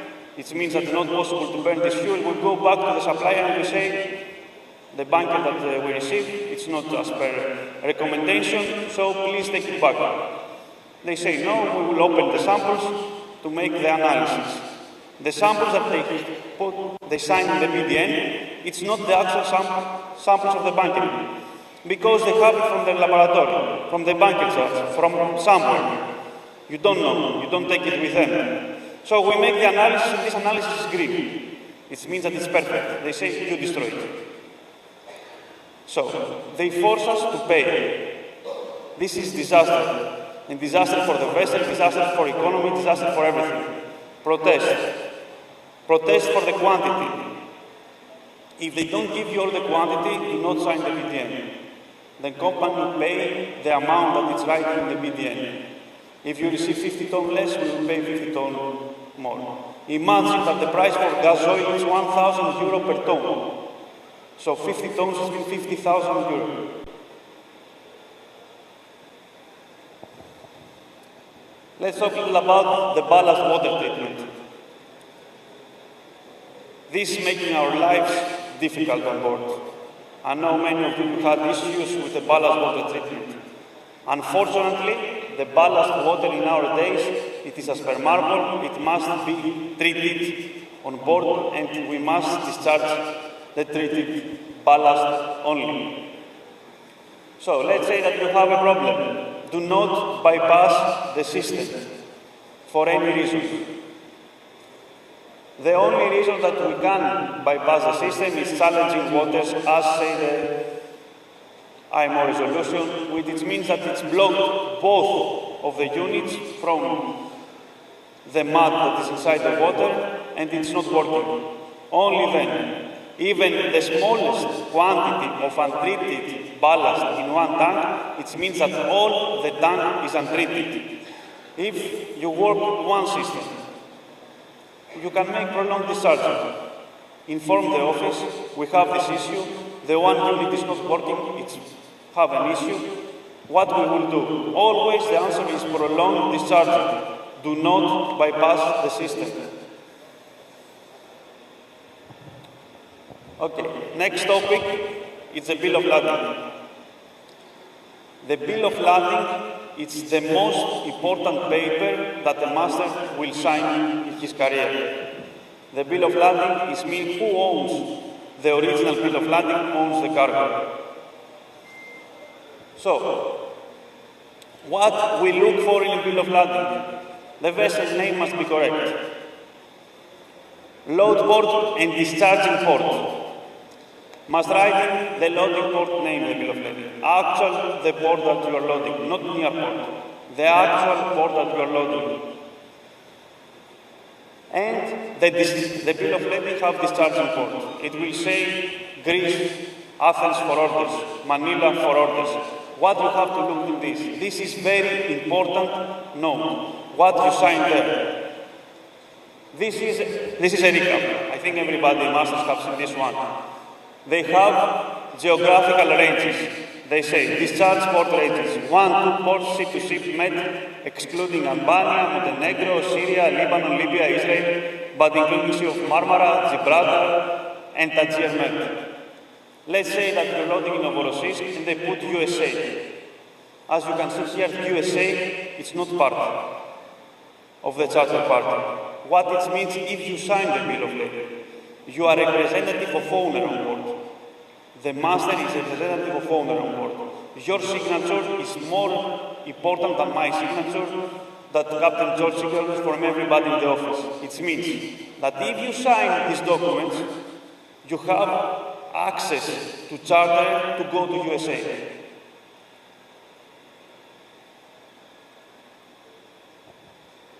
Actual description of goods, cargo asset, conditions of cargo, including packing condition. This is more for the bulk carriers. I think you know very good, especially when you load grains, what notes you have to put, what you have to insert. Name of shippers and consignee.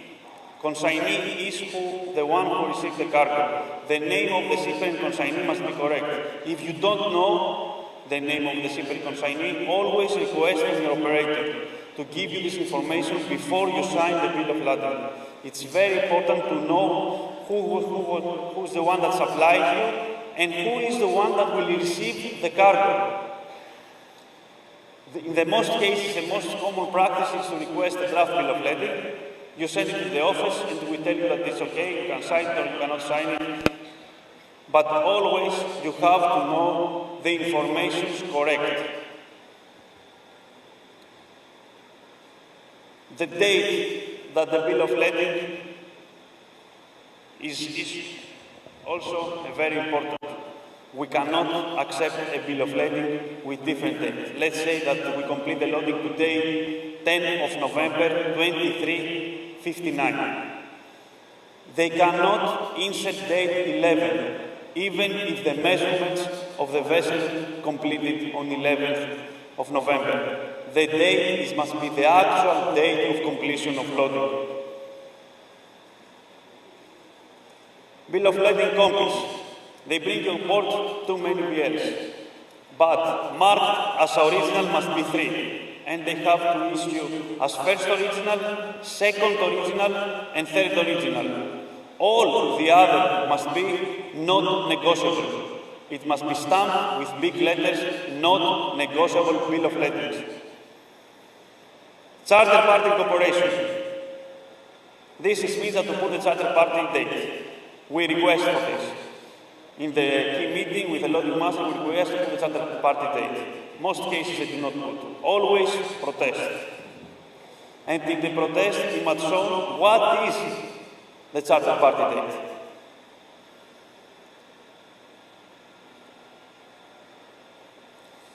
Now, let's talk a little bit about the time charter vessels. Speed, warranty, performance clause. In all charter parties, you will see that the vessel must perform 12.5 knots, 13 knots in ballast or in landing condition, and they say also what she stayed and what wind before. In the most charter parties nowadays, it's 5 before scale. And they say, persisting for more than 12 consecutive hours.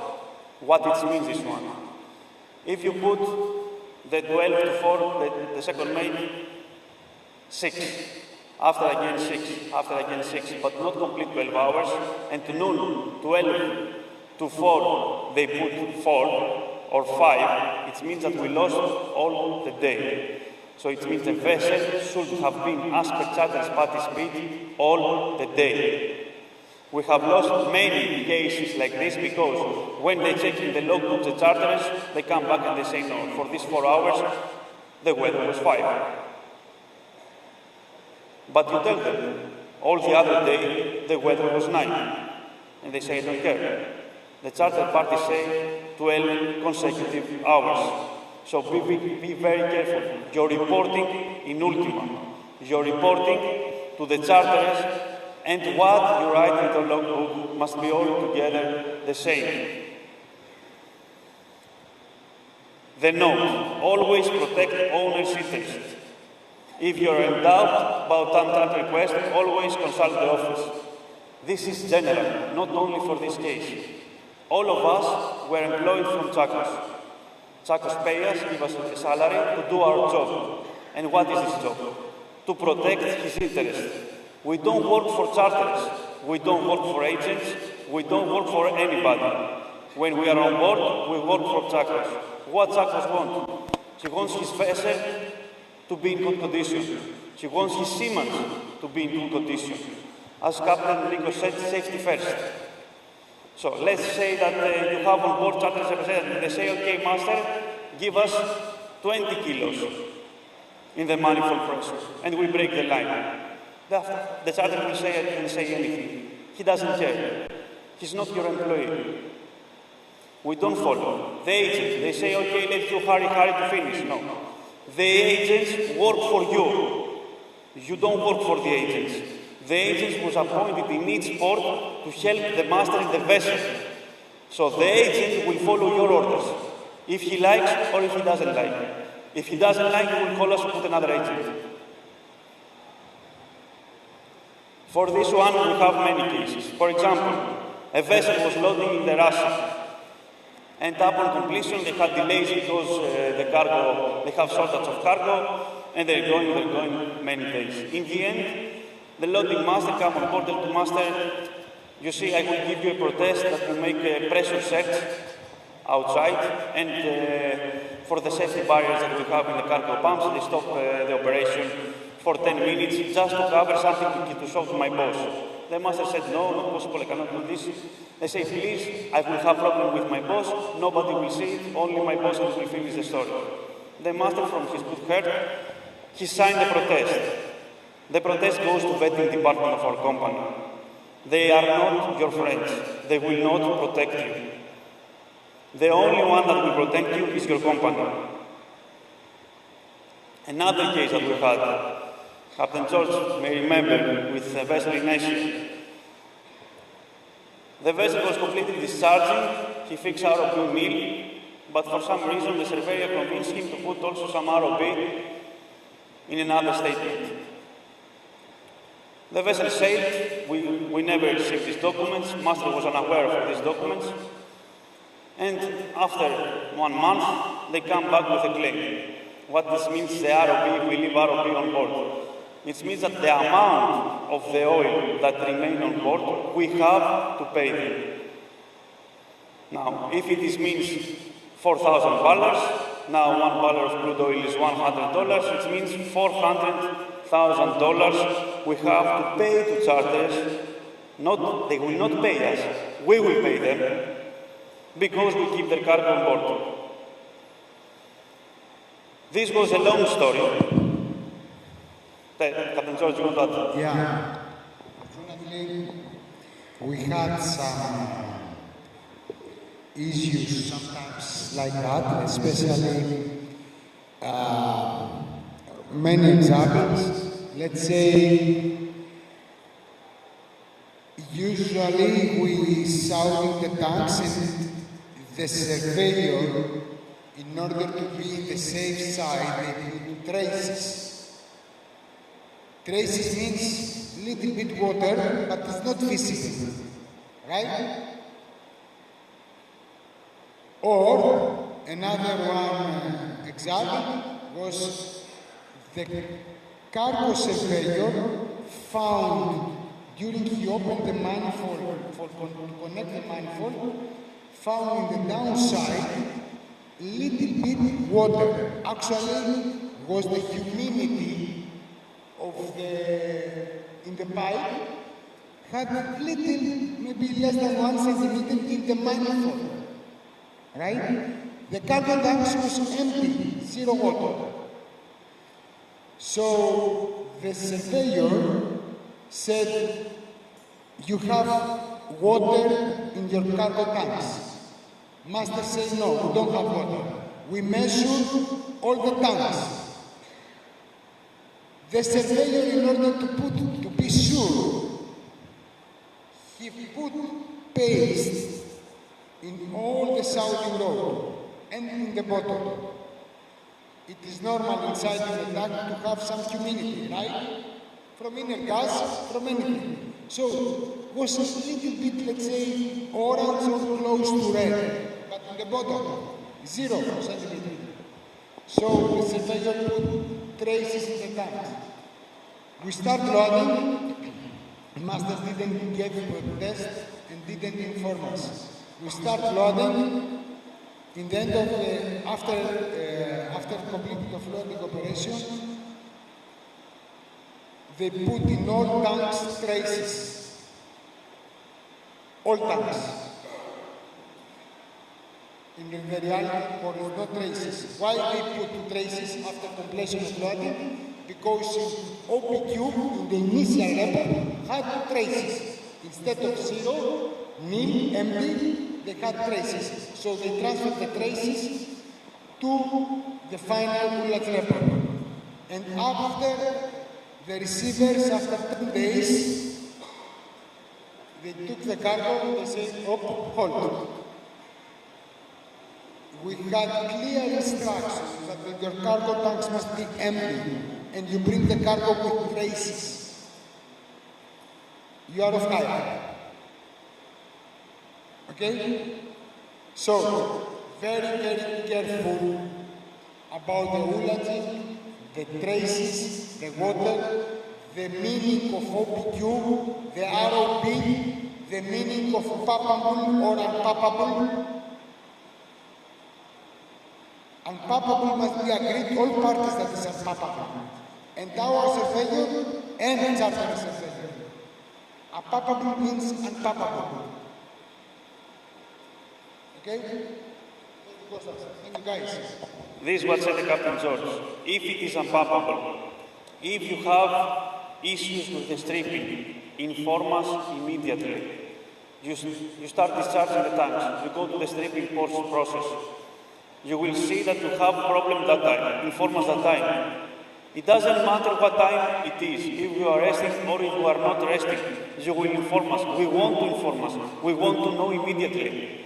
We can assist somehow. If it is a problem with equipment, maybe the technical department will send somebody to fix it. If it is a problem with a cargo, we can send the PNI on board to protect you.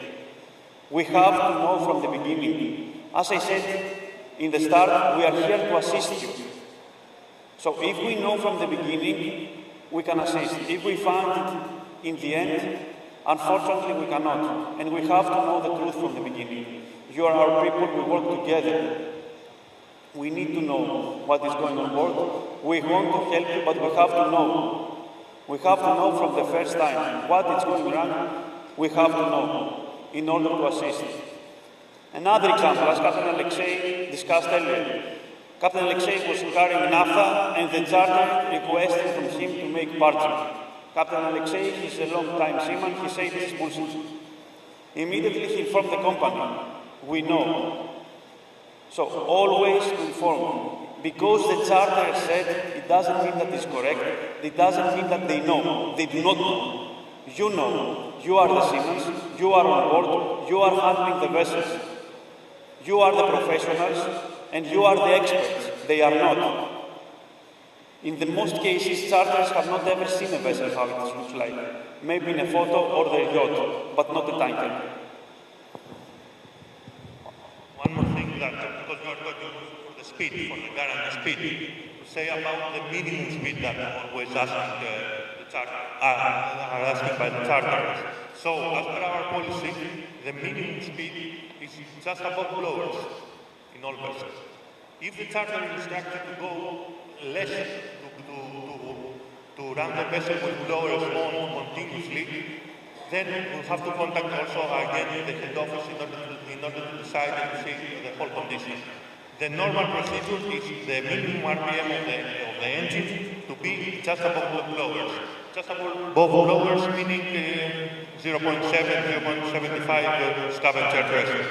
Okay, this is also very important because can create huge issues, can burn one blower if it runs continuously for many days. So whenever you ask for minimum RPM, if it is less than the blowers, you have always to contact our office, operation and technical department.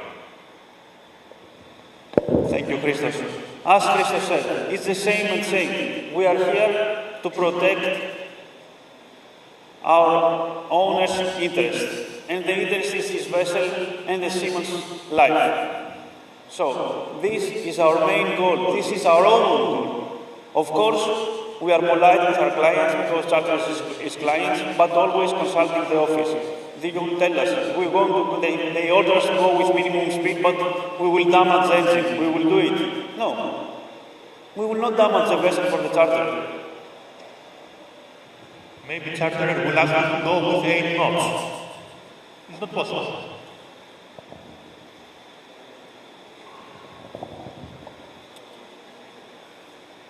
Now, we want to talk about CII, Carbon Intensity Indicator.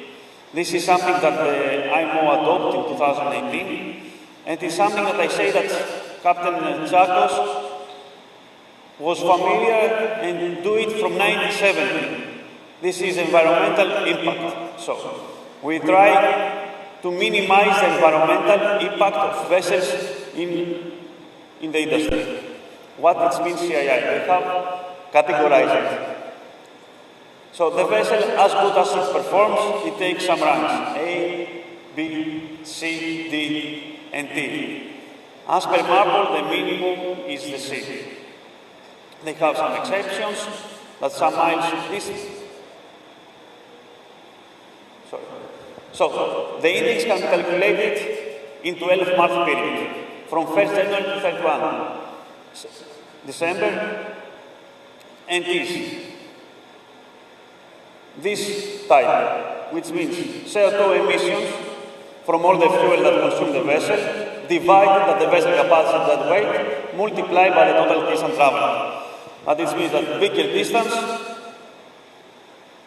less CII figures.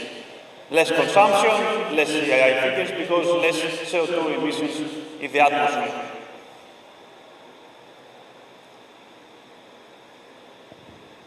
By this, in the end of the year, we are forced to give to the Lloyds and to be published what CII category is each vessel in the company.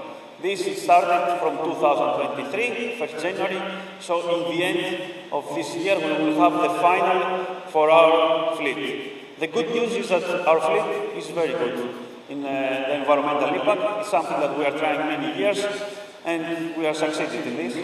But we still have some vessels that the more older age vessels, or the vessels that have not good trading pattern with prolonged anchorage periods and short voyages, etc., that it's not so good. This is something to concern you about the trading pattern of the vessel, but what it concerns about you and what you have to implement on board. This is a must nowadays.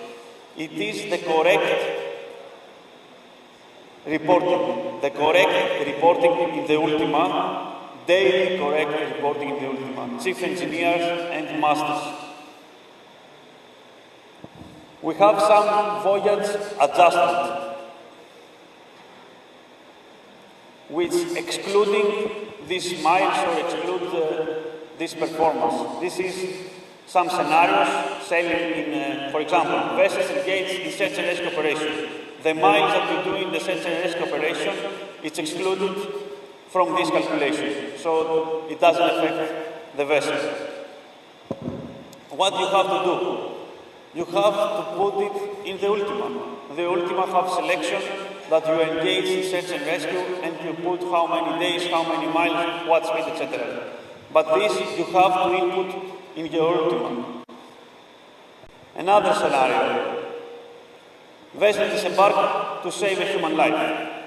Again, this miles is excluded because you are going to save a human life. Again, this is in Ultima. Again, you have to select it. Vessel deviate from her course due to adverse weather. You go to another port, you are stopping and you are drifting to passing the weather ahead of you. Again, this you have to put in the Ultima. Vessel lives in the anchorage for the same reason. As we have in our NPM policy, we have to sail in adverse weather and to stay at drift. Also, this is excluded.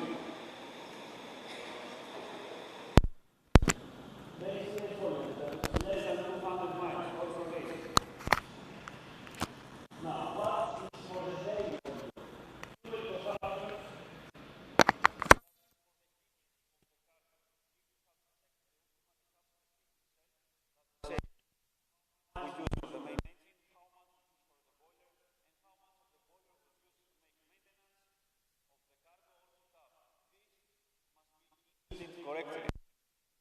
This is not excluded.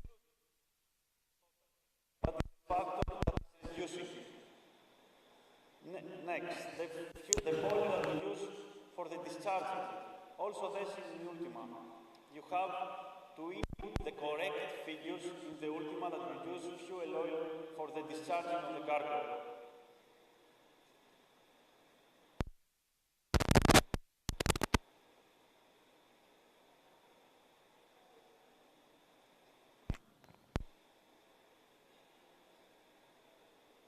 This is how we are now.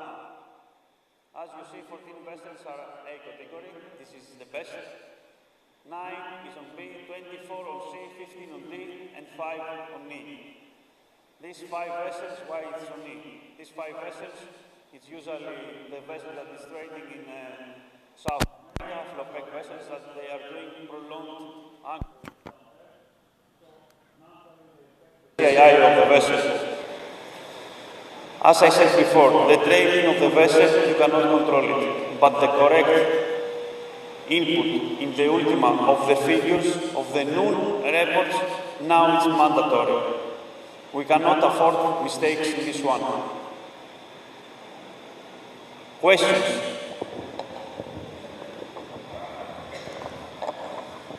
Captain Alex?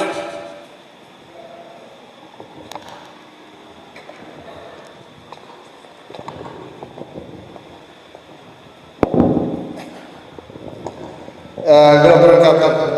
As per I have discussed with you with this with the CPP cargo, the charter has ordered me to make the barging. My question is what we can do in advance, because that incident was we have the PNI already. It was after the incident, but during the time that the instruction was given to purge this naphtha, this is chemical naphtha. So what we can do in order to avoid from the charters, can we give this advance protest in order that to cover our to protect our side of the vessel from the charters? Very good question, Captain Alex. So, to tell you the story to everybody to know what was happening that time. The vessel was carrying naphtha, but they have H2S inside the cargo. This is part of the cargo of H2S. It's not, it was loaded, naphtha had H2S, and it was releasing in the space free that it was inside the cargo tank. The charterers in the port that Captain Alex was going, they have strict restrictions regarding the H2S. So normally they told him to make parking. This we do in the crude oil vessels constantly. This is what we said before, that the charterers, they have no idea what they're doing. For the naphtha cargoes, we know we never open anything. If it was possible, we will clog also the BB valves. But this is for the safety of the vessel. So, what we can do in this case is that the charterers request something that is strange, let's say. You will inform the office as you did. From the office side, what we can do? We can tell them that, guys, you carry naphtha. If you start parting, you will lose many tons in the discharging port. Maybe they will come back in writing and they say, I don't care. Or maybe we can prepare the protest in assistance with our legal team, how to protect the vessel. So to give in advance, as you said in LOP, that we protesting because you order this one, will reflect to the cargo and will evaporate the naphtha. We can do it in the beginning. The key is to inform the office, as you did, inform the office. Always the key is to inform the office. Maybe the operator, we don't know. We don't know everything, nobody knows everything. But we have a team of 200 people in the office, somebody may know, or else we can go to an expert. Many times we go to an expert and to ask for their advice. Or, in such cases, our legal team and the PNI that is here to protect us. Other questions? No? Nobody?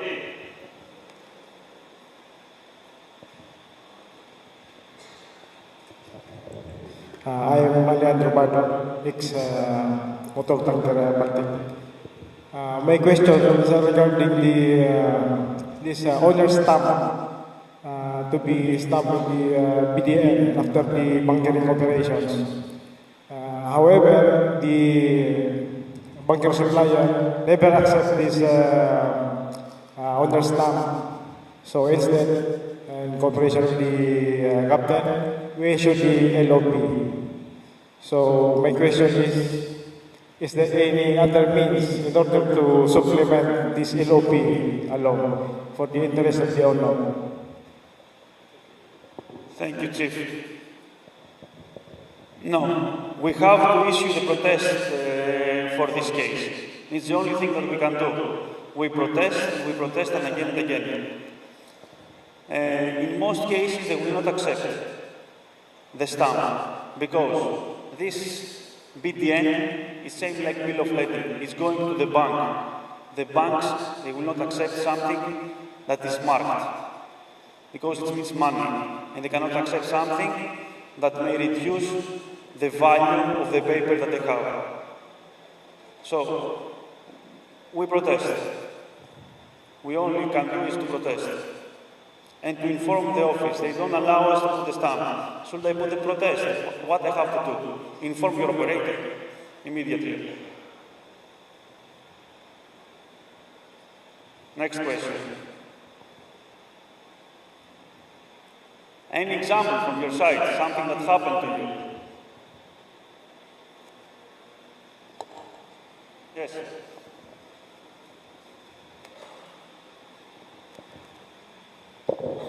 Hello, sir. So, my concern is about the red fuel. Red fuel is very hard to manage. Of course, it can damage the engine, and of course, the crew also suffered a lot. So, my question is there any solution to avoid receiving this red fuel? Thank you, Chief. Red fuel, as Master knows. Yes. Okay. Look. Actually, especially if it is time charter vessel, in spot market vessel, bunkers are arranged by our bunkering department. Our bunkering department is very experienced and has some blacklist supply. So, from owner side, when the bunkers are from owner, we are protecting the vessel as much as possible. And all of our suppliers has good records. Not only records of Tsakos, but records also in Phobos, for example. Because you can enter Phobos, you can put one supplier, and you can see for the last 12 months all of the suppliers. The results of not what they are mentioned, the actual results of analysis. So, let's say where bunkers are from Tsakos, we are almost sure that we will not face big issues like red analysis. When there are charterers arrange bunkering in time charter vessels, again we are seeing some charterers not to go to some suppliers, but they are allowed not to follow us. Okay, so when it's coming one red analysis, depending on for what reason is red. If, for example, it's red due to sulfur content, this, for example, this must be debunkered. Okay, will not be easy. Believe me, will not be easy. As Kostas say, for this reason we have to take the proper sampling and to write in the papers the sampling number, etc. It's very important. It's very important for us. Maybe you will see for a red bunker, you will see maybe 20 samples again and again and again, because behind are lawyers, and we have also our lawyers, in order to defend the charterer and to try as much as possible to debunker the vessel. But it's not again, if we agree to debunker the vessel, we have 2-3 debunkers arranged. Again, there is issue where to debunker. Because most probably they want to debunker to the same supplier in the same port. And this, you understand, it's not easy arranged. But the other thing, if, for example, if, for example, you will receive a red analysis or a number analysis due to high time. Again, we are checking, we are doing the second analysis of AHDM, a GMPS, which is mentioning where are all these acids, if it is natural produced or it's chemical acids. If it's natural produced, there is no issue. If it is chemical, there is issue. And again, we are starting a conversation with the charters. This is, I know, all the bunkers nowadays, in many ports, quality is not so good. It's blended fuels with gas oil, with some biofuels, but we need to manage and to use them. Okay. Of course, you know our company policy for fuel, we are not add any additive, no any additive fuel. We have only the electricity additive in MGO, which is normal for the electricity, not to lose, not to damage any fuel pump or something. But in fuel, no any additive. That's all. I don't know if you want to ask. Something to add. What Christos said. When we are in a spot vessel, our bunkering department is working with the top suppliers, the ones that they never had an issue. Phobos, they issue a letter in every few months and they say, this supplier is supplying bad fuels, this supplier in this port is supplying bad fuels. This we have it and we avoid it. For us, these suppliers are blacklisted. Same we do also with our charters. We go to our charters and we say, you know, this supplier is blacklisted. Now, what is the problem? We have, for example, Exxon. Exxon is also supplying vessels for bunkers. And then every time that they are coming, they say, you have to take from us. We are excellent, we have excellent quality, and we are the best in the market. They are true. Their fuel is the best in the market. But when they are time charterers, they are going to the cheap one, because they are expensive, the best in the market. So vessel maybe is time chartering Exxon, and they take fuel for somebody that nobody knows. The problem is that we cannot avoid it. We try, but we cannot force them from where to take bunkers. What we did, we had a vessel with the same problem. What we did, we warn them. We tell them, this supplier is supplying bad fuels. They say, I don't have this evidence. We send them the evidence that this supplier, according to Phobos, in this port, they're supplying bad fuels. They didn't listen. We warned the vessel. The chief engineer do all the proper actions. He gave the protests. That's why I said it's important to give the protests. He gave the protest, he take correct samples, he sealed the correct samples, and we had evidence. We give instructions to the vessel to not burn this fuel.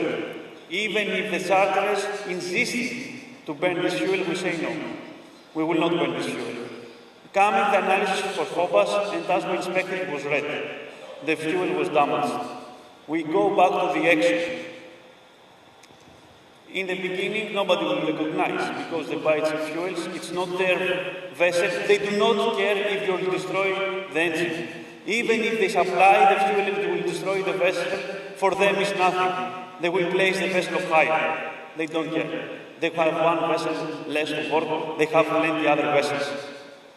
So in this case, the case was going for months and months because this claim is not, you know, it's not guys that they say, okay, I'm sorry, I will correct it. They'll try, and they are trying to do what they like because they know that they are Exxon, and everybody will afraid Exxon. But we are Tsakos also. We are not nobody, we are somebody. So the discussion was going for months and months, and finally they debunked the vessel with their expenses, and they supplied us with fuel. If we have the evidence, if you on board have protected the vessel with a protest, correct documentation, we can protect the vessel. We never consume this fuel, and the Exxon debunking the vessel as we requested. Maybe it will not happen in one voyage or two, maybe it will take months. But if we have the correct evidence, we will win.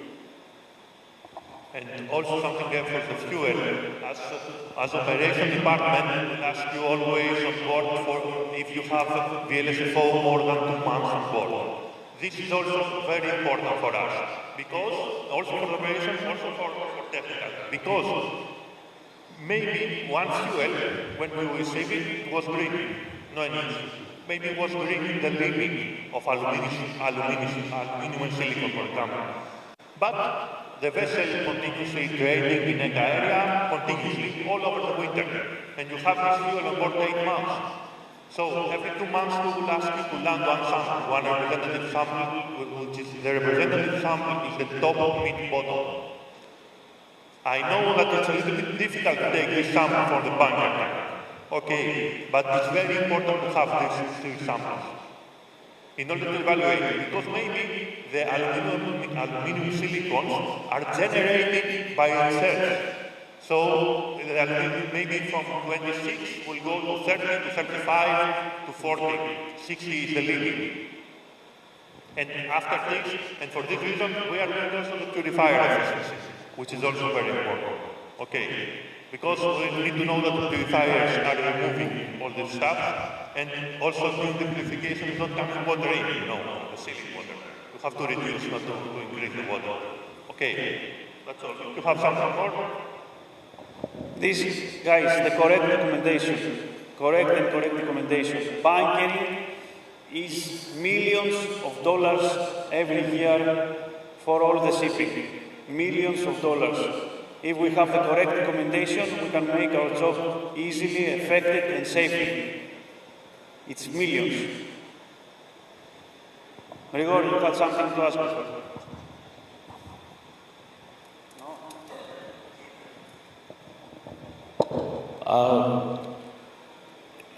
Just an experience.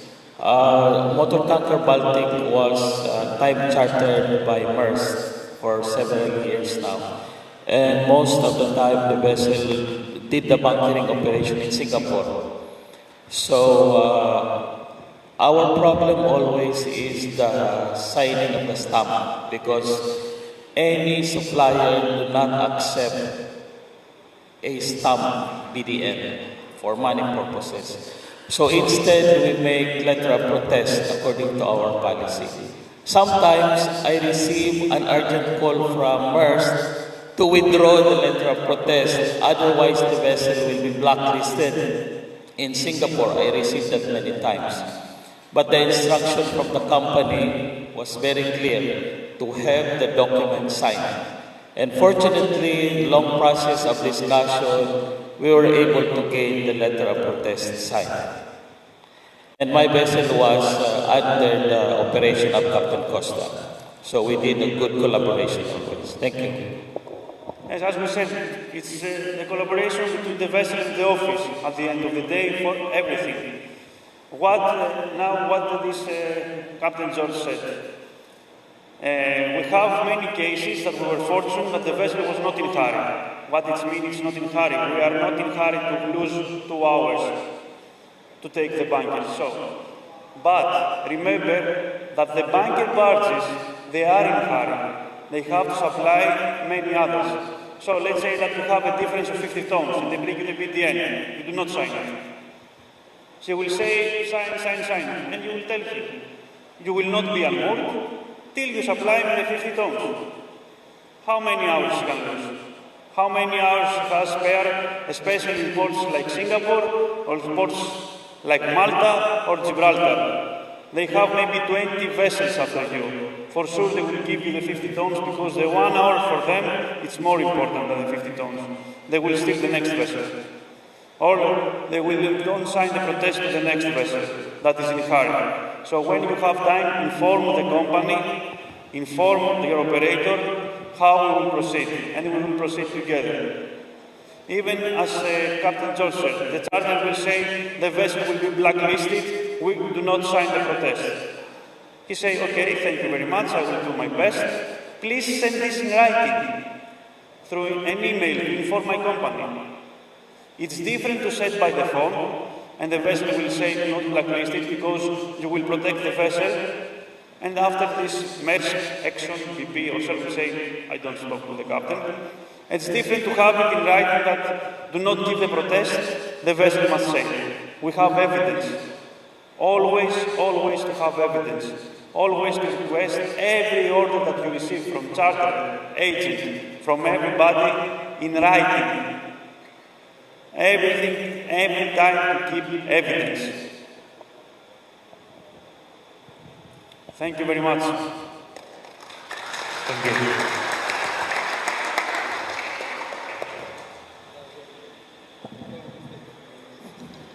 Thank you again, Captain Costas and Mr. Christos, for that informative and interactive presentation. Well, at this juncture, we will be having a short break before we proceed with the remaining presentations.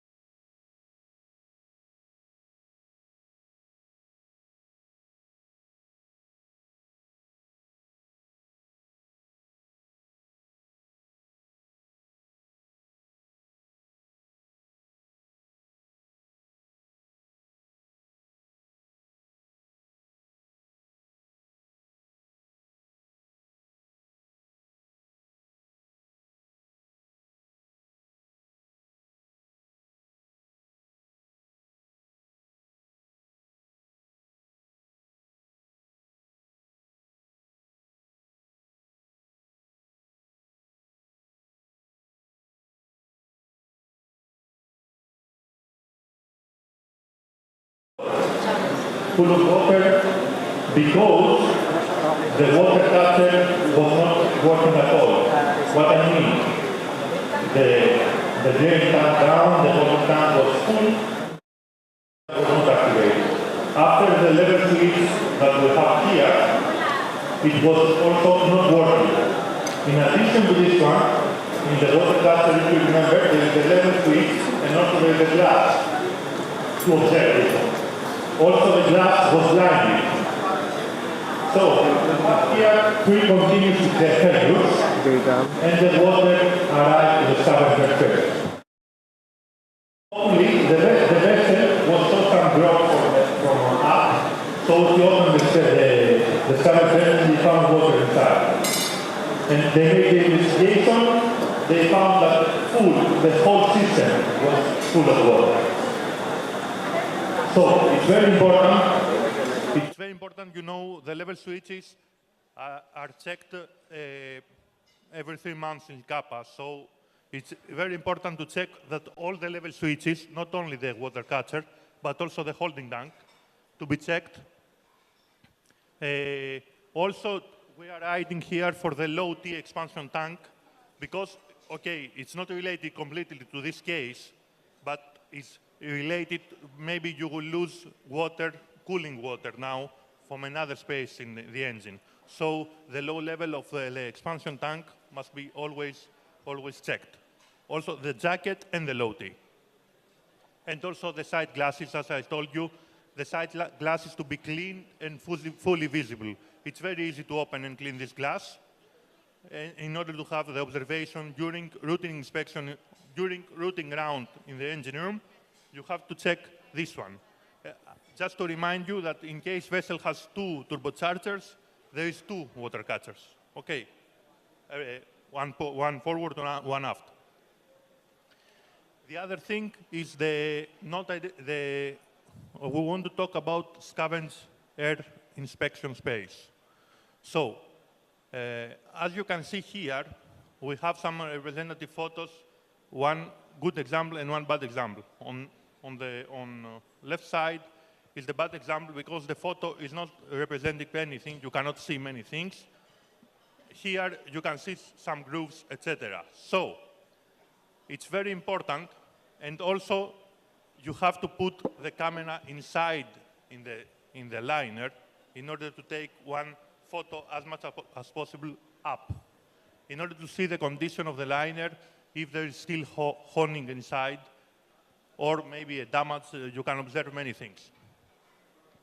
So it's very important for us, it's very important, a good scavenger inspection is here like this. We need to follow our guidelines, which is already in TIN 1 of 22.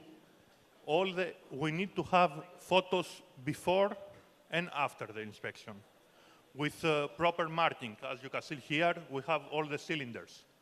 We need this general photo as well, which is before cleaning, and the photos after cleaning. In addition, we need to measure the pressure relief grooves and all the other grooves to the other piston rings, and also to see, most probably, very common damage is the piston ring to be damaged on the edge, especially the first one, which is the edge lock. So we need to have all these photos like here in order to see that the piston ring is in good condition.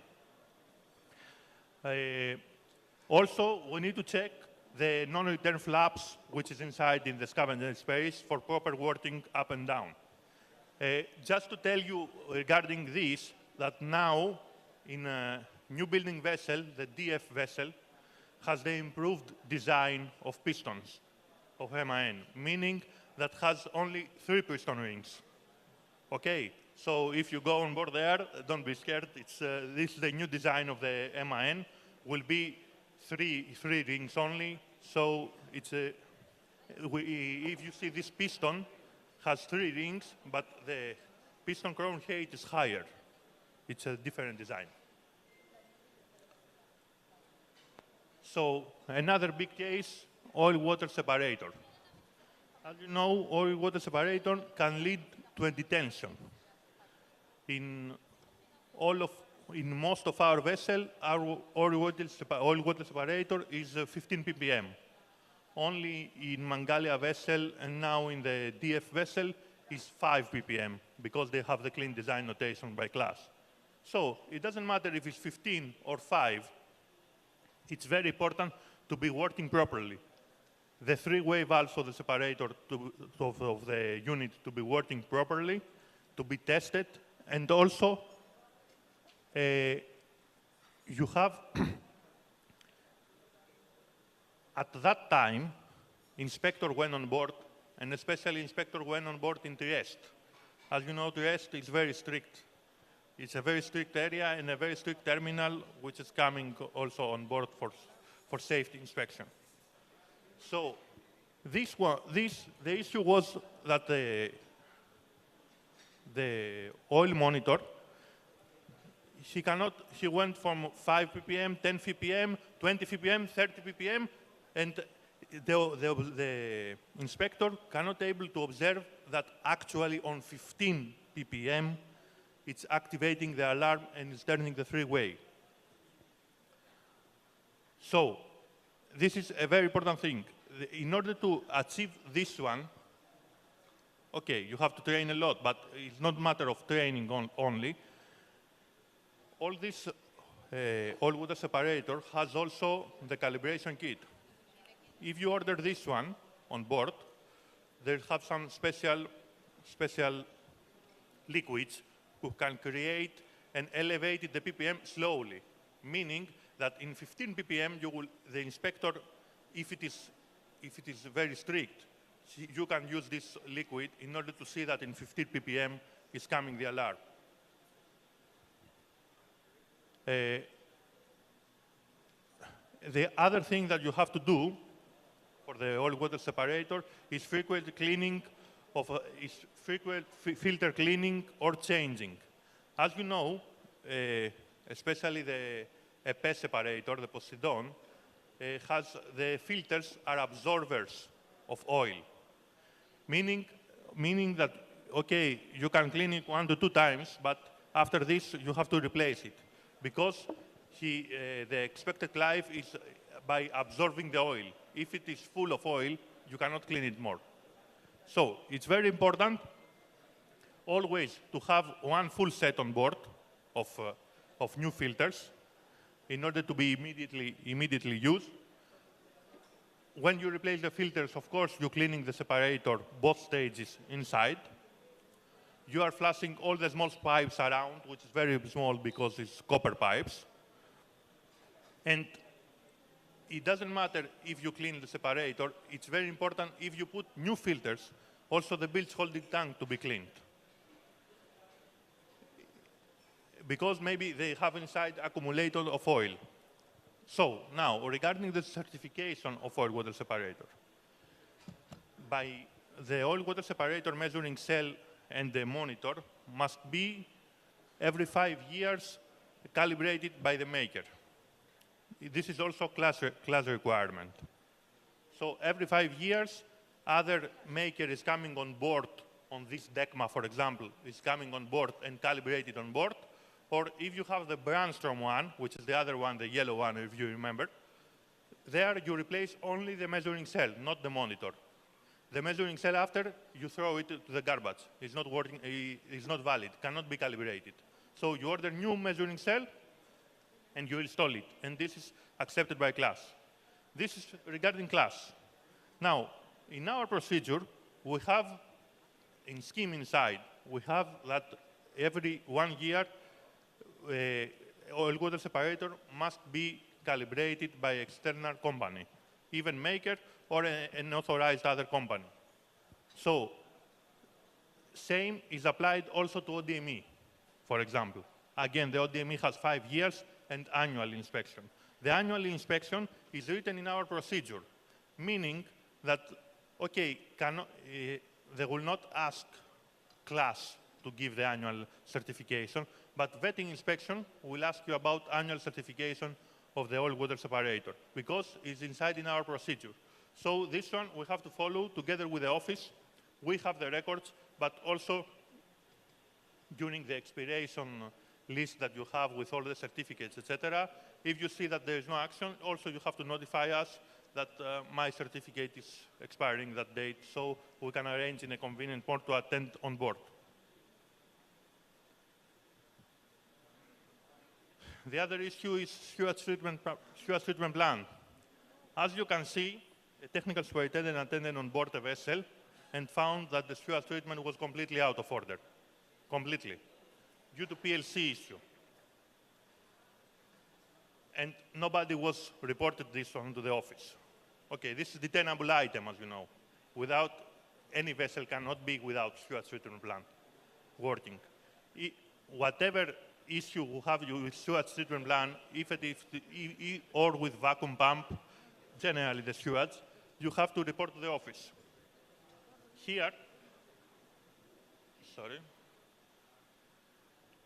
here was a PLC issue and was not working at all. Vessel has an old one, an old PLC which is installed that time and was not visible, but thereafter they changed also, so became back to normal operation.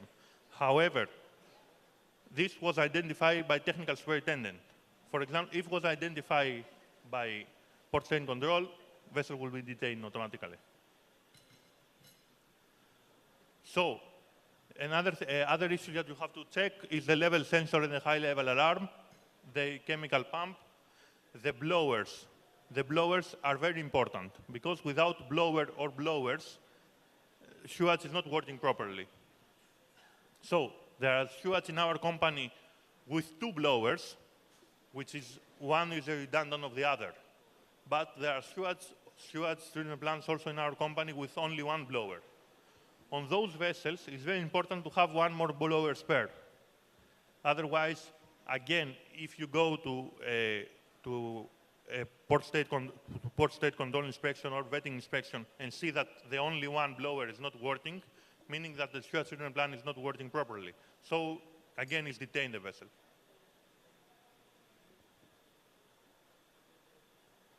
Next case is oil mist detector. So, this is a common damage, but we have to be very, very, very careful. Everybody knows the issue with Arctic and the damage that has the vessel. So, we have to be very, very careful. The root cause of Arctic is not this one. It's not the oil mist detector. There was working. But oil mist detector malfunction or oil mist detector, if an oil mist detector alarm is coming to the system and is ignored by somebody, maybe can lead to completely damage of the main engine, completely.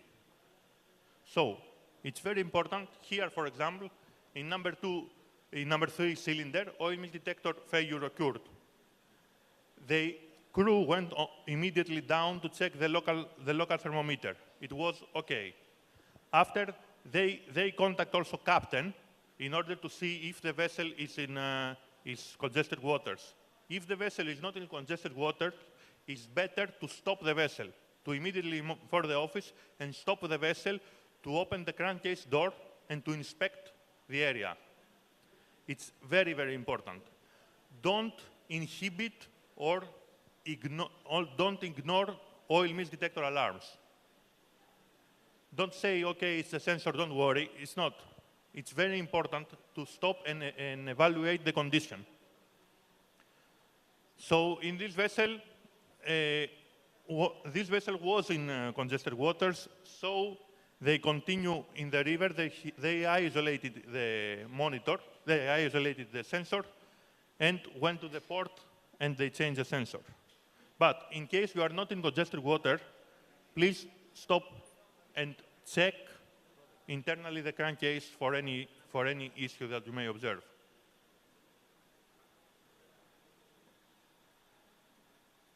So, another thing that I want to tell you about oil mist, especially for this graviner. As you know, this graviner has this EPROM memory inside. In many vessels, when are coming to 12 years old, something like this, 12, 13, this EPROM is coming one alarm and say EPROM memory is full. This alarm is normal, it's a proactive alarm. The system is still working, but you have to change the memory of the EPROM. This is a standard spare part. We can supply you and it's plug and play, but the system is still in operation. If one vetting inspector asks you why is this alarm, it's because of the memory is full, but the system is still observing issue in the oil mist.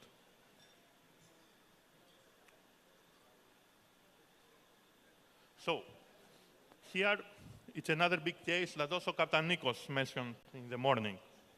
So this is one diesel generator. This diesel generator was number 2 diesel generator, which was overhauled recently. And during the running in test at 25%, lube oil pressure alarm activated, and engine was tripped. So they opened down the crankcase, and they found that cylinder number 2 was completely damaged, as you can see in the pictures. So as you can see here, the piston hit the liner, he cut it. Also here, he damaged the crankshaft. Here you can see the bolts are cut, and also this one is bended. So, just to mention to you that was not issue of the bolts, meaning that the bolts was new, but it was issue of tightening. Not proper tightening lead to this damage. For your info, in order to rectify after the engine took more than 60 days. Because specialists came on board, it was a claim, of course, they need the spare parts. So here also is other photos. And as you can see here, the boards are cut, piston rod is bended, connecting rod. Here is a foreclosure from the cylinder liner. So this one is also a big damage. Just to remind you that we have another issue in another diesel generator, but hopefully the crew was heard something and stopped the engine, so we saved the engine without any issue, because they heard some strange noise, and they opened and they found that the bolts was not tight. So what we are doing for this one? It's the correct hydraulic screw tightening. It's very essential to follow exactly its hydraulic boards, to follow exactly what is mentioned in the manual. Every 8,000 hours, especially this was a Himsen engine. We have many Himsen engines in the fleet. So every 8,000 hours, you have to follow the Kappa PMS to check and retighten them.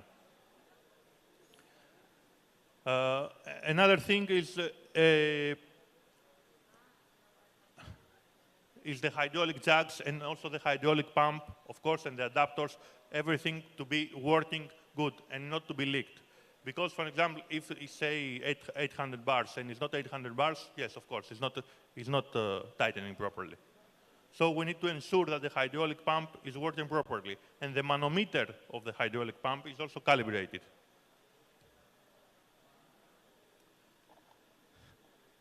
Another issue, service and manner compressors issues. Here the vessel this vessel has only 2 manner compressor and 1 service. So 7 kilo is only 1 compressor for everything. Deck, engine, control, everything. So this service and compressor, they have some various jobs on deck also as well, and the service and compressor came a malfunctional alarm. They found that the gasket was damaged. So they have the spare gasket, they replace it, and after they put it again in use. So the job was assumed, and again the temperature of the cooling water was again increased. So they made a further investigation. So they found that the common valve in the cooling system was blocking. Here we have the drawing as well. Sorry, here. So they found that at the end, this valve was the issue, and destroying and increasing the temperature of the cooling in the compressor. So this is, we have to be very careful to check also all these valves during the overhauling of the compressor, which may lead to malfunction of the main air compressor as well, because also the main air compressor has the same valves.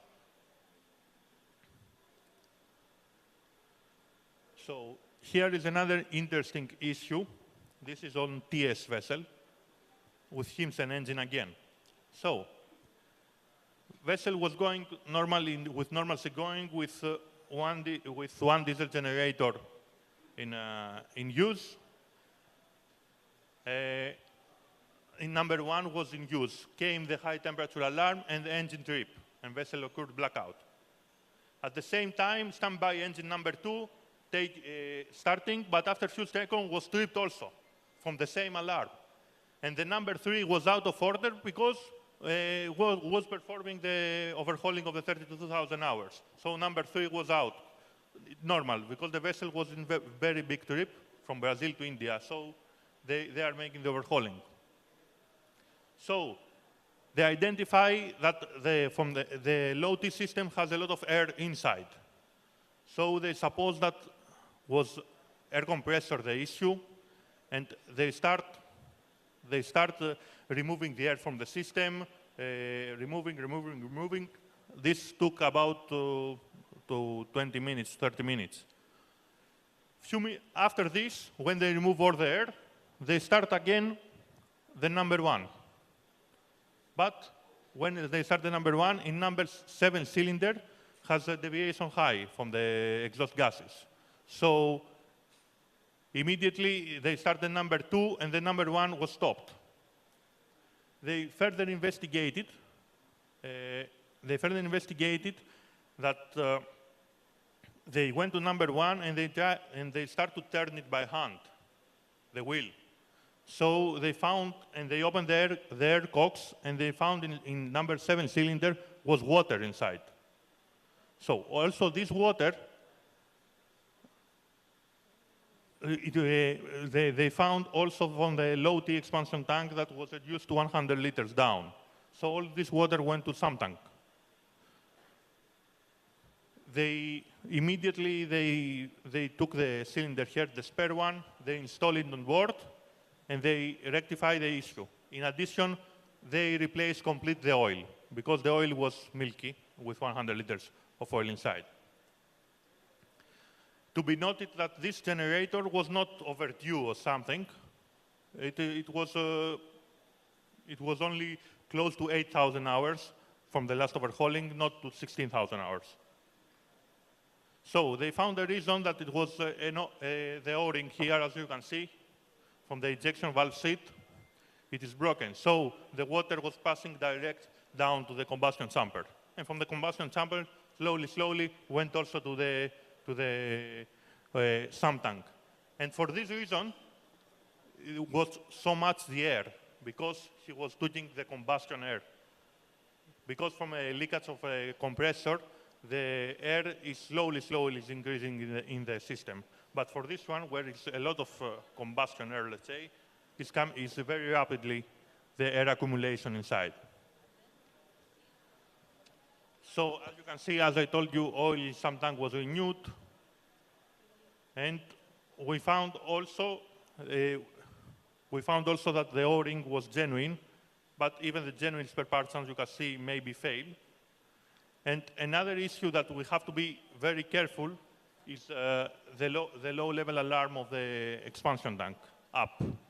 Here, as you can see, the low level alarm on those vessels is at 50% of the expansion tank.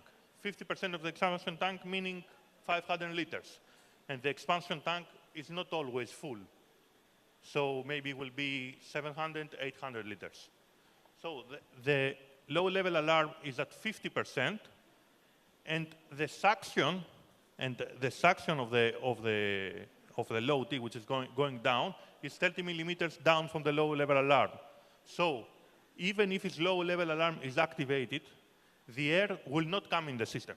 But if you leave it, or you ignore it, or the low-level alarm is not working the switch, there also air can come from this side as well to the low T system.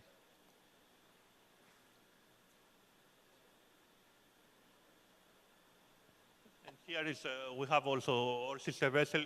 We have some instructions that we share the issue with all vessels, all the sister vessels with HIMS and engine.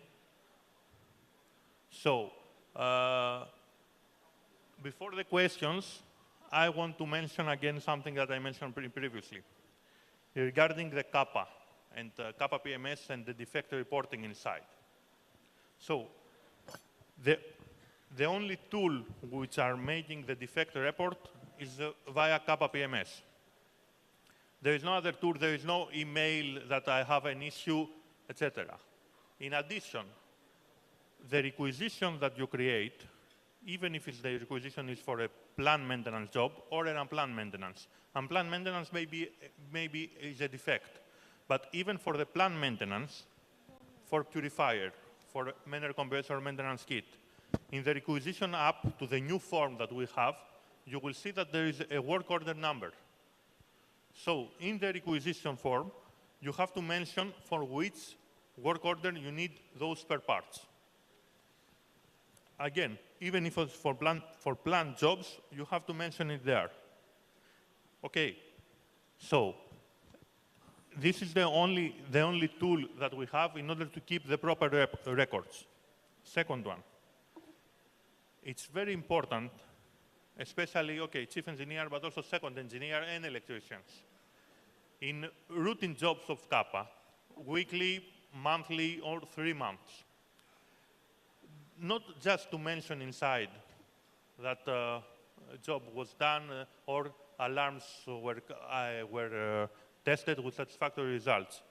If it's possible to attach also some photos.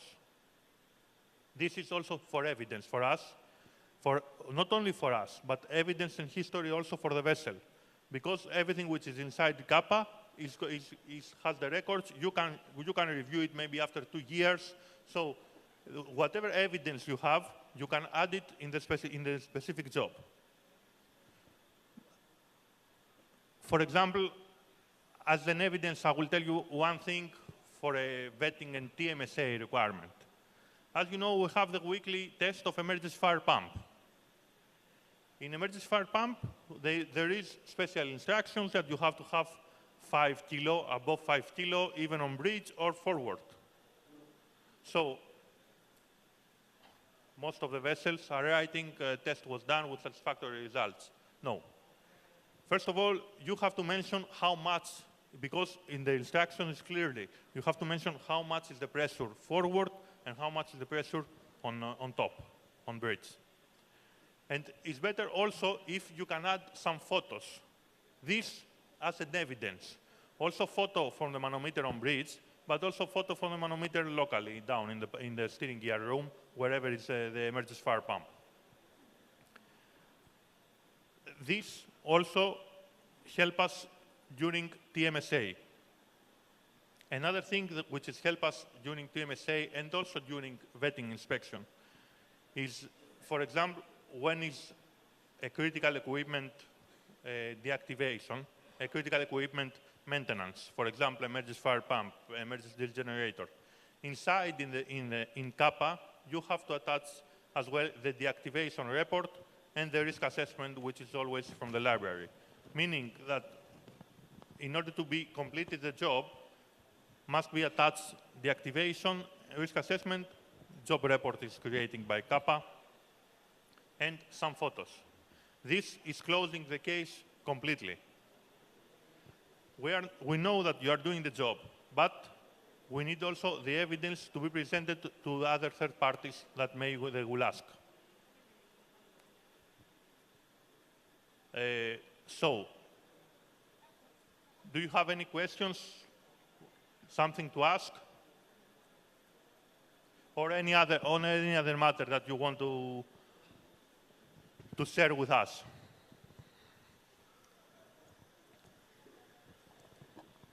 Do you have any questions and concerns about the topic? Anybody Anyone? want to ask for the new vessel, for the DF vessel? Or anybody want to join? From TCB? Anyone? TST? I think, Captain, they fully understand the topic. Thank you, Val. So, Thank you very much. Whatever you need, we can talk also later.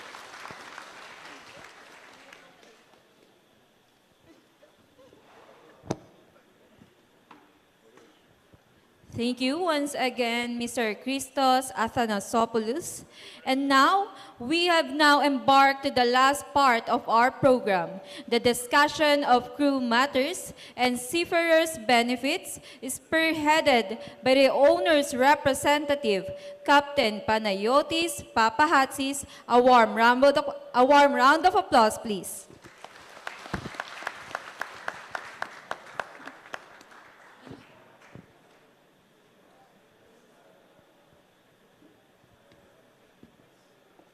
Hello again. I am tasked to deliver a presentation on crew matters and crew benefits. I won't take much of your time. I know it's already too many hours. A lot of you travel from far away. We are a little bit out of focus at the moment. But please bear with me. There are only a few highlights and a few important messages that it's important to repeat and pay tribute to the whole team. And following the presentations of the previous speakers, I think that this presentation is actually a conclusion of what they said and how these projects and milestones have materialized. So we wanted to make this. This is a combined. It refers to the whole fleet. However, we wanted to make it a little bit more localized because we are having the offices in Manila. Therefore, except for the important milestones achieved so far by the group, the new deliveries, the new technologies, the LNG vessels, the establishment of the Maria Tsakos Foundation, the Maria Tsakos Training Center, and all that. With regards to the local community and the local market here, our office, as you know, was established in 2014. We had another establishment of a branch office in 2018. We have a ship management license in 2018. That means that we can manage also vessels, not only crewing, but technical crewing as well, but technical management as well. And the ongoing LNG projects, which 2 of them have been delivered and 2 of them are going to be delivered in January. And as you already seen so far, we have also the DP vessels, etc. But the reference to these milestones have to do with the resources that we use to materialize and how these milestones came to be true.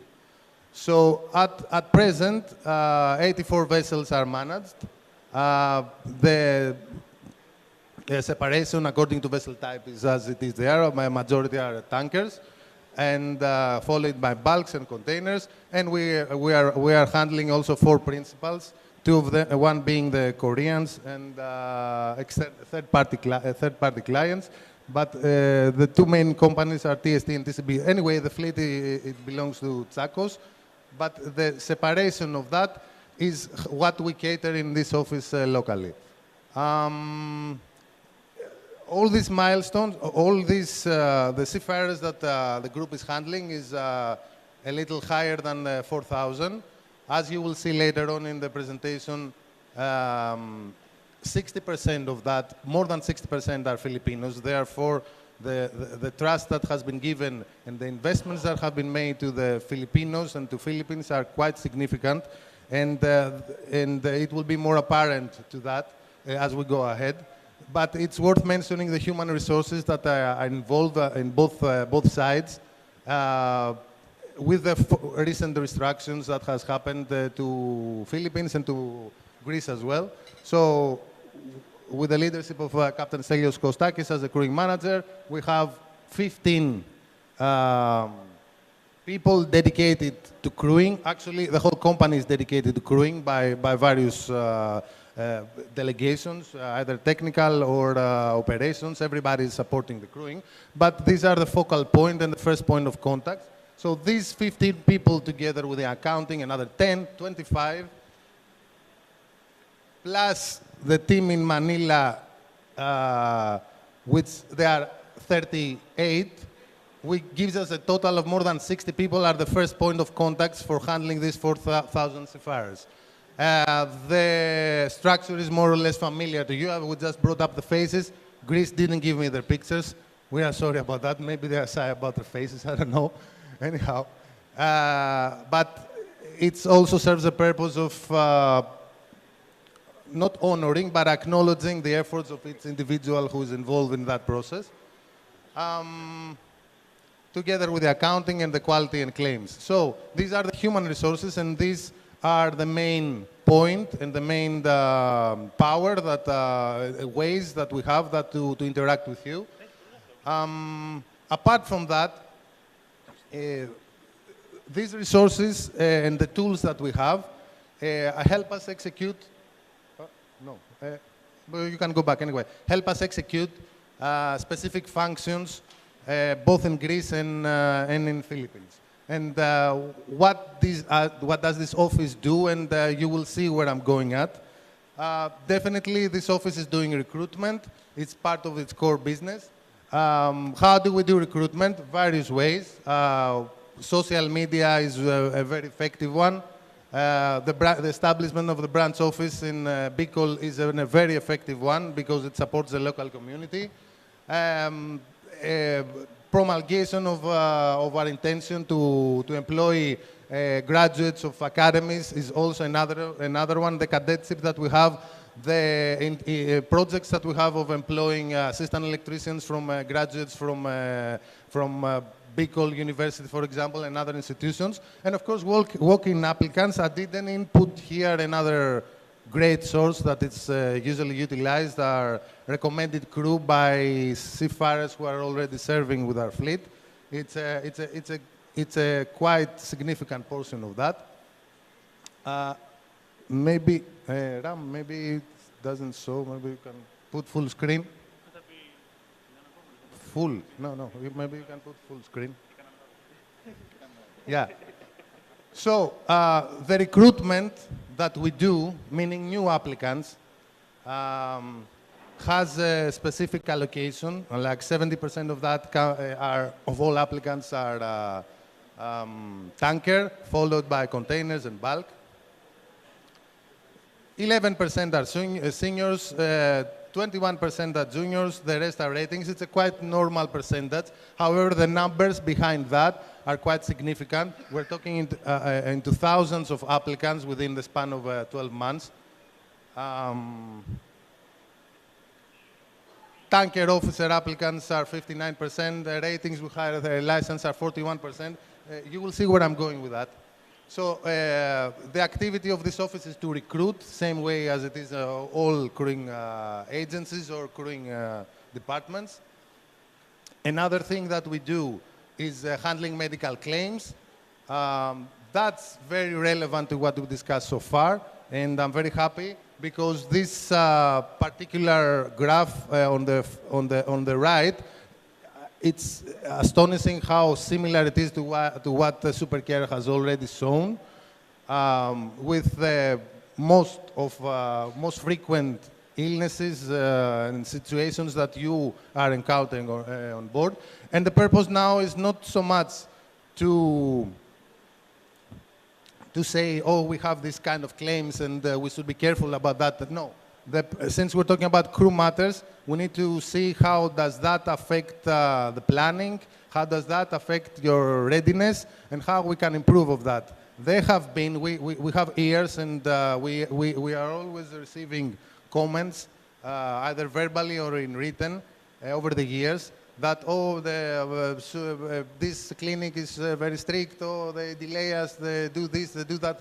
at the end of the day, as the doctor have said already, if I have something, I will just go to the hospital and most likely I will be saved. But knock on wood, if something happens on you, and it's frequently happening, it's better to be as well prepared as you can because you are working for your families, and therefore this extra time that is needed to prepare in case is needed, I believe it's worth it. So I understand, and we understand the eagerness of going on board on financial reasons, but we shouldn't cut corners on things that matter and has value for your lives.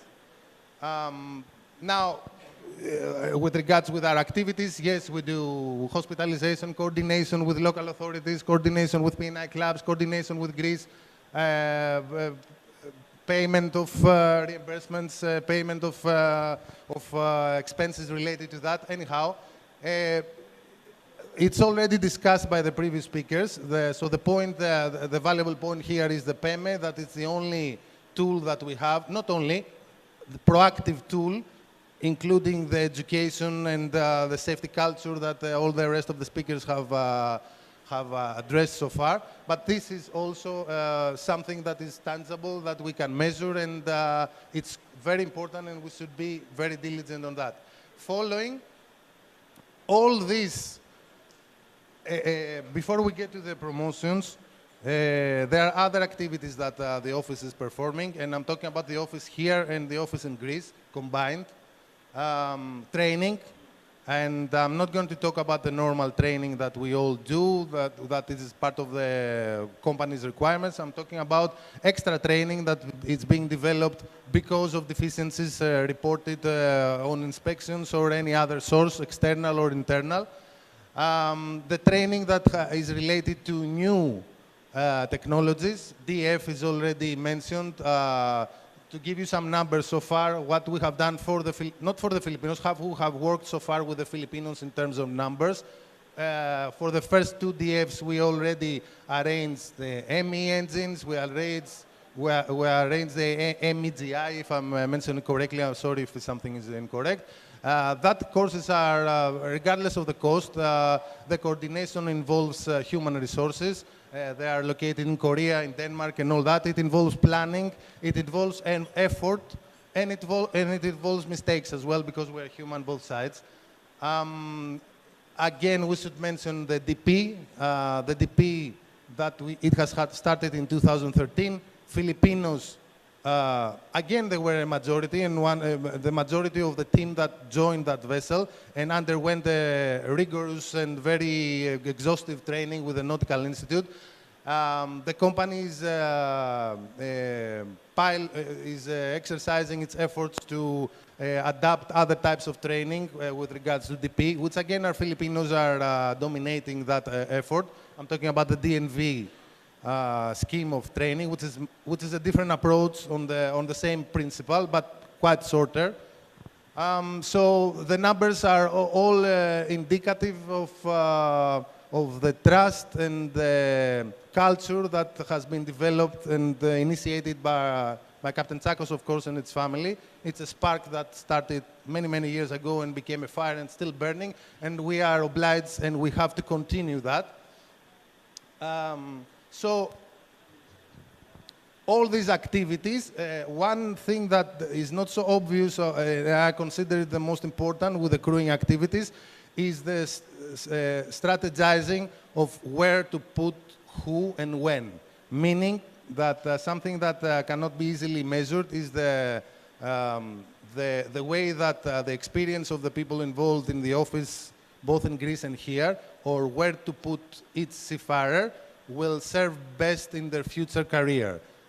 So there might be instances that a seafarer might be a little bit dissatisfied by putting him in a so-called difficult route with heavy traffic. Oh, I was in Brazil, now I am in Asia, and all that. But in the long run, it's for the benefit of both. So the planning process sometimes might be on a different basis of what you expect, but a careful thought and consideration has been given. Yes, there are instances that it's called because it's need, but on the vast majority it has to do with the planning, especially for junior officers, to develop an experience that will allow them to cope with the whole fleet rather than a specific portion of that.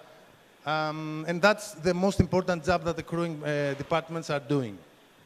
That sometimes might come in, not conflict, but different expectations, but I'm obliged to explain you the reason behind that and share it with you in full transparency. Now, as part of this strategic plan that we're doing,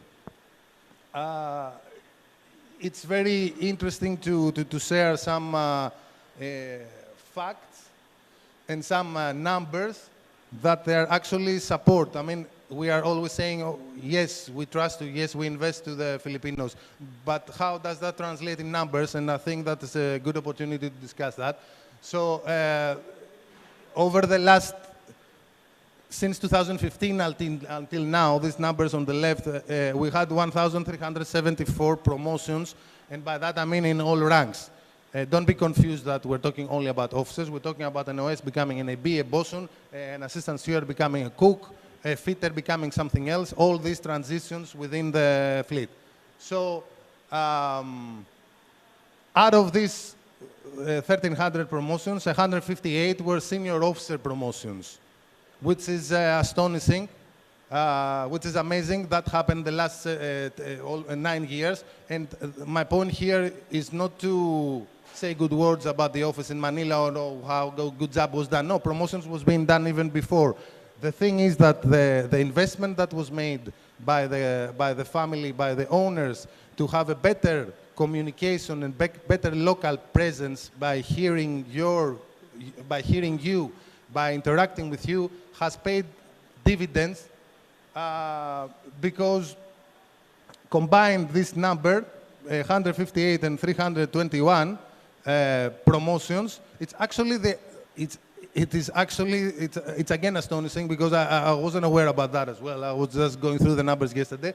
It's the exact number of seafarers that we have, Filipinos. If you run Ultima and you see how many Filipinos we have in each rank, this combination will give you exact that number, approximately, with a little variance. Meaning that the existing Filipinos, the existing manpower from the Philippines, comes for promotions within the last 10 years, and promotions that happened before the last years, but it comes mainly from promotions, not from recruitment of external seafarers. Of course, a company with 84 vessels is always in need of momentarily, but the numbers definitely don't lie. The existing officers of the fleet, both on tankers and with few exceptions, are for promotions. Now, okay, there are some remarks with regards to comparing 9 years of activity from 2006 to 2014 compared to 2015 and to 2023. 52% increase of promotions on senior ranks, 88% increase of promotions on deck officers, 105% increase of promotions on engine officers, and 58% increase of ETOs between 2015 and 2000.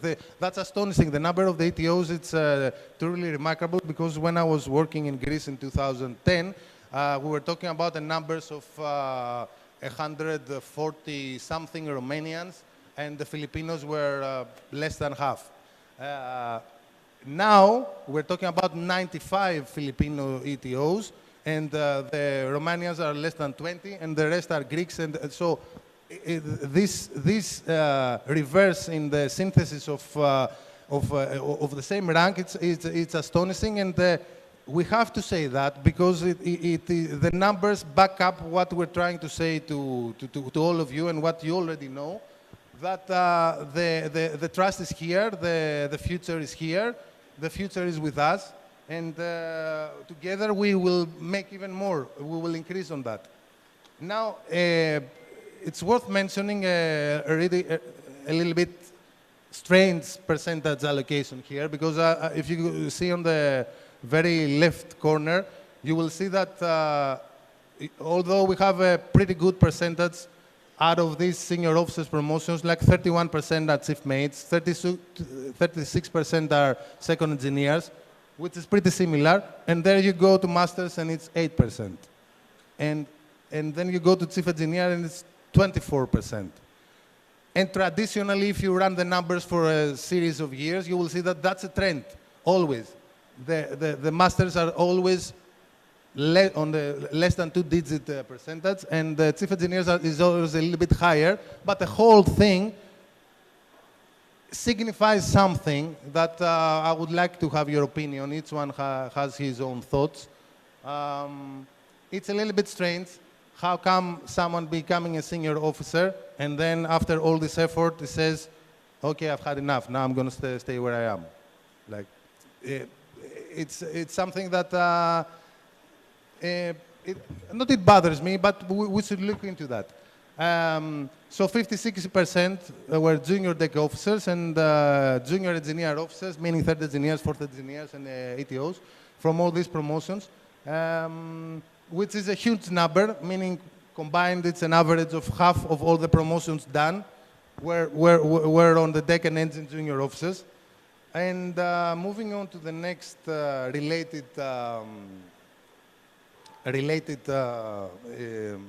slide, how the Filipino manpower is has developed over the years as we speak right now. So now we have approximately 2,800 Filipinos. Again, 64, that's 64% of the whole. We have a little bit more than 4,000, 64% is here.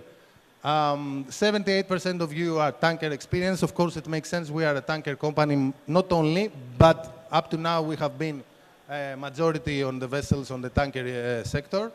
That can change significantly in the future, who knows. 39% are officers, and 43% of ratings are holding higher license. So that means that the dynamics that the pool has, it's huge.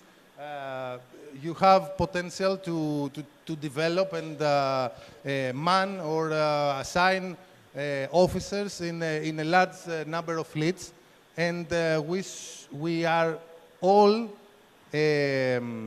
focused on doing that, and that's why the numbers of the promotions back that up. Of course, you cannot promote everybody. There are only a certain number of positions based on the certain number of vessels. So, but that does not mean that when there is an opening, the company will source a new one.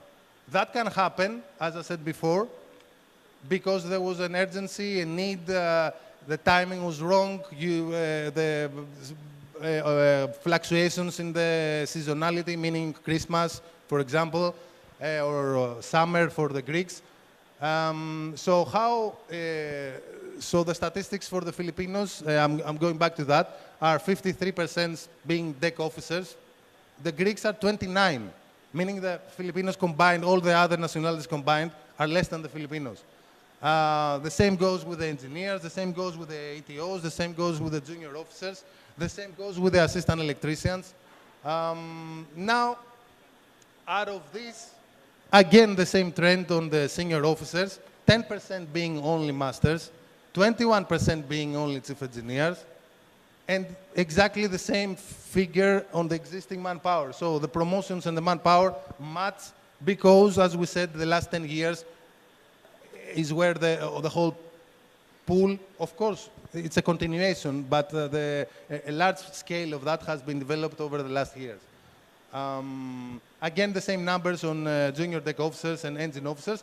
And this abnormality on the masters and chief engineers brings the whole percentage of senior officers down to 27% compared to other nationalities. And whereas it holds a large portion of that for the junior officers. So after I'm finished, I would like to maybe ask you what is your opinion on that discrepancy on the promotions or the allocation of the manpower.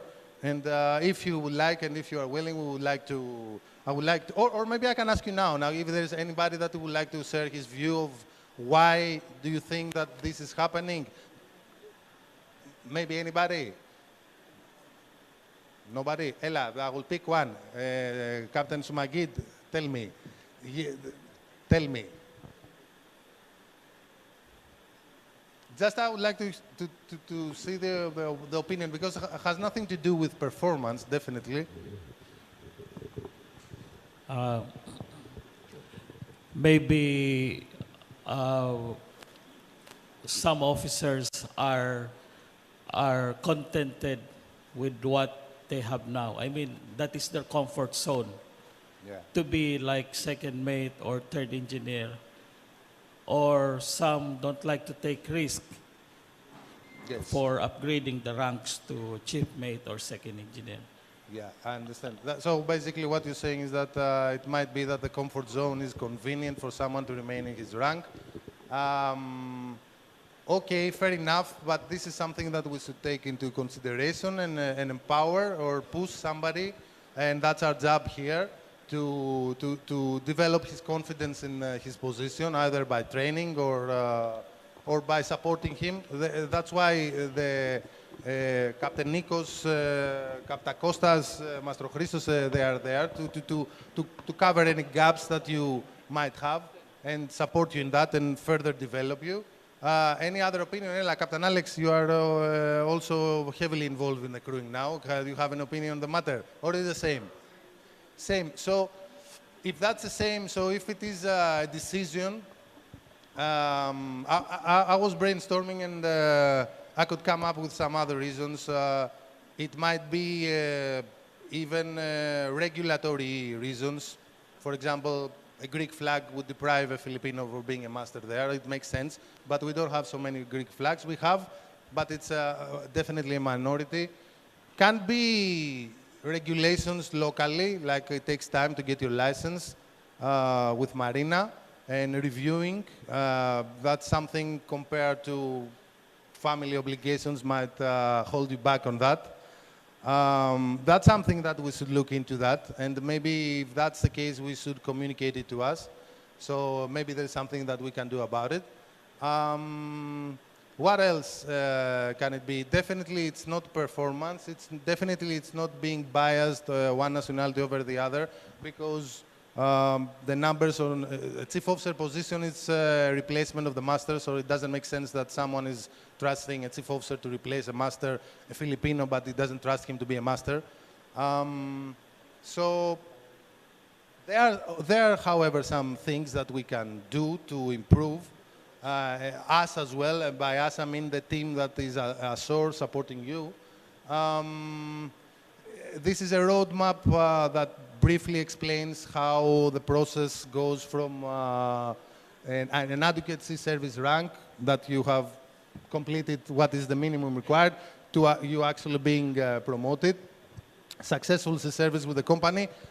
There is a misunderstanding on that an evaluation from the master is only will be enough for a promotion, and I have a recommendation why I'm not being promoted. Yeah, the assessment is being done by many parties, in many ways, by visits on vessels, by external parties, by superintendents, by interviews. So all this creates a performance profile and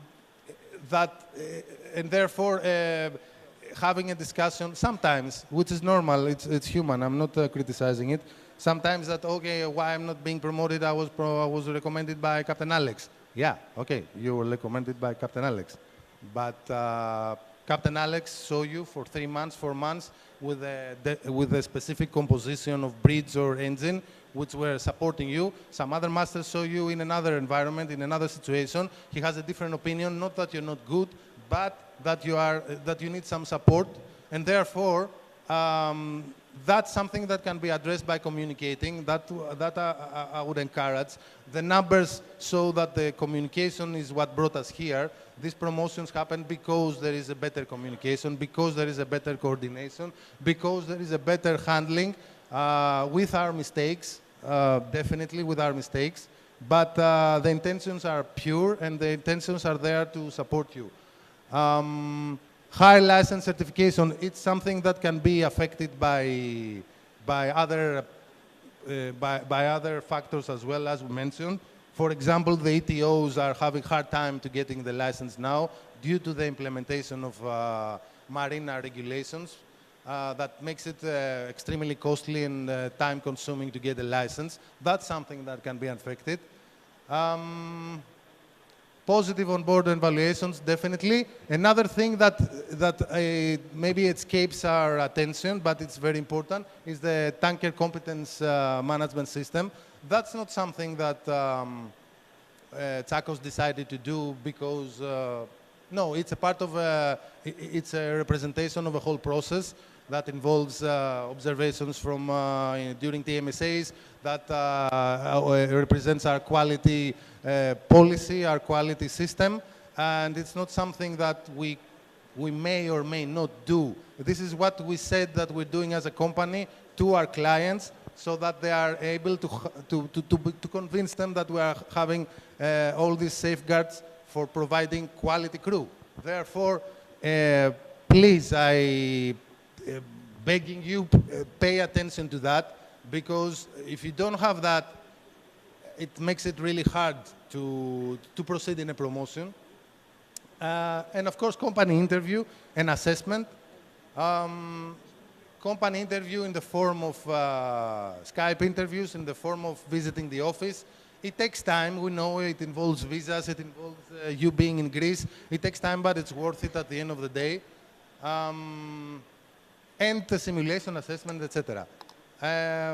That has to do with number 7, and that's being done again by investing in the most valuable asset that has to do with the crew, with the seafarers. That the company has a dedicated training center. We are doing remotely training with them. We have a huge time difference. We accomplish that. It's a hassle sometimes, but all this system exists for us, and by us I mean you. And because of you, we have jobs, and because of you, we are here, and that's why it's a cycle that cannot be underestimated. Now, another thing, procedural, that just to guide the conversation, that affects sometimes even promotions, even lineups, has to do with specific readiness date. Things change. I know we are human. During our debriefing, we report a certain date. Things change. Okay. It would be, there are procedures both in Greece and here to have a frequent update on your readiness. But the sooner we know that something has changed, the better it is for everybody, because a difference or a change in the planning process may affect 5 or 7 vessels, and it becomes a domino effect, and people start complaining because they don't have the bigger picture. You may know that, oh, I'm going to relieve that guy, he's ready. But there are matrix requirements, there are other specific areas of trading that requires you to go there. So by changing that, or by us making a mistake on that, it really has a huge impact. So during your debriefing process, we record an indication of your readiness. That's an indication, it's not to be taken literally. I know, we all know. That's why we communicate with you frequently. There are challenges there as well. Sometimes we have to talk with your wives to get an answer. Sometimes the numbers have changed. I think that this will become a little bit difficult now because you have to register your name so it won't expire. There are challenges. Sometimes it's hard to reach you because you are far. We would encourage you also following up, and in the event that someone from the person who is handling you cannot respond on time for various reasons, as I said, I'm not saying that we're busy and we cannot do it. What we're saying is that it's for the whole procedure and the whole tasks that have been assigned both sides, along the process, mistakes may happen. It's better if you would let us know. By that mean elevating the subject to the crewing manager, to me, to somebody else. Definitely there is no bad intention from anybody to hold you back in your lineup, or the sooner you go on board, the better. The more timely you go on board, the better. Therefore, it's a mutual benefit. Training, preparation, okay, that has to do with preparing your training requirements on time. You are doing it. Just if we could just expedite it in some cases and have, how can I say that? The earlier the better. That's a bottom line. Because it takes time, it takes 3 weeks, it takes 1 month sometimes, depending on the rank. The officers to undertake promotion procedure. Yes. Maybe some of you are not familiar with the procedure of promotion. For the senior officers, it involves assessment with simulation in Philippines. It involves interview here in Philippines through Skype. It involves you traveling to Greece. All that is translating to 1.5 months, 2 months. Visas, traveling, availability. It involves 2 months span of time for that to materialize. Therefore, if your intentions are properly recorded in the debriefing, because intention is a very important aspect of the promotion. As we said earlier, there are a certain number of our colleagues that do not intend to be promoted, whereas there are others who intend to do it. So intention is it's a big factor on that part, and it is recorded on your debriefing, and it's communicated to the office in Greece, and we get feedback on that. And the last comment that it was raised by the headquarters has to do with a more accurate representation of your evaluation. I know it's hard sometimes, but putting an average score on on someone just to get rid of him or not break his feelings, in the long run is doing more harm than good. Yes, he will be falsely quiet in his mind that, okay, I did good, but at the end of the day, that doesn't reflect the reality, and therefore it affects the promotion process. This is some examples of what we discussed earlier, or the tanker competence and promotion management system. You see very low scores in certain areas. Kindly, through your platform, I'm sure that you are familiar how to do that. Be more diligent. I'm not saying that you're not, but in certain cases, it's for your own benefit, for everybody's benefit. And summarizing what I said before, the purpose is to give an accurate picture of the activities that we do and the numbers, and that reflect this investment and this trust and this support and this cooperation and communication that we have developed since the beginning of the company. Has always been like that, but even more now, and to emphasize that all Greece and everybody is there for you, because without you we wouldn't be here, and that common sense. Now,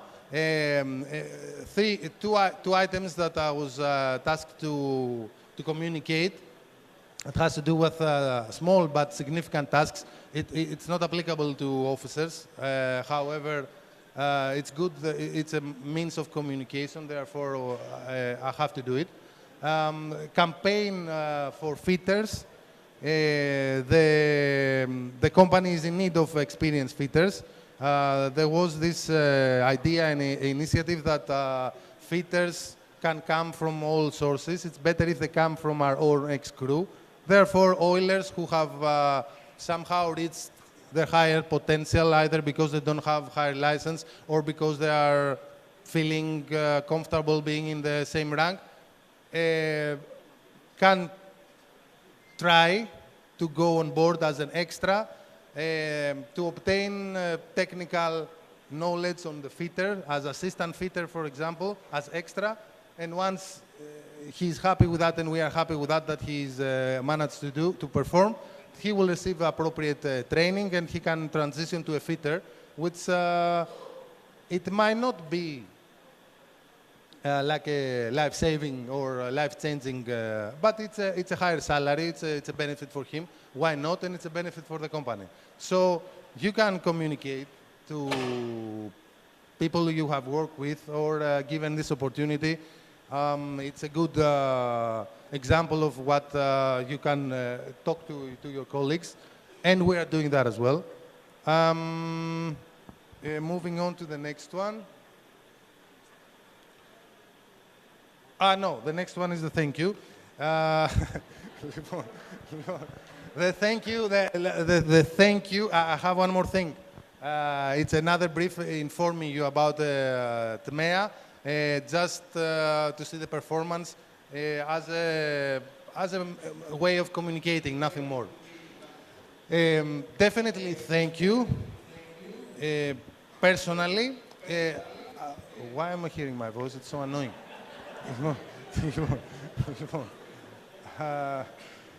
I've watched the last videos and going back to 2016, 17, 18, 19, 20 and so on.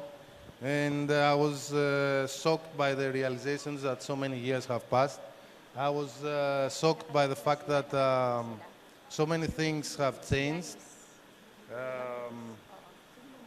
And some things have remained the same. And the same, what's most important is that it remains the same commitment, the same eagerness, and the same positive energy on both sides. I always see the same faces.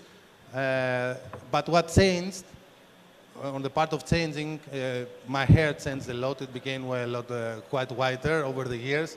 My kilos have fluctuated up and down in my weight over the years. And what else that remains, that changed, is your ranks. That every time we have a forum, I see different ranks on the same people, and that's something related to promotions. Thank you personally and on behalf of the rest, and I hope that we are blessed to have another year and we gather again. All the support and any problem that you would need, do not hesitate. We are there we are on the same team, we are on the same boat. And I don't know, thank you again for that part. And just give me 3 minutes before we end to discuss an important matter that may or may not be of interest, but it's worth mentioning. Can we have the TMEA, the fund? Yeah. Stop. Okay. Okay. We may skip it. Okay. So, I'll see you afterwards. Thank you very much for your attention, and my respect to all of you. Thank you. Thank you. Now, live via Zoom, we have Captain Yanis Yanakopoulos, General Manager of Tsakos Shipping and Trading.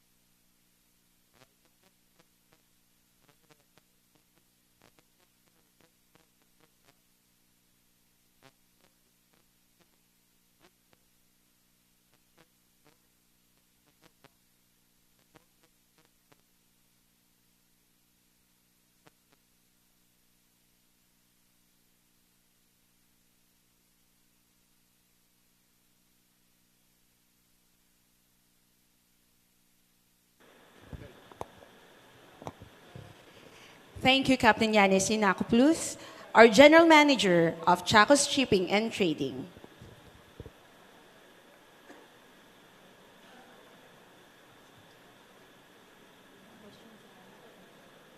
Hello.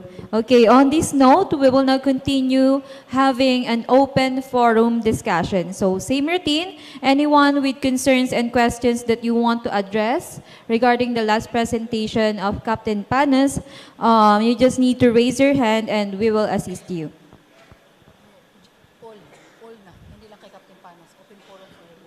Okay, open forum discussion for all.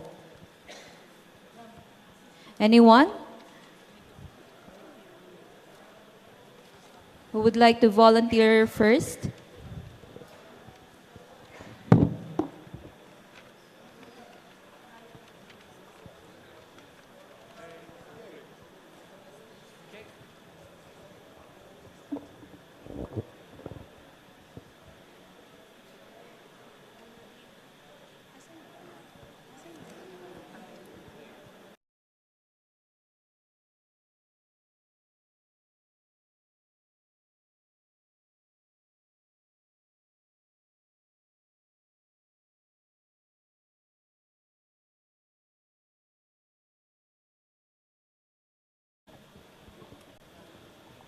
Acknowledge mo na lang ng presence.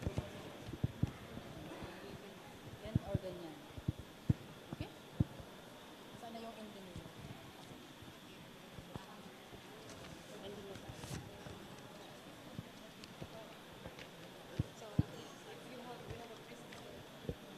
We have invited guests from Marina Department. So if you have any questions about your STCW, SID, you can come in front and then ask any concerns. Thank you.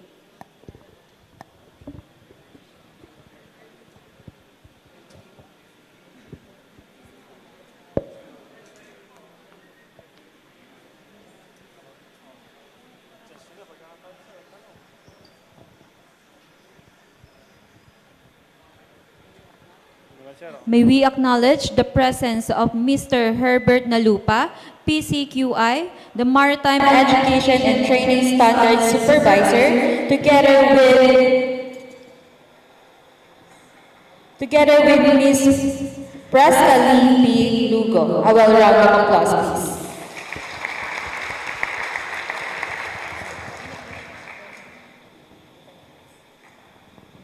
Again, any questions regarding your marina or the STCW certificates, the SID, you can already raise it today. So this is the perfect time to get a direct answer from them. Anyone?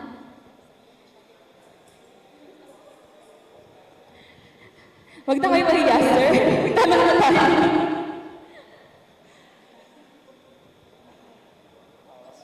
No volunteer or any questions? Second Officer Camilon, do you have any questions about Marina?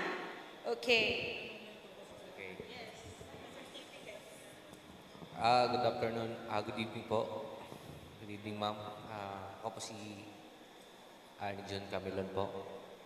Ma'am, tanong ko lang po, ma'am, regarding po sa Mika ko. Kasi nagpapile po ako para sa examination.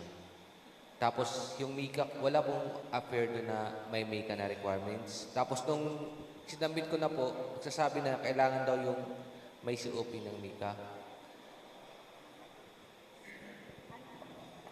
Anong rank din, sir? Para management po yung exam ko. At the management level, sir, you are required to have a COP for medical care. At the operational level po kasi, sir, MEFA yung hinahanap natin, sir, di po ba? So, may Mika na po ako, sir. Nakuha ko po yun matagal na po. So, pwede po pa bang may COP yun o kailangan ko nang kumuha ng bago? Gaano katagal siya?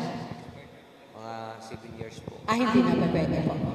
Because for all COP for that matter, you have to ensure that the training you had attended you have to submit, you have to apply for COP at least 6 months from the training.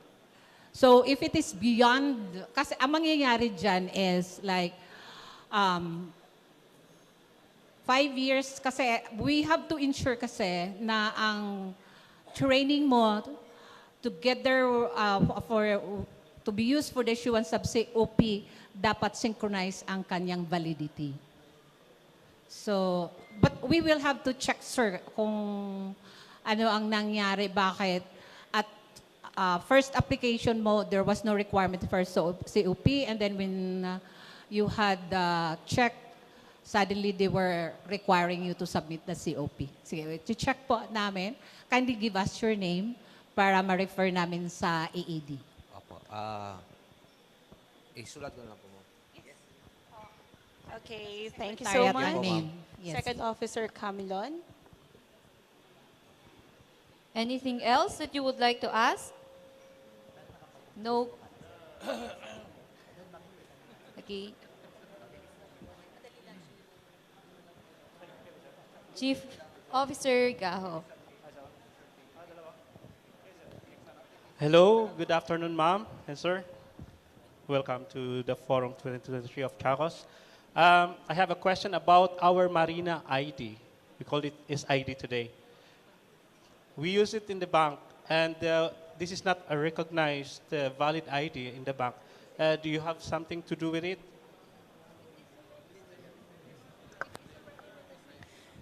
For clarification po, sir, the Marina ID is a distinct Philippine identification given to seafarers, while the SID or Seafarers ID is an international labor organization document required to be issued to seafarers po.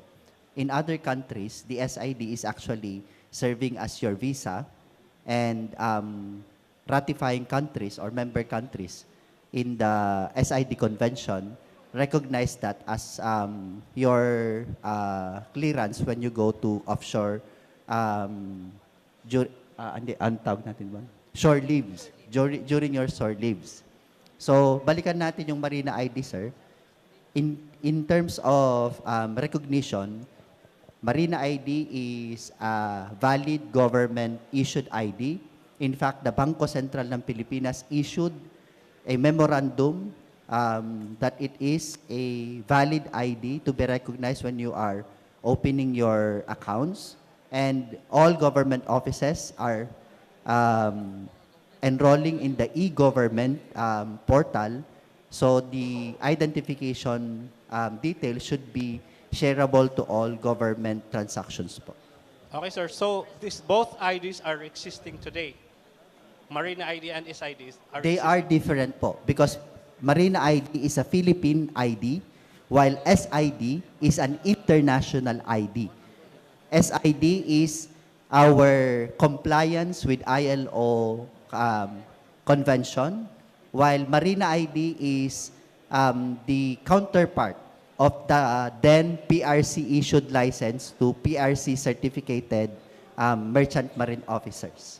Okay, sir. Thank you very much for the clarifications. So, my colleagues, this ID is not to be used for bank transaction. Marina ID will be. Okay. Thank you very much. Thank you, Chief Gaho.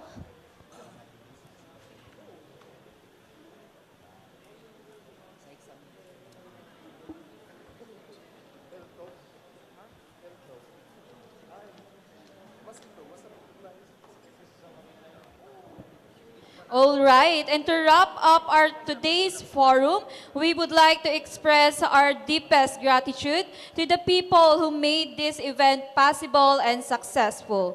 We, for one, would like to acknowledge the evident effort and hard work done by the management, our guests, speakers, and our dear officers who joined us for this year's Officers Forum. Congratulations for another successful event.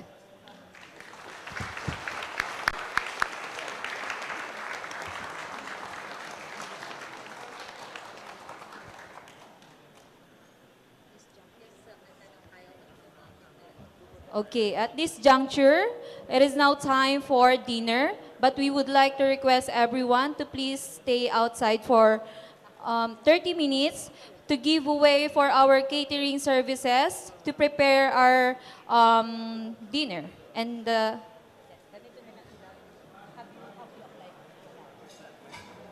okay, our dinner will be served at exactly 6:30.